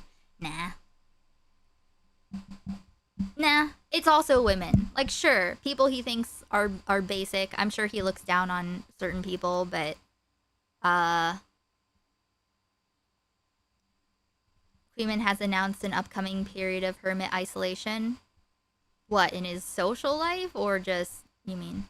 Yeah, I think he actually, even if he doesn't literally believe that women don't have consciousnesses, that they're not sentient, his enjoyment of Deep's chat message shows the catharsis of the idea of, and even if she did like it, fuck her anyway, Like the reflexive black IQ thing, yeah. He internalizes right-wing internet memes. Yes! And that is a problem. Literally. Do something else on your... Enrich yourself. Enrich yourself. Enrich yourself. I am telling you. The world is so much wider. I'm here. I do all of this stuff too. But you have to do other stuff as well. You can't just live inside of this, of the cesspool. The thing I think about that, Deep, is sometimes someone, I won't say women, I'm sure guys just do. Sometimes someone watches something and they enjoy it wrong. They either enjoy it wrong. I can't even. Oh my god. I know this is the thing. I know exactly what stage of development he's in. I know this kind of guy. I know.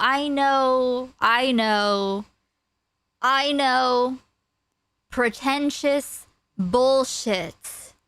Pretentious bullshit. This is the energy of this reminds me of an ex-boyfriend I had many years ago who I think he was 26.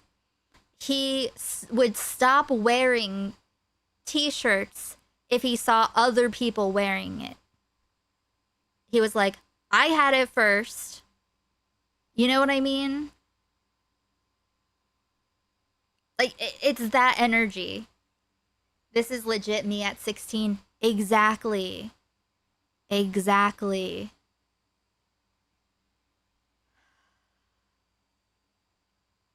I think it should go without saying. If you agree with this statement, know that you don't value your own experience enough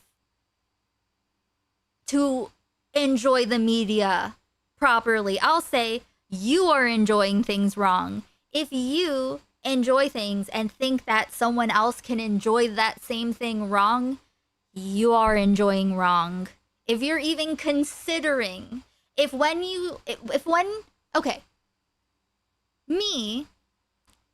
I enjoy a piece of media and someone else enjoys a piece of media, I'm interested in what they see about. I'm interested in what resonates with them because I'm curious. Because then we can talk about that. We can talk about other things that are in relation or whatever comes up.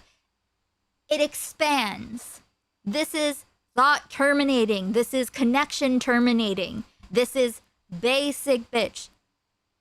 And I say this with absolutely no hostility whatsoever, but Kuihman is an incredibly basic boy. Okay?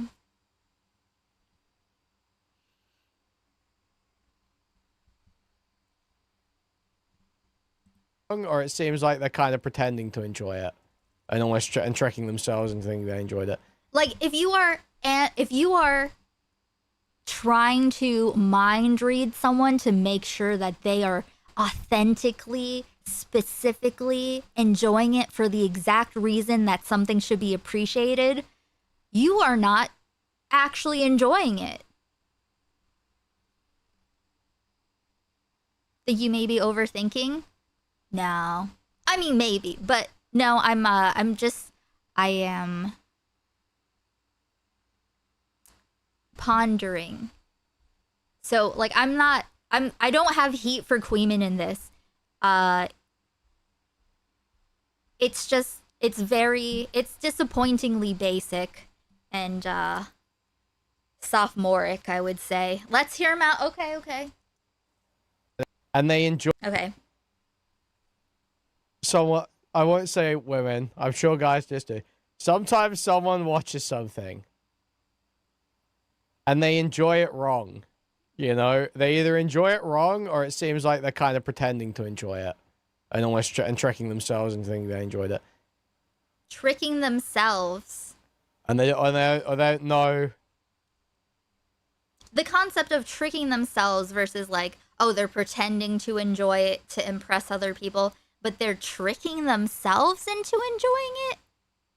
What does that mean? They're lying to themselves? If you enjoy literally anything about a thing, you can say you enjoyed it.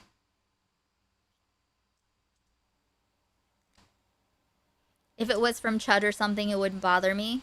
Well, everything about Chud Logic bothers me.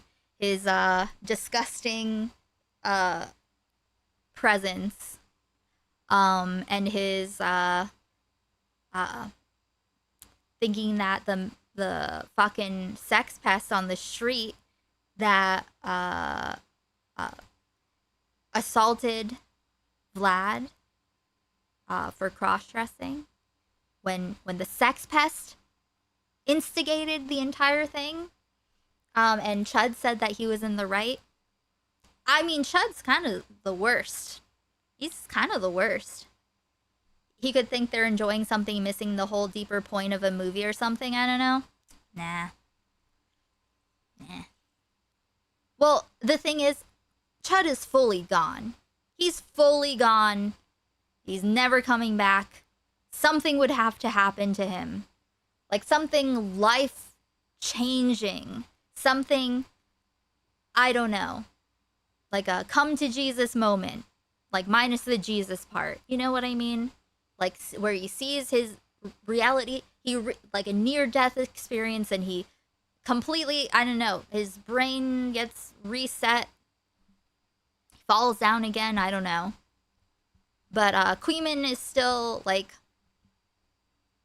he's not there. Hey, Lefty. Chud is not Lefty light. Not at all. Not even a little bit. Like what would you say is an example of a Lefty position that he has? Like he has his politics are fundamentally not on the left whatsoever. And I'm not protective of the left, okay? When I say the left, it's a very low bar. Yes, he's very right-wing. I mean, like what? Like he was like literally defending ICE. You know, he debated Pisco about ICE. You know, it's like there were times when he wore the garb of a leftist, but nah. Hey, Big Bad. Why they were meant to enjoy it. Okay. You know, and almost they either enjoy it wrong or it seems like they're kind of pretending to enjoy it and almost and tricking themselves and thinking they enjoyed it. And they don't know.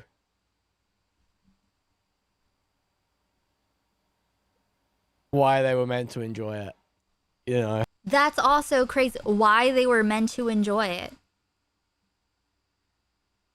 This is he is literally assaulting art, the concept of art. What do you mean? Hey, Water Jelly. He's talking about movies. And that could be really annoying. No, what's annoying? Can you imagine watching a movie, like going to the movies, watching a movie with this guy, and then like going to a bar after, chatting about it, and he's like testing you to make sure you enjoyed it right and you're not tricking yourself. Ugh. I understand, like, I know this kind of guy. He said morally he was against ICE, but legally thought they were right. No, I don't think he's morally against ICE. No. If he said that, then those are words that came out of his mouth. Yeah, no. To me, what it seems like he's saying, he's annoyed that people don't think very deeply about stuff, or that's the vibe I'm getting. That's, no. No. I'm listening to the literal words that are coming out of his mouth that are making him expose stupidity. Like that's what I refuse to accept an alternate reality where that's what he means. No. He's saying enjoying it the way they were meant to enjoy it, or why. Like, it's just an insane thing to say about art in general, or any creation. It's an insane thing to think.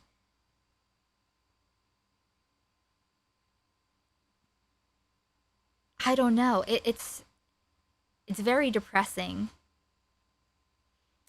This part I don't care about as much. It was the women don't have a consciousness thing that annoyed me. Yes. Well, yes. But, like, that sprouts from this. Like, this is the underlying stuff. This is the stem that supports the flowers of women don't have a consciousness thing. Because this is, like, the lens he's looking at things through. And they don't know. Honey, this is Sonic. Pay the fuck attention. Yeah.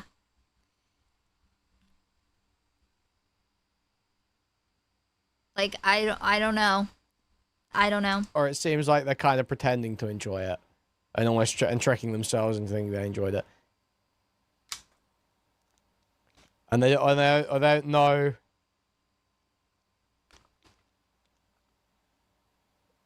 Why they were meant to enjoy it, you know, and that could be really annoying. Like Jar's epic I'm Islamic now video. High art. No, you don't understand.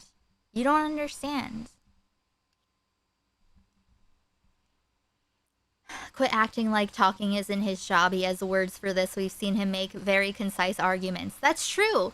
Kuihman has made very concise arguments. He is capable.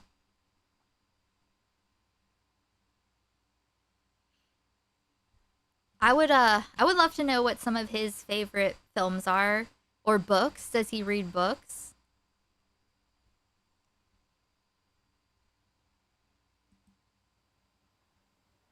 That can be really annoying. But again, like I said, can you imagine going to see a movie with this guy, going to a bar after, chatting, and then this guy is testing you? He's not getting to know you. He's not like he's not interested. He's doing things and to see how you react and to test you, to see if you enjoyed something the right way, or and interrogating you about your politics.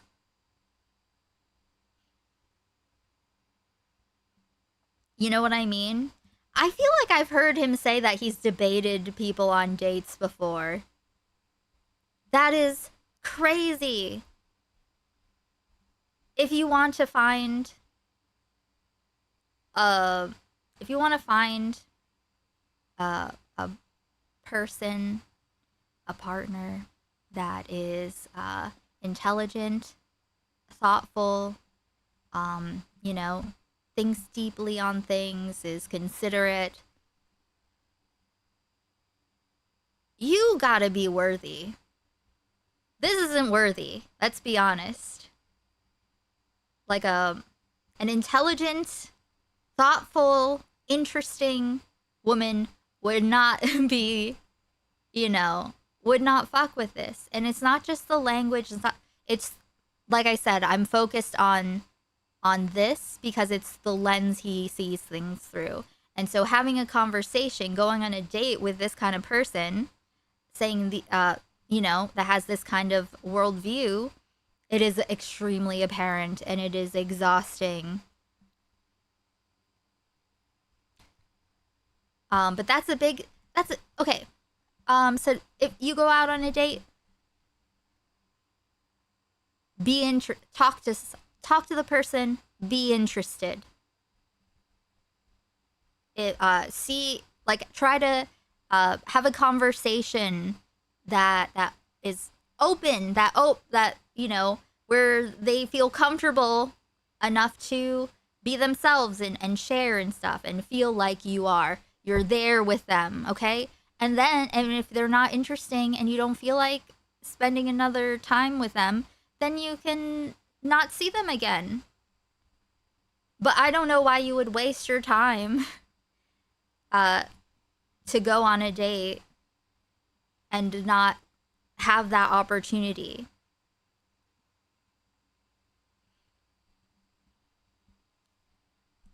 I cannot believe this happened.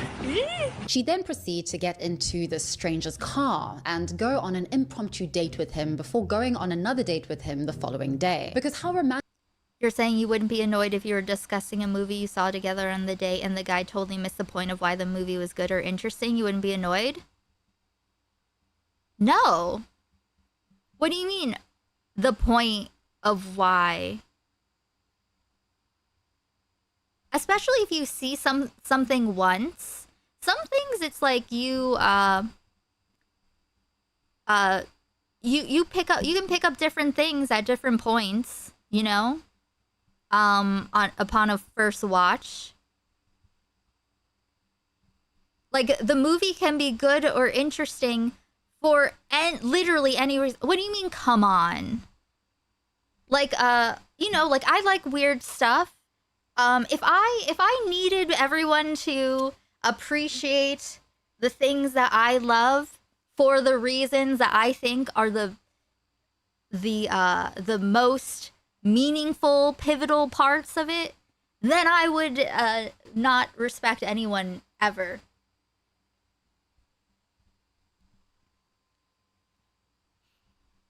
Like, cause how do you know? Like twin pervert, like, do you want to be like twin pervert, who's like all the little, with Twin Peaks, this is the one true narrative.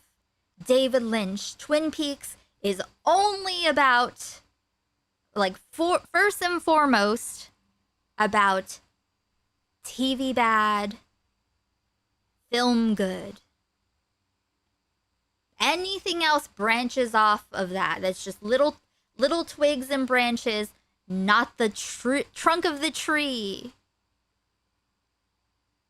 That's demented and that's limiting. And it's like, that's like a great, that's why it's like in the beginning when he was explaining it, I'm like, oh, that's a great point. That's really interesting. And then the other person, if they I mean, I honestly, I can't imagine, I just truly can't imagine being annoyed at someone for not enjoying something for the right reason or missing the point. I don't know. I just know so many different kinds of people, I guess, and I like know people who absolutely are not on the same page with me. In media, and they don't appreciate the things that I appreciate. But then you talk about it, and then usually, you know, you understand. Like if someone doesn't see what you see, that means you get to, if you feel like it, you know, explain your thoughts on it. And then they can be like, oh, that's interesting. I didn't notice that. Or they can be like, yeah, I'm not really sure. And that's all fine. You wouldn't be annoyed discussing Twin Peaks on a date with Twin Pervert? No. The issue is the being to the date with Twin Pervert is the issue. Twin Pervert and his attitude, his lens of this is the way you need to see this media. You need to see this in this specific way. Like saying that this is important, more important than any other aspects that you can come up with. Different things resonate with people. And it depends on like experiences and I don't know, just things that may or may not pique their interest. The problem with someone would be if they are anyone saying that like I can't imagine. Well, no, I mean I can imagine. I because I've known these kinds of people, but like imagine someone telling you that you didn't understand Twin Peaks right. Like whatever you think, like you're doing it, you are not enjoying it the right way. You are tricking yourself into thinking you like it, but it's not for the real important reasons. That's demented.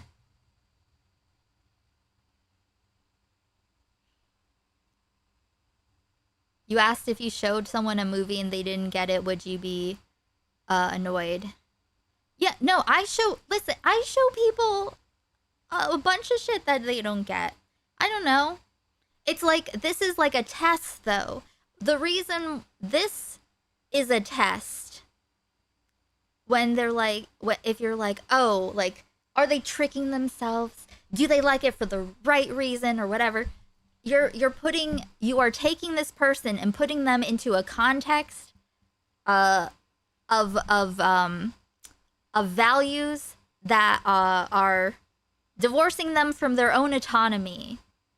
So it's like you're taking this person and putting them in the context of you, but they are an entire person, and your enjoyment and opinion about a thing doesn't diminish theirs and vice versa. It's a thing.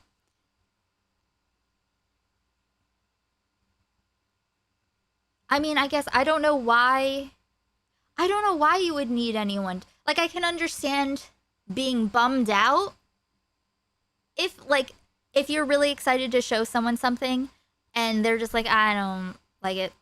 I don't get it. And you thought that they might. I can understand. You could be disappointed with that. But is that like, do you find that to be a failure on their part?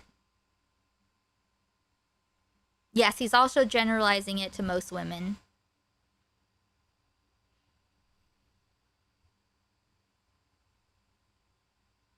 I understand what you mean, but is there a limit to that? Like someone floating through life without deeper thoughts? We're talking about movies. We're talking about media. Media is expression of thoughts, but the thoughts come before. The only reason that the media is there is because there were the thoughts.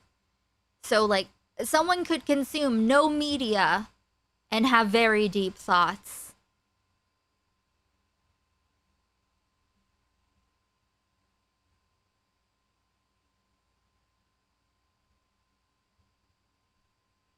You know?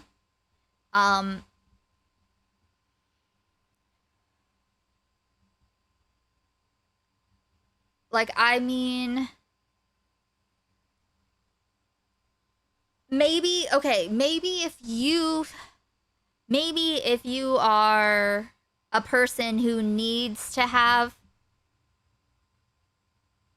some media as a jumping off point in order to get somewhere deeper, saying it's an indication, no. Because what if someone isn't really a big movie watcher, but they're like a big book reader? People take in information and media in different ways. Some people like listening to audiobooks. Some people, you know, like prefer reading books. I like to do both at the same time because of ADHD. It's different things, but it's you could burn all art, but like the thoughts, the meaningfulness that it's supposed to represent would all still be there.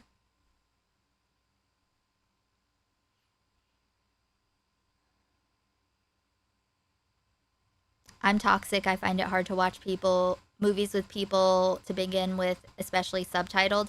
I need all the subtitles. I have auditory processing disorder. Way too much thought into this stuff. Is it too much thought? Because this is what I'm here for. You know? This is what, you know, Kuihman is my media right now. And we're going deeper. I mostly watch non-English film. Oh, I see. Well, when we were watching the Korean Vengeance films, well, we've watched multiple things that weren't in English. And I read the subtitles in real time. Like, let's see.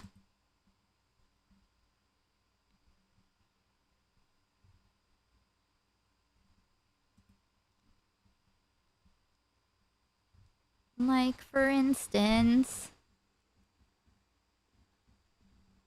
how about this? Old Boy. The true version.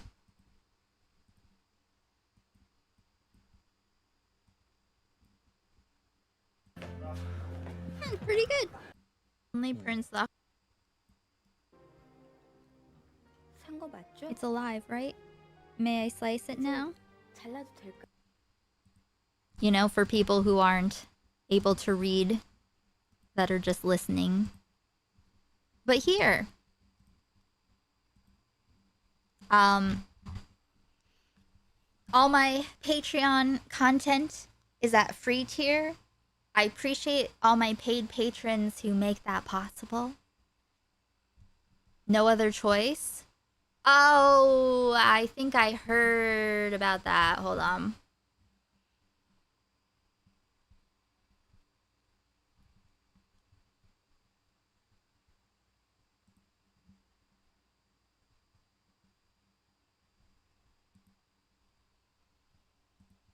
I think maybe, like, I haven't watched it, but Oh, I think Dav mentioned it. Well, we will watch it. This will be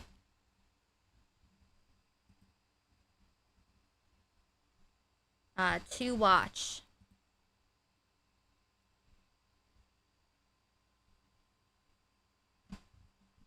Okay. But as I was saying, if you're with someone and they are disappointingly vapid, find another on to the next. Because there are people, like, there, I don't know how many. When I used to meet strangers all the time on the internet, when I joined OkCupid, when I moved to New York, I was like 20, 21, 23, 22-ish. It was like, you meet, like, you go out with like 10 people, you meet up with 10 people, not always in a dating context, but I just met a bunch of people. For every 10 people, there'll be one really cool person in there. My friend Rick, I met Rick on OkCupid. I think in probably 13, 14 years ago. And I thought he was super weird. We got brunch on New Year's Eve. And I was like, this guy is super fucking weird. I'm never gonna talk to him again. But then we just hung out for 12 hours. Through, through midnight, have drinking very slowly. So, over the course of hours. So not, drunk. And then we went back to his place and he showed me some of his books. His some Freudian case studies or something, and I just remember him reading one about a man remembering about when he was a boy, and he would dig a hole in the dirt and put his penis in it. And I don't know, I just always have had so much fun with Rick, and he is and we've never been romantically involved ever. But he's an awesome guy. He's a gem. Now that it's a little less hot, I'll have him come over. But yeah, he's awesome. You don't need that many awesome people. Just a few. They're out there. It can't just be me. But Rick is honest. He's one of the most strange and interesting people, friends that I have, and that's saying a lot. But yeah, we would just we would bicker a lot about just thought experiments. He'd tell me about philosophers, and I'd be like, that's stupid. But yeah, there are people out there who you can talk to things about. If you don't connect with someone, that's not a reflection on whole genders or whole groups of people. It's not, I've met a lot of people of varying qualities and safety. It's just it's very stupid to narrow it down to such a simplistic and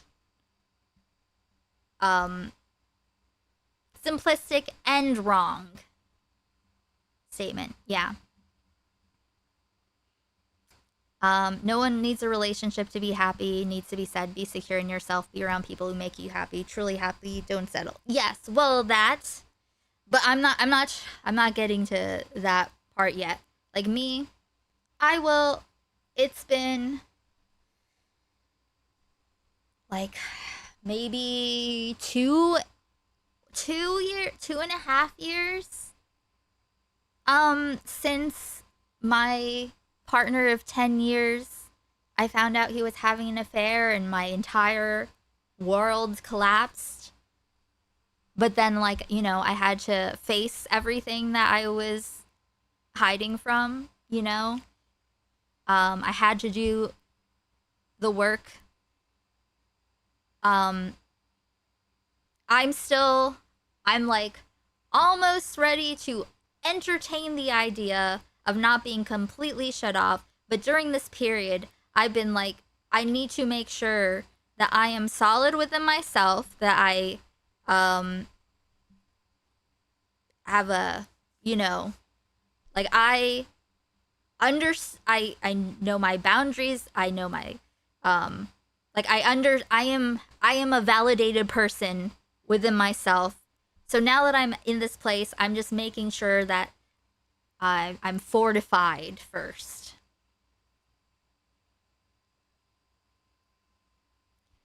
You know? But it's like it had to, like, it's good.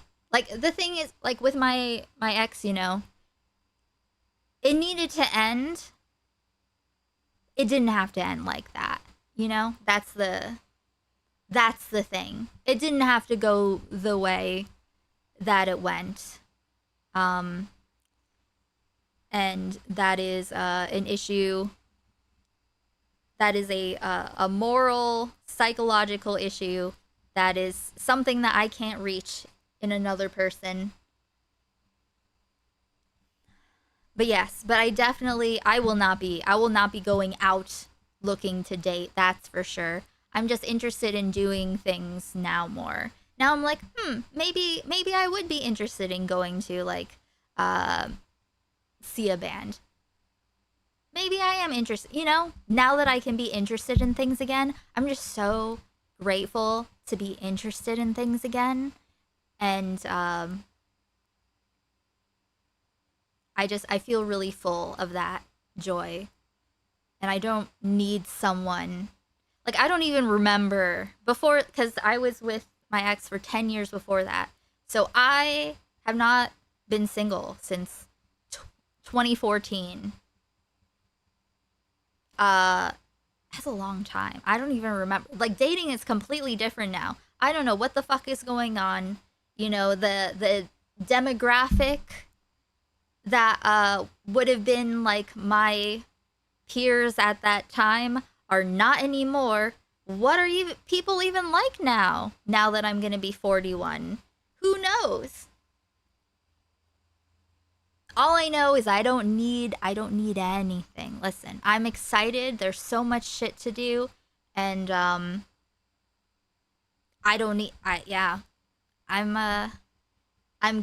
good. But, you know, I guess, like, I also have wanted to be, like, I didn't want to meet someone when I was in that, like, still in that wretched state. You know what I mean? Like, I didn't want to meet someone that was on the same level of where I was, because I intend to stay there. So getting to be a person that can go out into the world and engage and meet other people who are awesome to engage with. And if there's one of them is someone that I'm interested in a different way, cool. If not, who cares? The year of Gamergate.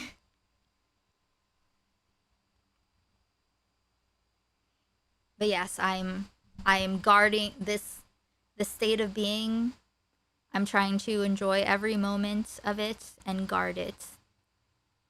And I will not let a fucking random other person fuck that shit up for me. Romantic is it to get into a good-looking stranger's car in a city you don't live in? She would speak about him in the same tone that she'd speak. Oh, by the way, guys, we are $19 minus YouTube's 30% for any super chats away from watching The Substance. It's been almost 5 hours. I feel like we're not gonna do Grand Platinum today.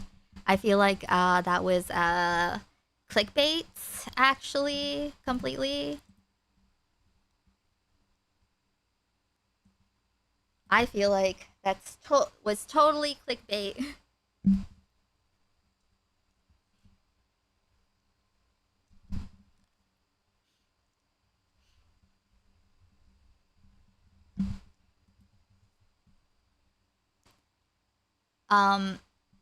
What should my title be now? I'm trying to think, as I don't know how to describe. I don't want my title to be like calling Kuihman out for being regressive, for being stunted. That's not my point here. Well, we can do Grand Platinum tomorrow. But we'll continue on with this. That's a good title. No, I don't want to do that, because it's not about, I don't want it to be like, oh, I'm calling out Kuihman specifically. Like, this is just what it is.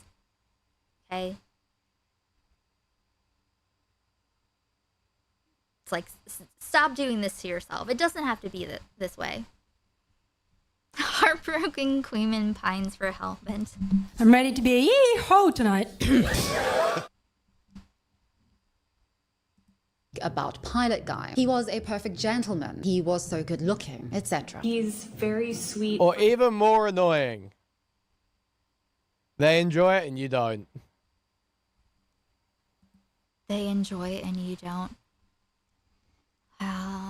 Okay. We will be snarking Chud more. Absolutely. And then it's like, I cut the last like 20 minutes of that stream. It was like,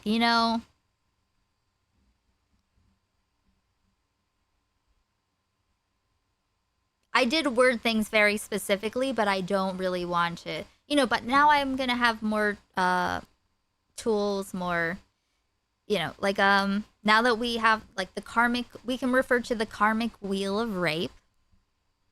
Don't have to wish rape upon anyone. I'm fine to, because I'm me. I'm what? So I'll say. What does that mean? Wait, what? And then it's like, I'm fine to, because I'm me. What is that? What is he saying? So I'll say I didn't enjoy it. Take my girl to see the assassination of Jesse James. She walks away from the the commentary of how Brad Pitt looks in her, how hot Brad Pitt looks in her hair. Okay. Does he? Oh, that was almost an full English sentence. Thank you for the $10. It's okay. How much do you know yourself if you are stuck in a regressed state? Like, honestly.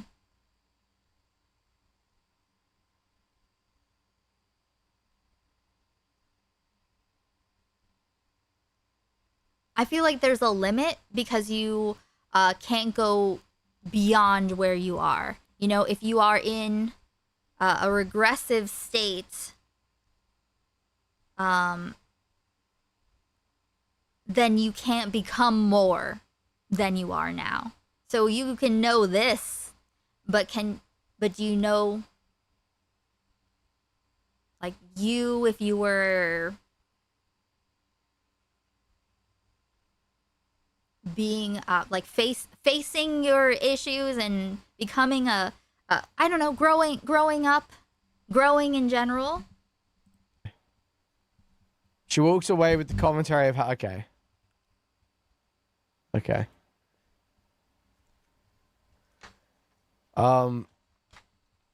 Regress. Yeah, I'll argue Irregular that, Jew. about a movie that I didn't enjoy. Oh my god. Alright, listen. Also, Jesus. Okay. With who? With. I hope not on first dates. Hold on. I'm gonna have some more gummy. Because I can.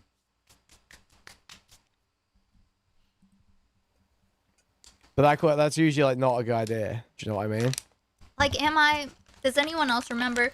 I feel like Kuihman has said on stream that he's debated women on dates before. Program last week. Thanks a million. I'm excited. Ooh. Psych honors. That's the best.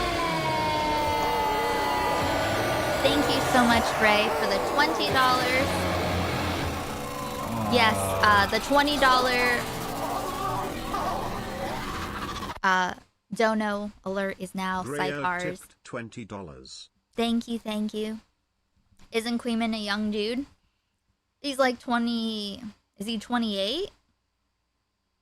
Does anyone know? Hey, Fairy. 27, 28? Not that young. Like I said, I'm not infantilizing adult men in 2026 and on.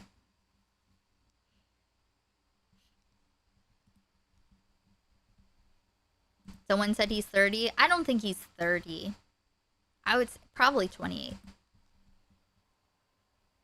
But close enough. She's not a good idea. And it's like, at that point... Too old to be scared to show a picture of the hair he wants his hairdresser. Yes! Yes! You know what? I think this actually... This is an example that I think lays it out pretty clearly. Like the root issue. Kuihman, despite me and others, but me being an extreme expert in hair, and I will say, telling him that he should find pictures of haircuts that he likes to show to the hairdresser when he goes. He said that he would feel too gay doing that. So I don't know if he ended up doing that or not. But the idea that you would not do something that would lead to a better outcome because you are insecure.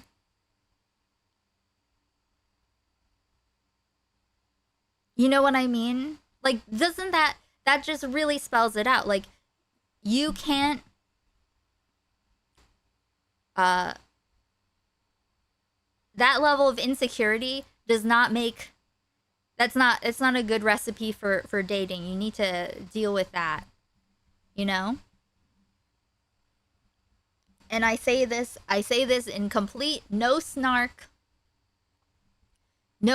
just like truly, like I truly wish for him, you know, that he deals with whatever he needs to deal with, and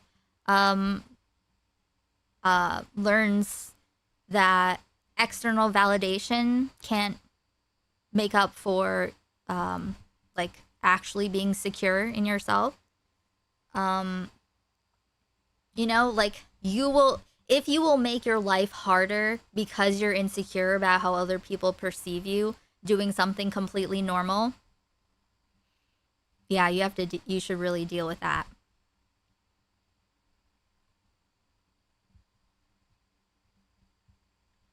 He's like, I want a really gay haircut. I can't also bring in a picture of a gay man with that haircut. Too gay. Did he say that? because he said that he would feel gay just bringing in any pictures.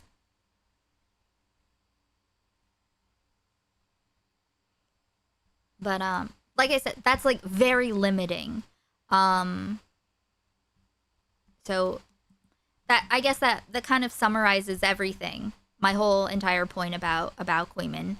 And I think it's limiting his life, which is not my concern, but the world is so much wider than that, and there's such cool things and cool people out there. Wasting your time worrying about these things and coming from like a reactionary place, it kills opportunity for meaningfulness. Imagine you watch Twin Peaks with someone, you ask them what they liked, and they said, I liked it, I think Laura Palmer is hot. You think liking the show for that reason isn't annoying? I don't believe that that's a reason. If they said that, okay, about Laura Palmer, I'd find that just disturbing because she's supposed to be like 17 or something. But another woman, maybe a different woman.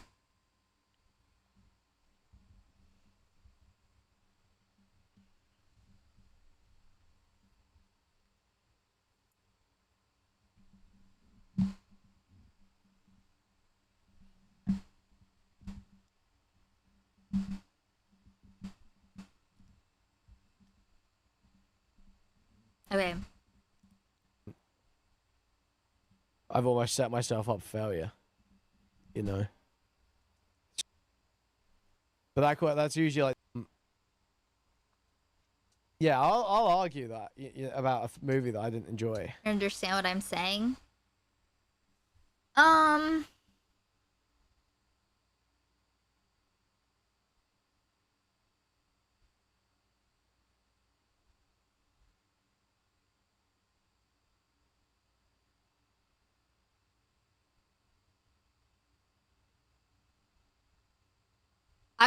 I would feel maybe disconnected from them.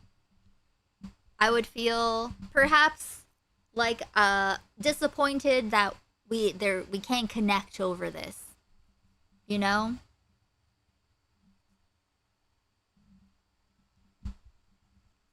Like I need a different example of a thing. But yeah, like I would be, yeah, that would be disappointing, but would I be annoyed? I wouldn't be annoyed.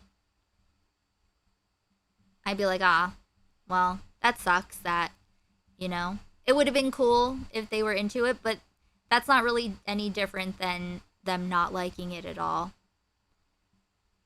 Yeah. Okay. Yeah, I'll argue that about a movie that I didn't enjoy. But that's usually like not a good idea. Do you know what I mean? Oh my, he's talking about on a date. It's usually like not a good idea. And it's like at that point, I've almost set myself up for failure. You know? Well, Q, most people don't like someone being super autistic with them about something they enjoyed. If you know this, then you can, if you understand this, then you can control it. You can change it. You can know, and you can do this stuff after you know each other. Then you can show your quirks.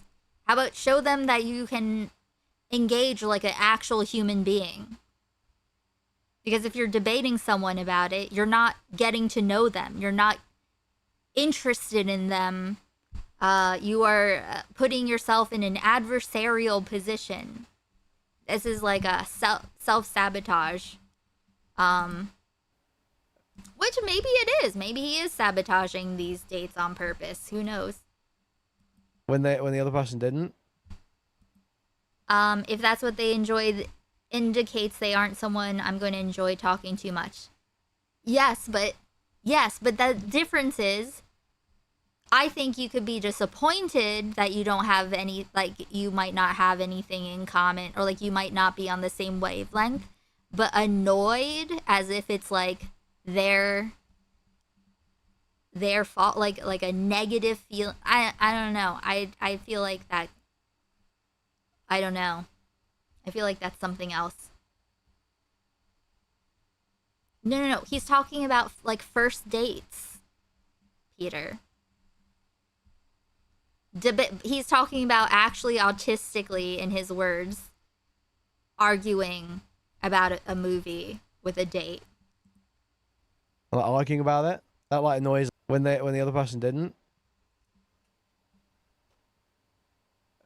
When the other person didn't? Arguing about it? That like annoys a lot of people. I've come to learn in my many years of life. or nearly 30 of them. Nearly 30, okay. Sorry, I've come to learn in my many years of being me.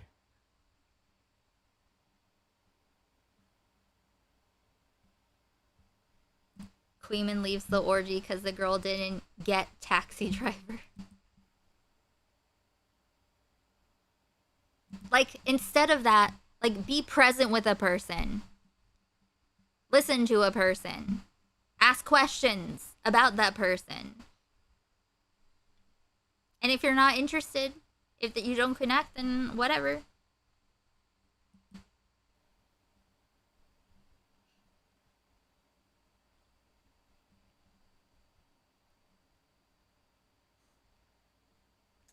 These nuggets are so crazy. I'm siding with a little girl. What the hell? Well, like, you know, for instance, I saw... You guys must remember me saying about the movie Nosferatu. I saw that with a woman. And I was saying about that afterwards, and I was like... Yo, it's just me being like... I fucking hate Eggers. I fucking hate the sound design in that movie. It was so annoying how the sounds of the coins are so fucking loud. It was like, I was trying to be dramatic and put emphasis on them, but it was just like ridiculous. Okay, so you complain. So the first thing you did was complain? Complain? And like, I'm just sitting there. That is a huge red flag. Okay, he's saying, okay, I don't know how well he knew this woman, but that is first thing. I mean, come on. You go see a movie, instead of discussing, just start complaining about the sounds, you know? This is insufferable. I haven't seen it, but whether I liked it or not, whether the sound was good or not, this isn't that's something that I would state, that I would mention talking about it. Like, man, that sound design was not good. But like, he sounds like angry about it. You know? Yes, this is the thing. Kuihman is a snob. That's what it is. He's a snob. But he has no right to be, to be honest. You know what it could also be? I think he's a snob, but he's insecure because he doesn't really have anything to back it up with.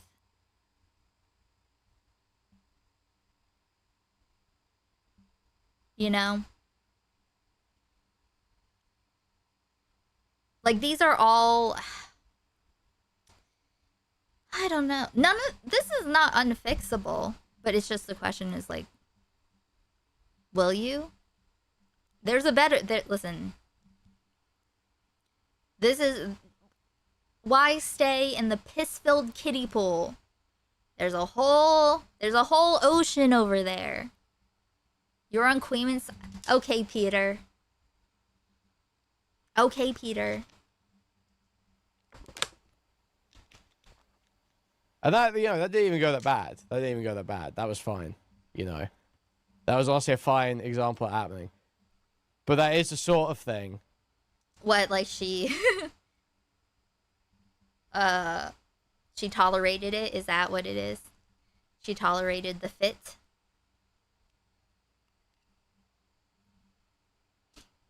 That other people in the past have gotten sick of very quickly. That For is instance, how- this wasn't a date. There were women there. But when I saw Shang-Chi with all those Asians, I was don't like know what saying that that I is. hated the final battle. I hated like the last act of the movie. I felt like it should have stuck to the kung fu stuff, and that was where it was cool. It shouldn't have done all this retarded CGI shit with dragons. I was just like, you know, saying they didn't like the ending of it, and they didn't seem very. These Asians didn't seem very impressed. Yeah.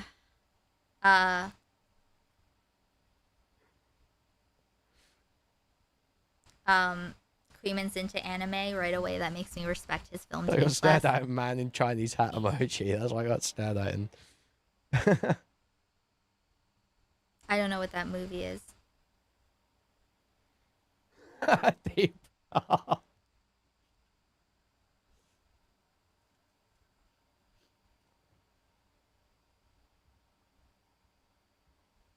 Did you do the accent? Of course I didn't do the accent. Did you rent a group of Asians for a movie that... No, it was a fucking uni, like, film society type thing. Chud Logic would say yes. It just, I went to the Shang-Chi showing they were doing. Or like the Shang-Chi trip, kinda. They were just met up at the cinema. It was on the schedule thing. Because I was like, I'll give it a go, fuck it. And it was all Asians. It was just all Asians, man. Uh-huh. I've never seen so many... God forbid Kuihman go to an Asian country. When I went to Japan one time, when I was like 21, it was very strange. I'm like, everyone is Asian. It's different. Different being, you know, the US.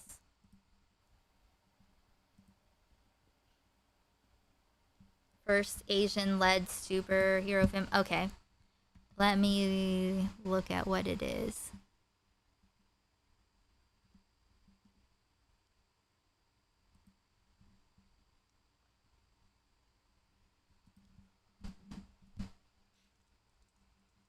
What is it?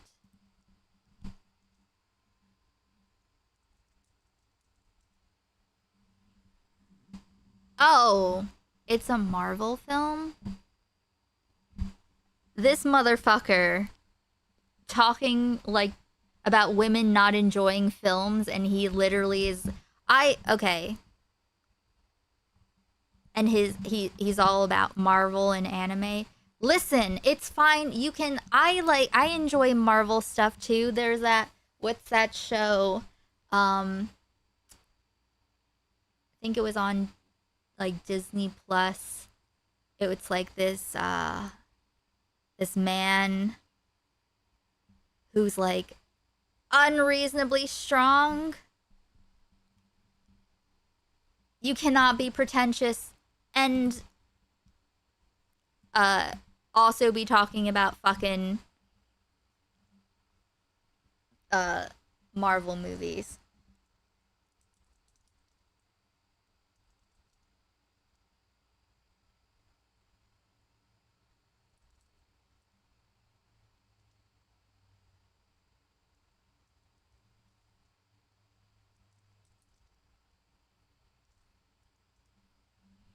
What is it? Wonder Man. That was really good. That was really, really good. Jessica Jones was good. David Tennant and Jessica Jones, that was great. But dude, you the energy is not matching up the reality.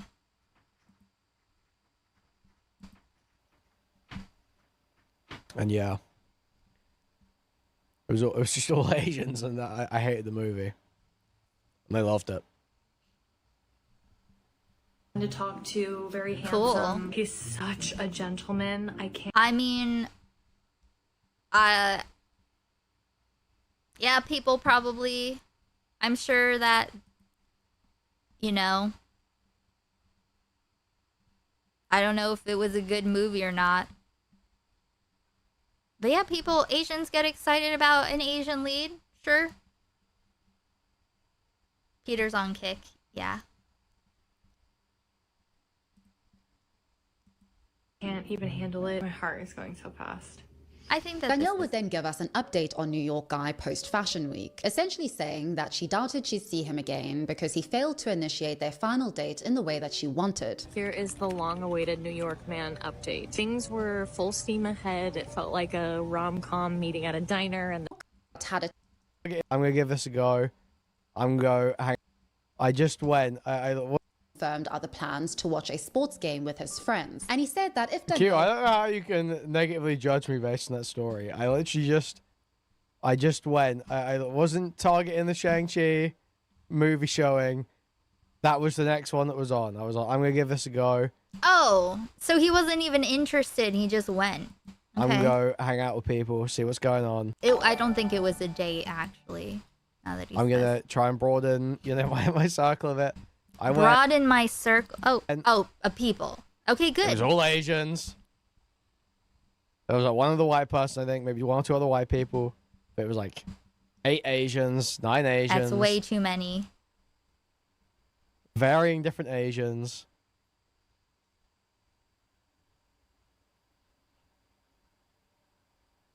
Oh, the director that also directed Shang-Chi. Oh, cool. Gemini. I would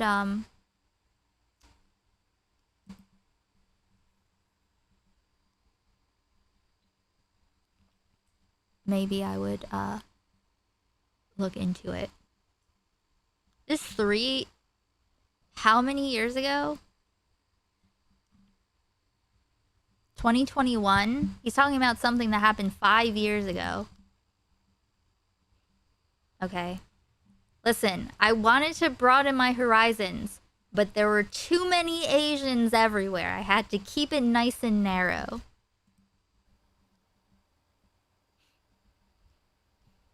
That's what I'm talking about.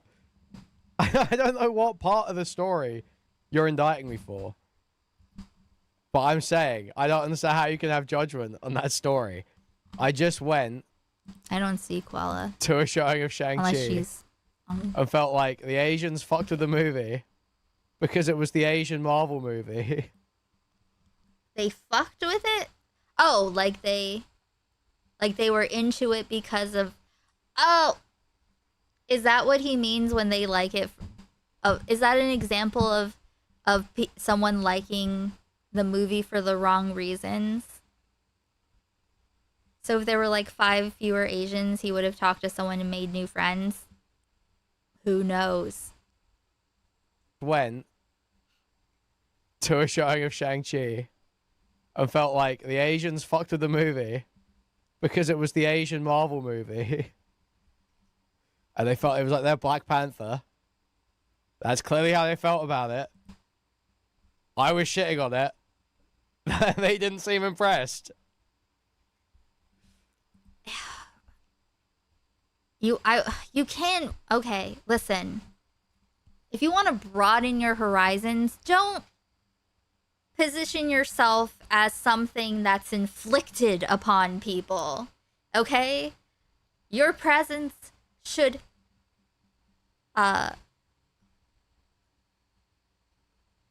your presence should enrich the situation, not make it awkward and negative.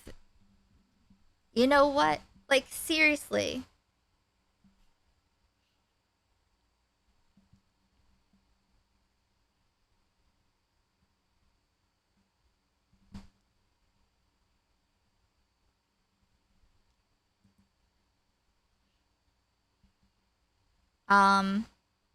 Black people did seem to like Black Panther a lot more than it deserved. I'm not angry about that, but I did notice that every race should have action heroes to look up for the kids. Well, that's the thing. I mean, it's like a new, it was like a new thing, you know? It just the the fact that it was happening is something to be you know, pleased about if you want to be pleased about. You know, you don't have to care, but that's something that you know, I imagine families could be excited for. Like, you know, kids have you know, like you said, kids have something to look up to. Yeah. Just like any other thing. Just like any other thing. It's like when you look, like Kuihman's looking around and he feels like the odd one out. And like they only like this because they're Asian and that's an Asian person. Okay. Well, it seems like you only like things that are for you, that represent you. So, like, see, like it's truly like he's describing being insufferable. Come on, come on, come on. That's the. I'm trying to think what I should title the stream for the VOD's sake, so people know. Because I don't want it to be like I'm snarking Kuihman, because I'm not snarking Kuihman. This is my genuine breed, and you know, I wish him growth, betterment.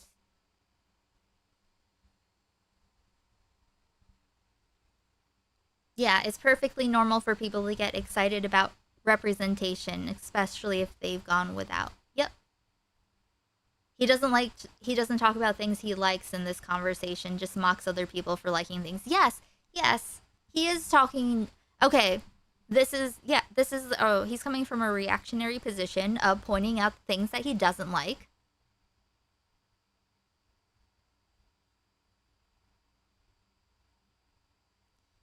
You know, instead of like talking about the things that he's appreciating. Listen, the snark can't we just keep the snark to this when it's time? Because people aren't asking for that. Hey, Crystallized.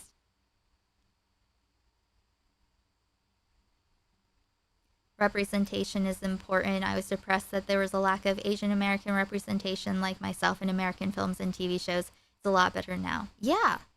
It is cool when I mean, not just but like literally something you can relate to. Imagine Kuihman being in a fucking country where it's all Asians and all the movies are Asians.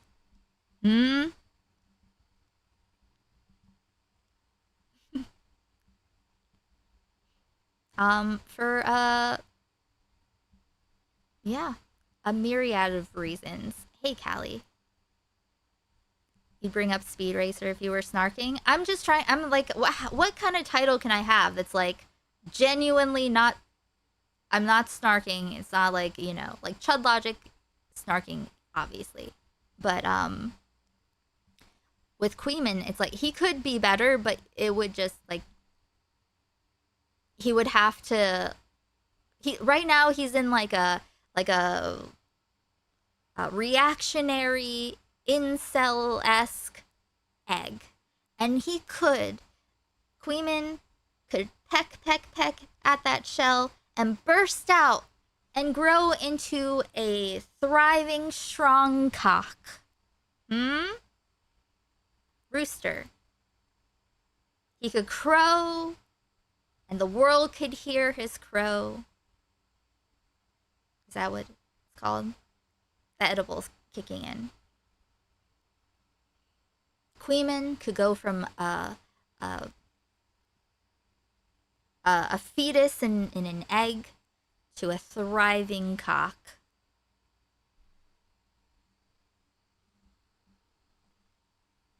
But will he is the question. He has the tools. Hey, Gabby. You know, he is not a stupid person. He can understand things and speak concisely, and, you know, he can understand. But the question is, does he want to stay in the shell? Or is he willing to do the work to grow into a strong cock? I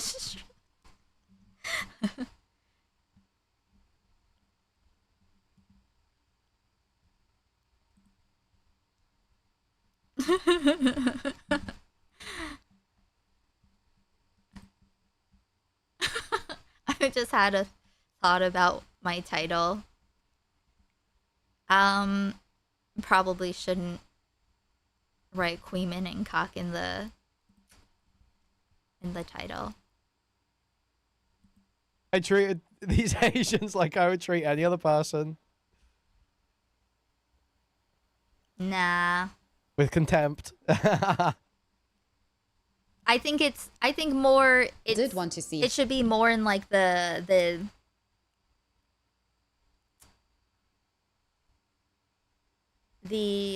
human interaction, especially like the dating stuff. So much sweeping going on here with Aiko. What? I'm sweeping for what? Am I sweeping for... I'm not infantilizing, am I? I'm really trying to not. 2026. No infantilizing adults, especially adult men. Sweeping for Kuihman. Listen. Yes, I am. Because he's not... Like, Chud Logic is fully gone. Kuihman, if he continues down the path, he can end up in a bad, bad place, you know, and grow more bitter and more reactionary, more closed off. That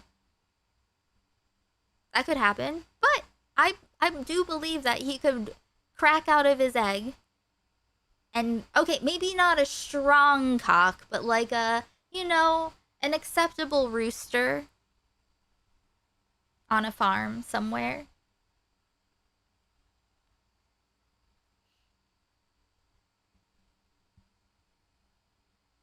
We're not talking Chud, stay with Kuihman. Well, that's what I'm saying. Like, Kuihman, you know, I think this is a pivotal time for him. Maybe not crack out of his head. That's a trans thing. Okay, well,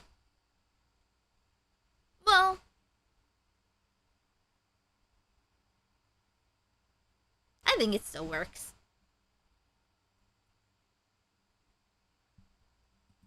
Him, he'd be done at 10:30 that evening and would hit her up to see if she wanted to do something after. Danielle would say that this didn't sit Isn't right to what with he's her. saying? That is that He's done. It's all mold. You can't fix him. He's like 30. Oh, I don't mean like I could fix him or that anyone could fix him. This is like, Kuihman is fully capable of fixing himself. The question is, will he? You know?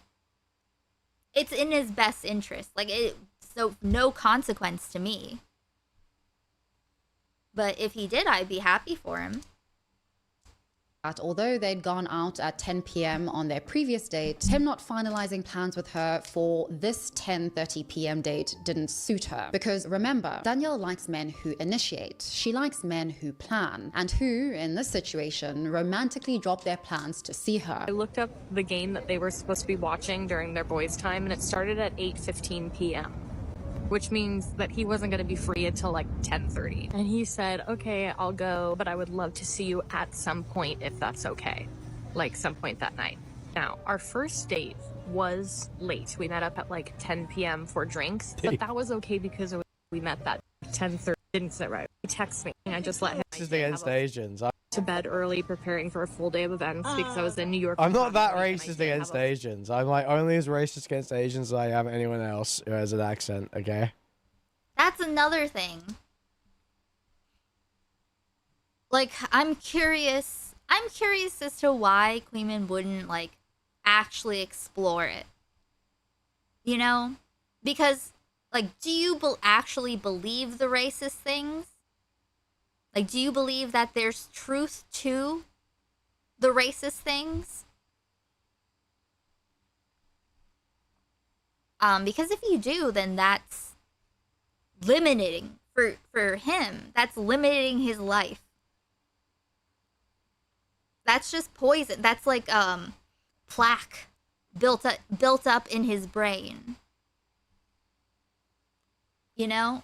Like literally looking at a person and getting some form of emotional reaction. Like, when you feel that way, you're having an emotional reaction. You're literally getting triggered by the presence of just you experiencing something is causing you to have uncontrollable feelings. That is not a person that is in charge of themselves. He says that he's racist. Like he said that. Like, so he knows he has these ideas. I think that it's like he has the racist ideas. He has the internalized bigotry. But he also knows that, I believe. And I feel like he doesn't really care about unpacking it. But the reality is, just because you're not unpacking it doesn't mean that you're not living in you're not just like swimming in the kiddie pool full of piss. Why would you want to be in the pool of piss when you could not be? Like I said, there's a whole ocean out there that you are missing because you are stopped. Like, instead of being able to move forward, you are stopped in your tracks by having emotional reactions to other people that are just being people, just people. You having those automatic emotional reactions on site, that is a prison. That is you're wearing cement shoes. I think he hates particular countries rather than hating everyone of that color. Still, it doesn't matter. It's like, okay, just fundamentally ask yourself this. Do you believe the racist thing? Like, insert anything here. Anything here. Do you believe there's an element of truth to these racist, bigoted takes or internalized responses? Do you think there's an element of truth to them?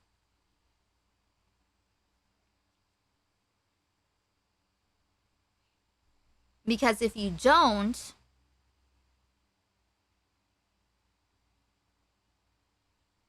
ask British person what they think of me as an Irishman, that's not good either. That's along the same lines of bigotry. That is a limiting, that is literally shuts your world down. Instead of being curious about the world, instead of engaging and being like, what cool things are out there? What interesting people, you know? What kinds of things can I explore? Whether it's out in the world or in my head or, you know, moving towards something. Instead, standing where you are, looking around and having emotional reactions in response to and witnessing a person.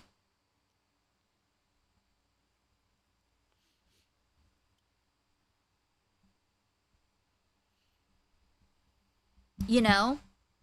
Like, you do not move forward. You stay here.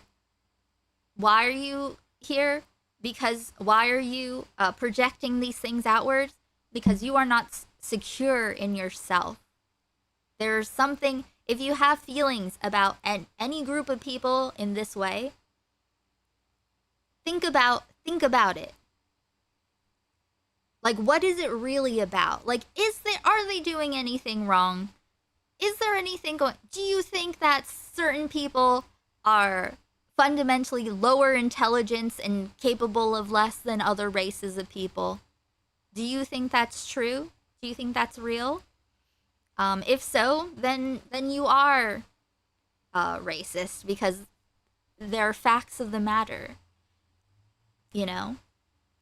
The thing about being in these spaces, you know, like Twitch poll and commentary and all that stuff are an offshoot of destiny, you know, and toxic gamer shit mixed in with politics and whatnot, you know?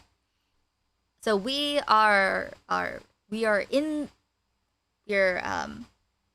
been in the shit. The air has been full of fumes, okay? We haven't, but now that we're getting out into the open ocean and more fresh air, the stink is more obvious now.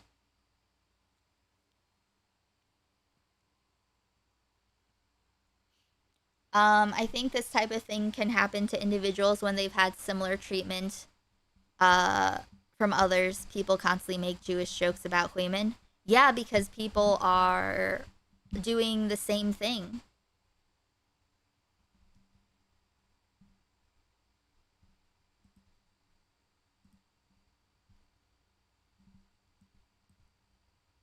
What are you saying? Are you saying that about Passashock? What are you saying? Twitch poll isn't a thing. Not anymore.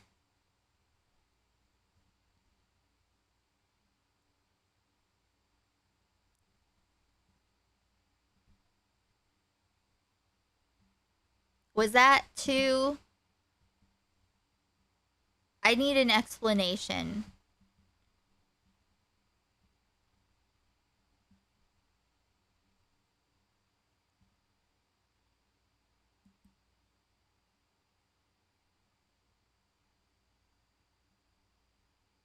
I will wait.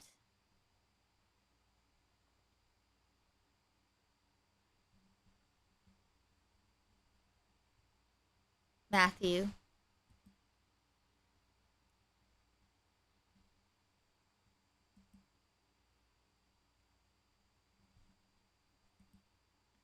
In boxing? I don't know what your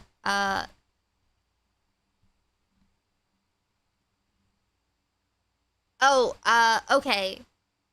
I was unsure if you were directing that at Passashock, because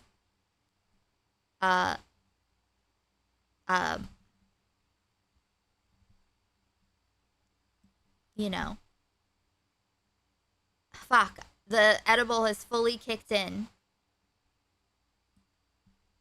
Oh, okay. I got you. I'm definitely too stoned for this. Okay, let's continue. I'm not that racist against Asians. Name for Mike Tyson. Other than the Chinese, other than the restaurant thing. That's like obviously built on racial stereotyping. Yeah, he will say this too. He'll be like, I know it's built on racial stereotyping, but okay. But he also does believe the stereotype. He buys into it. So it's like, just explore. Look at the. Okay, so the stereotypes. Why don't you maybe look into it more, think about it more, you know, maybe figure out, like, if are those, is there a fundamental truth to the racist thing, or is there some other thing, like the IQ, the race and IQ stuff, right?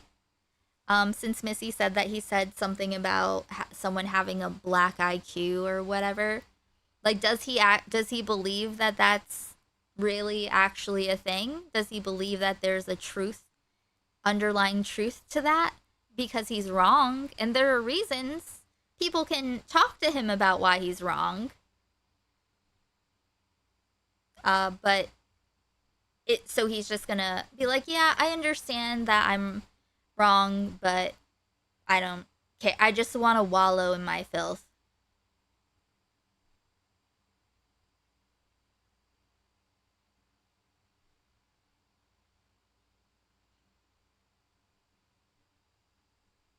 You know what I mean?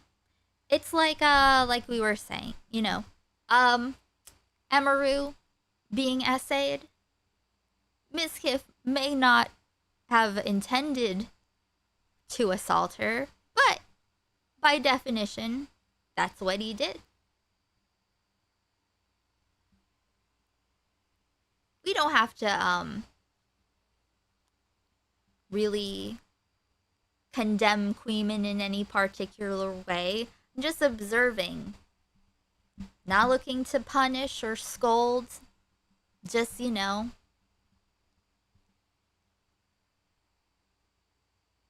Yeah, it's not essay if you don't rape them. And it's not racist if you don't lynch them, I guess, too. Yeah, so I would challenge Kuihman to like, I've seen him say this thing about, like, obviously this is built on misogyny or stereotype or whatever.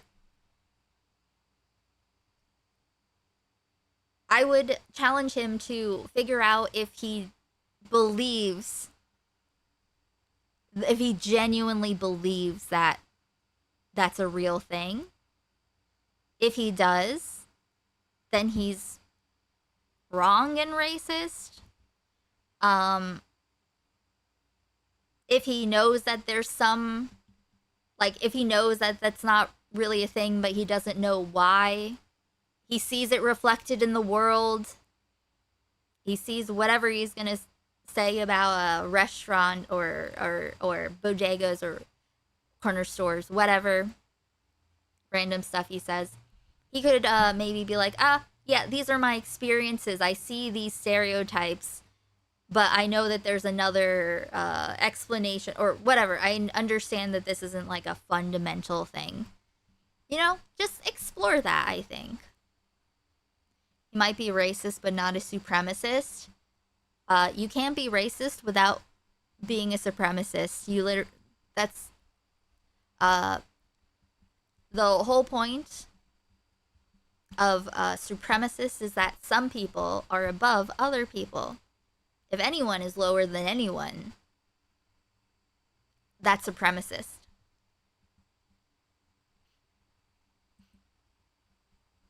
But that's like, I think I'm right, so I don't know how to change it. But I think I'm right, so I don't know how to change it. You know what? He's incurious.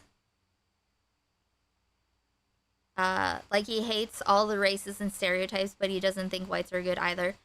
Here's the thing. Does he think whites are worse? No. He doesn't. He might not think they're good, but does he think the other people are worse? Yeah. You know what I mean? I'm just being, I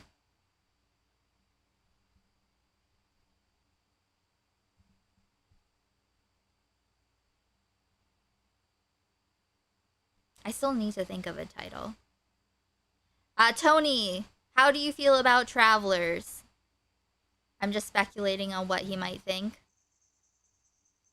Well, if that's what he thinks, then he is racist. Then he is a supremacist. med check everybody.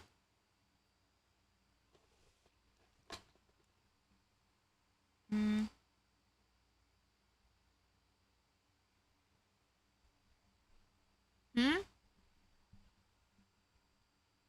We're not talking about Irish travelers. I think that's... Does it matter? I don't know. Pasashok is asking, so I assume.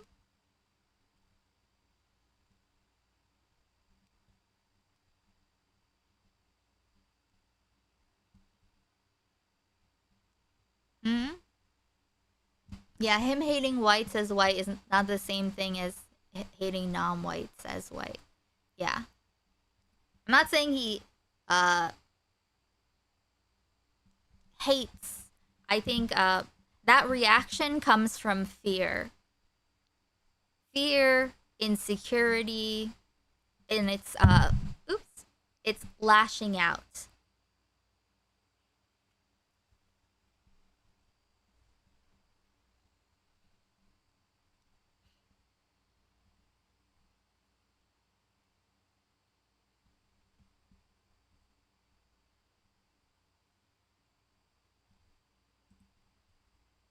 What? That doesn't sound good.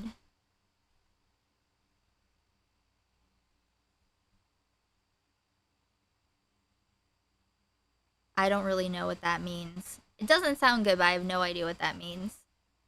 I'm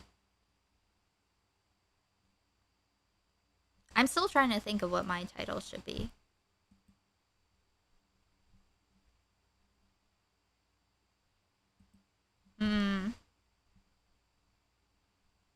Yeah, I don't think that's good.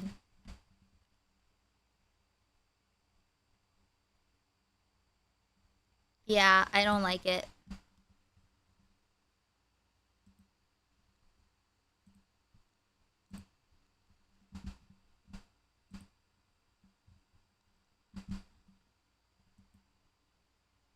Kuihman grapples with women as a concept. I guess that would matter on what he thinks about white people.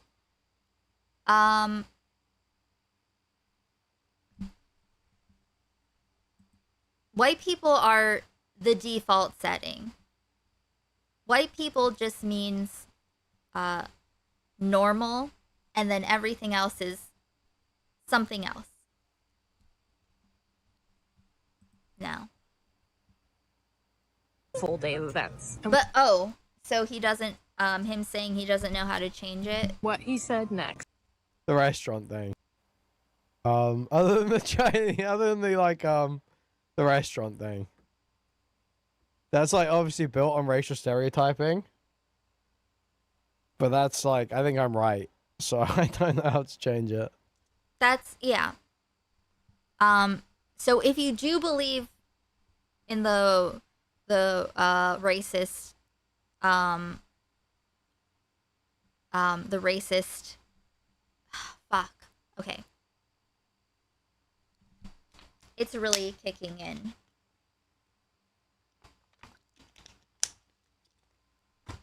If you do believe the racist thing, then you are racist. If you are interested in exploring why you're wrong, you could do that.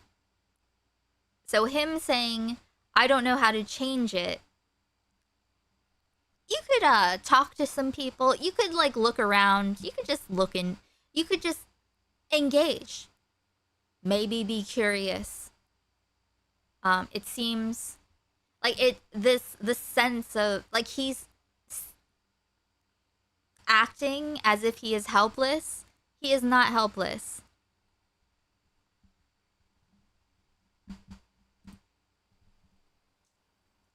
That's like other than the other than the Chinese, other than the restaurant thing. That's like obviously built on racial stereotyping. But that's like, I think I'm right. So I don't know how to change it. Full day of events. And what he said next really just solidified. Yeah, so like I was saying, that's fine. You can be racist, that's fine. But you could change that if you engage. He's clearly not. He's just wallowing in the piss-filled kiddie pool. He is very capable. I don't know, he might just not want to. He's very capable of working this shit out. But will he? I don't know. He definitely should stop debating his dates, though. And also, yeah, like I said, it's for his own sake, because he's limiting himself, and there's no reason to. By being reactionary, by having a lot of feelings, by looking at other people and getting triggered and having emotions about it that are where you are repelled in some way to whatever degree, you are boxing yourself in and limiting yourself, and it's and it's not a good place. It's not like you don't have to walk around through the world with this hole of insecurity. It's so much effort, so much time. It takes up so much space in your mind, where you have to do all these mental gymnastics as to how, how you are better than these other people, how, things that affirm yourself. But that just melts away. That doesn't last.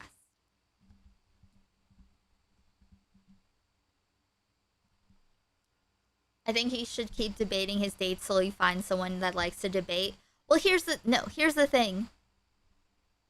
The debating the dates, it's if this is a person that you are meeting, you're just meeting, you don't really know, and instead of attempting to get to know them, you inflict a debate upon them.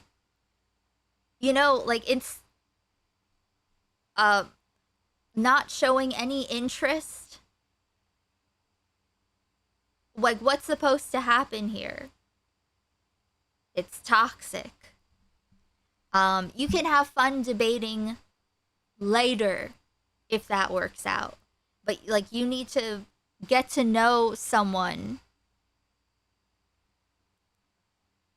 Be interested in them. And if they're boring and not interesting, you don't have to see them again.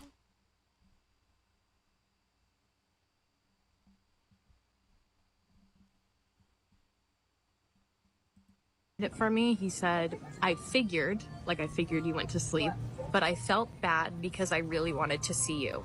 Now, at first glance, seems sweet, right? But the problem here and what I realized...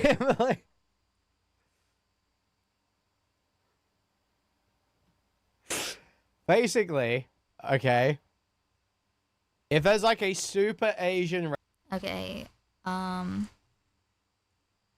I don't think we can see, I think that was kick chat. Basically, okay, if there's a super Asian restaurant, shit's not in English. Uh-huh. Or not prominently in English. Uh-huh.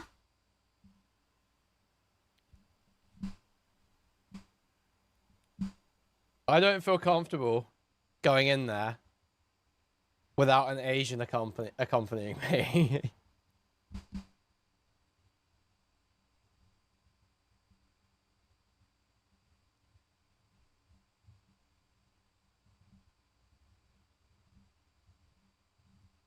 I guess he needs someone that can read the menu? I don't know. Okay.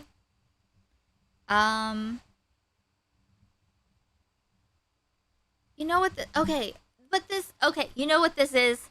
Social anxiety. Racial. There's racism in it. But this is social anxiety. Remember how fundamentally it goes back to I will inconvenience myself and get a worse outcome for my haircut because I feel too. I'm insecure about feeling gay.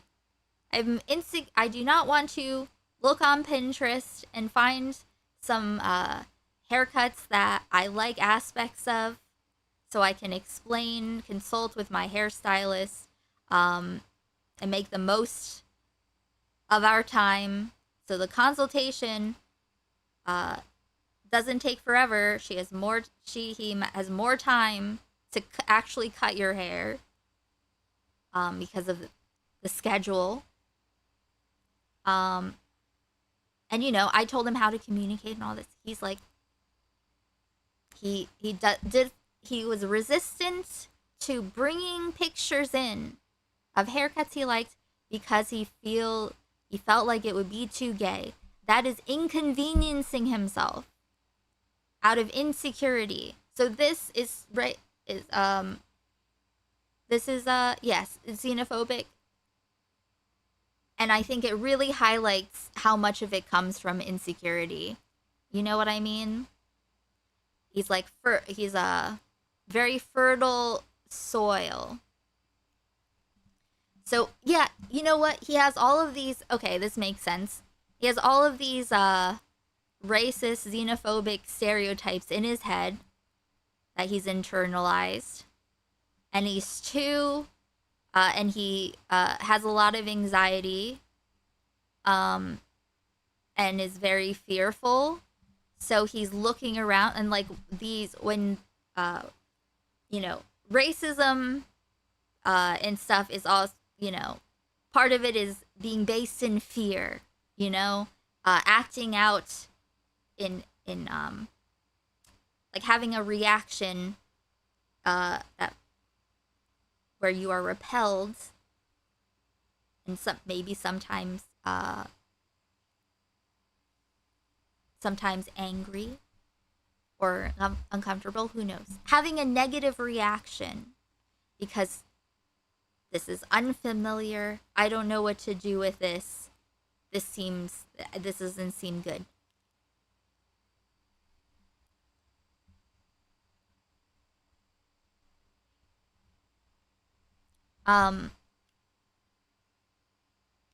Any race would feel out of place when you're the only individual of that race in a given place, especially when you're seen as white. Most white people have never experienced that. Well, yeah. Sure. I mean, but I think a lot of people already feel that way. It's just white people don't typically feel that way in,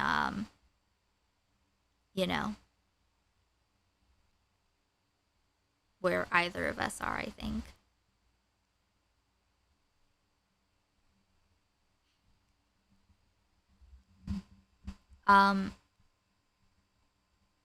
But yeah, he's definitely capable of working all of this out, but the question is, does he want to?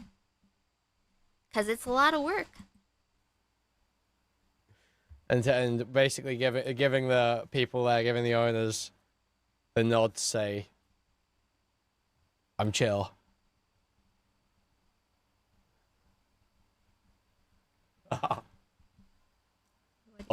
And basically giving the people there, giving the owners the nod to say, I'm chill.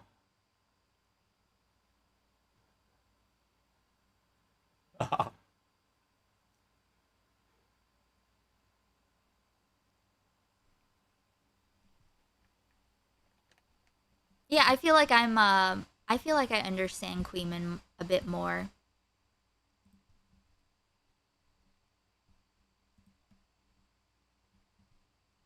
With all of this.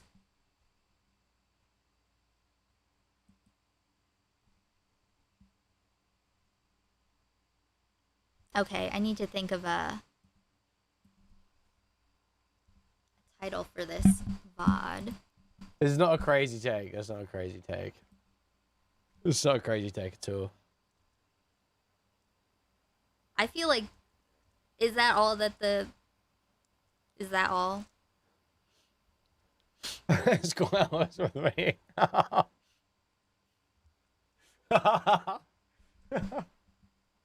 Wait, what'd you say? Squirrels with me. I have no idea what. I don't know what he said.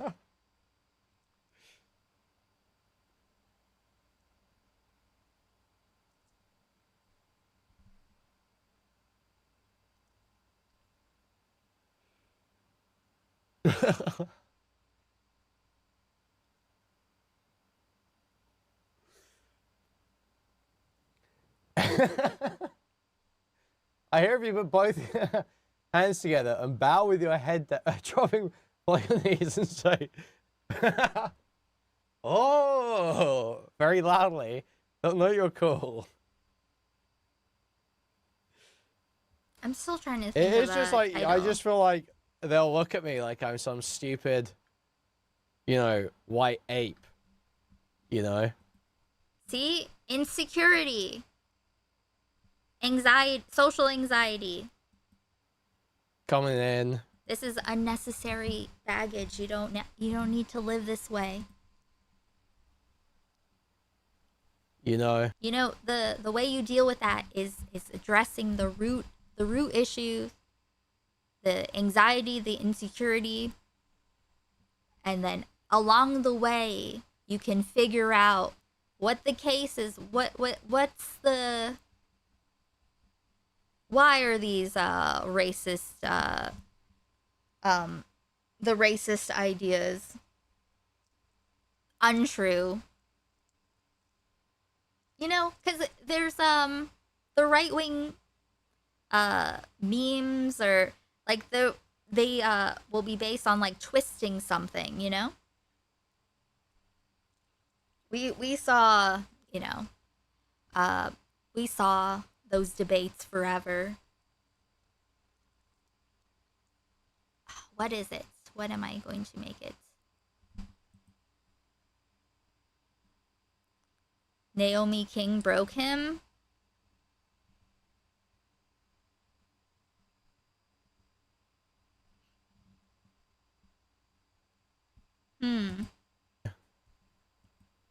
Is it? Well, this is the thing though. Like, as you go through life, and you're insecure, and you're anxious, you know, it's opening up yourself is scary and difficult and a lot of effort. So he's, like I said, he's in the egg. He could get out of the egg, but is he gonna stay inside and fester? Because he can get more affirmed in toxic beliefs, less you know, less open to new things, and like, just, you know, really set in his ways and just go downhill. It doesn't have to be that way. And I hope he, because you don't have to live like this. You can work on it. You can, you know, like, there are reasons why you feel so insecure and so anxious. And you could try to explore that, perhaps get help.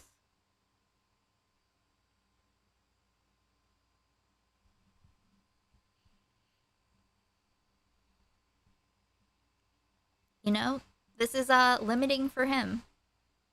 And I think that would be a waste of potential, you know? Like how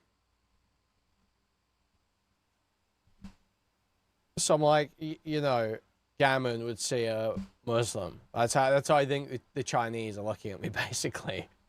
I come in, I'm just like, you're like a Somalian. I come in, I'm like a Somalian. I'm like a Somali in their eyes.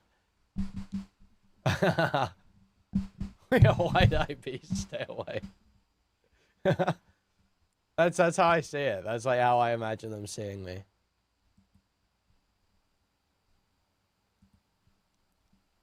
Is that this whole thing? Yeah. So I feel like we've we've gotten some, or I feel like I've gotten a little bit more insight into Kuihman. I don't even remember how we started this.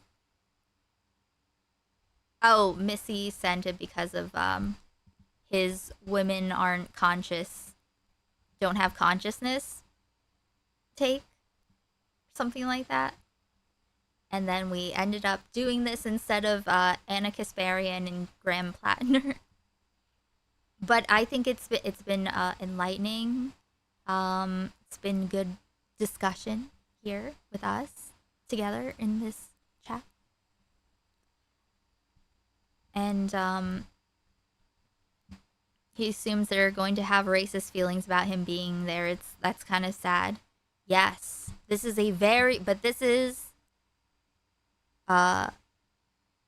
the white fragility, as opposed to, he assumes they're gonna have racist feelings because of other people having racist feelings, because white people have racist feelings, because he has racist feelings. Yes, he's projecting, and maybe some of them are gonna have those feelings about him, but if they do, can you blame him? He's doing the same thing. It just is. And then that will also be based in some kind of insecurity. The issue, the thing is, he should not care. He cares too much about what other people think of him, like how people perceive him. And there are ways to work on that. I think, he could be liberated. I feel like a liberated Kuihman could have a lot of potential. Of us seeing each other could have been resolved very easily by him saying very simply, I would love to see you again. I know you're here for work. Let me know what your schedule is like, and we'll see you. So we didn't see you. Now, for those entire, I'm defending Danielle from. I also. Oh man. Comes to watching sports, games really have no anything concrete. I also think that when it comes to watching sports, games really have no established. Oh man.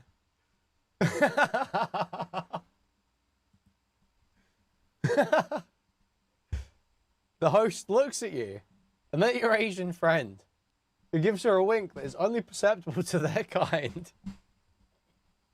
I feel like we've seen enough.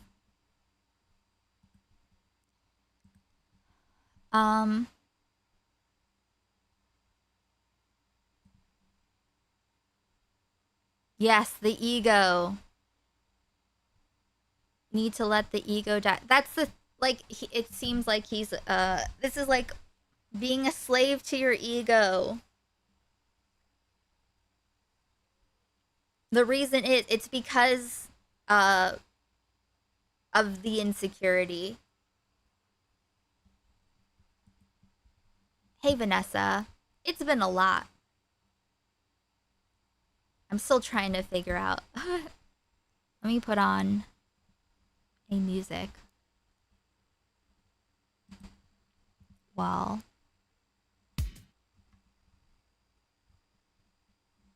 I think. You know what?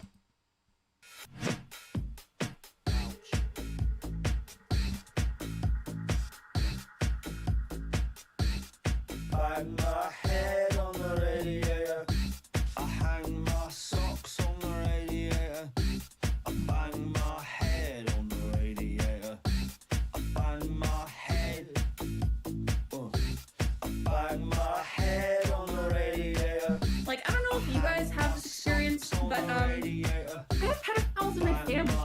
Like, I have pedophiles that I have to fucking break bread with every now and then. They were pedophiles in the past, right? Offending pedophiles. In my family. We all have to kind of deal with people who have attractions, who have unhealthy attractions. Wow. Oh yeah, I trust them. Oh yeah, I eat raw flour. Oh yeah. Oh yeah, oh yeah. My body fizzes and my armpits trickle.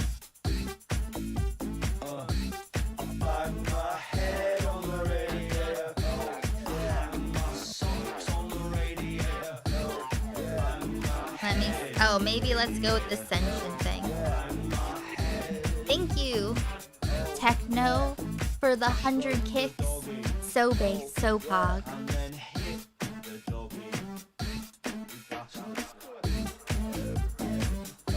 See?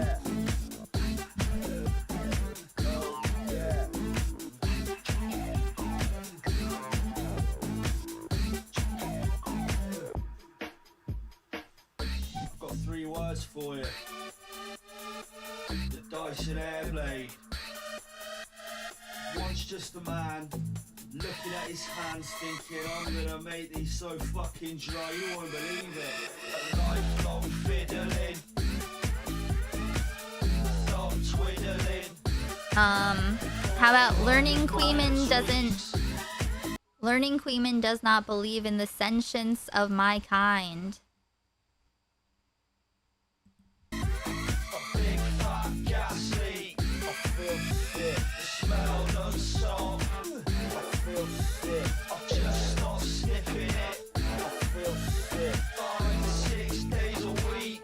That's it.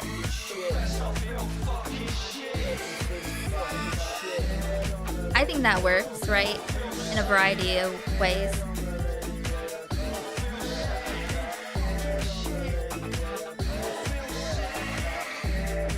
I feel like we've earned watching the Substance.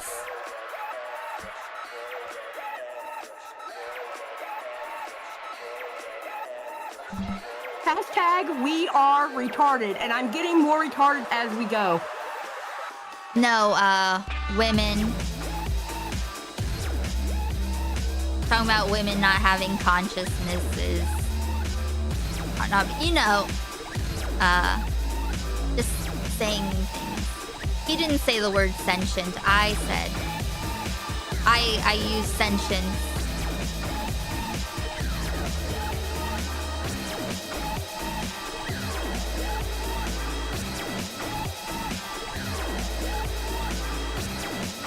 Okay. Like a Gungan burial chamber. Oh, yeah. Oh, he was talking about Asians before. But that's separate from my title. Could I do the questioner again, please? I don't think my personality came through. Okay, we are going to now watch The Substance on Kick. If you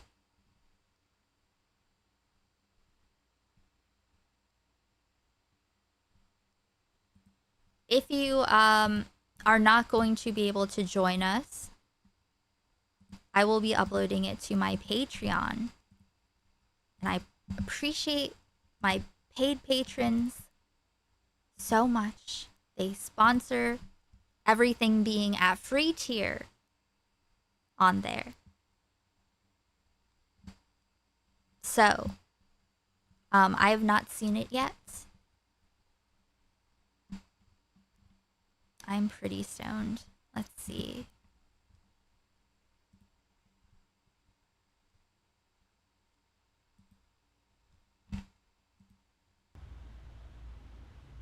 I mean, I basically know what happened. I watched a video about it when it first came out.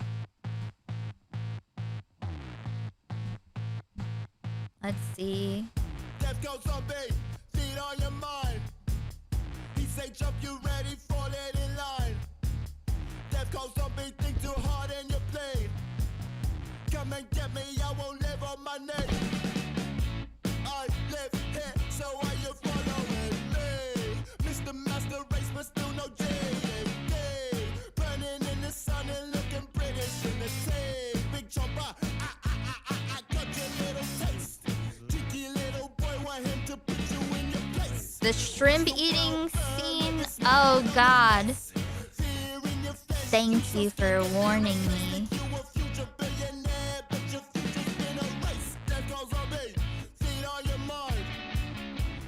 Jump, you ready, falling in line. Death goes on, be think too hard in your brain. Come and get me, I won't.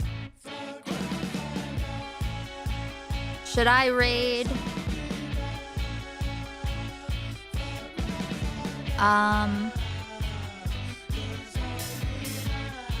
don't know. Pimpleton or Drunken Peasants.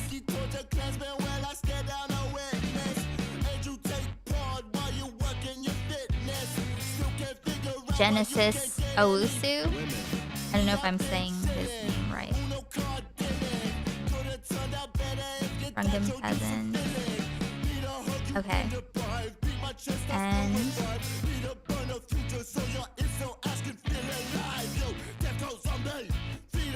okay.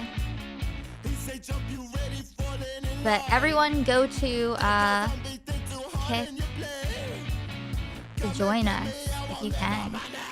But please like this stream. Thank you so much for being here.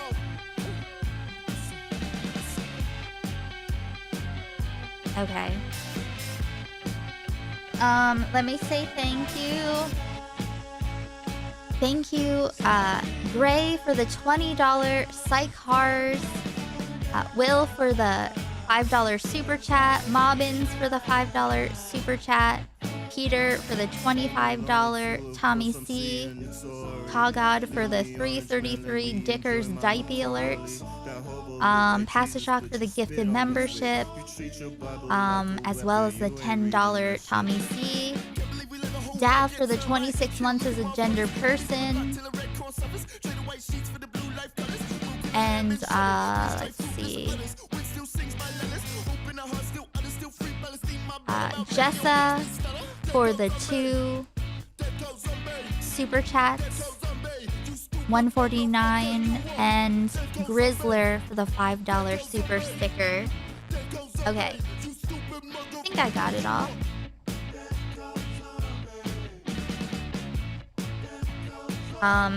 Oh, I will,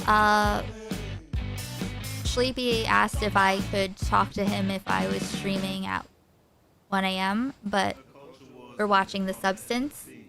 So I'm gonna talk to Sleepy about the Mizkif Emaru essay, thing soon.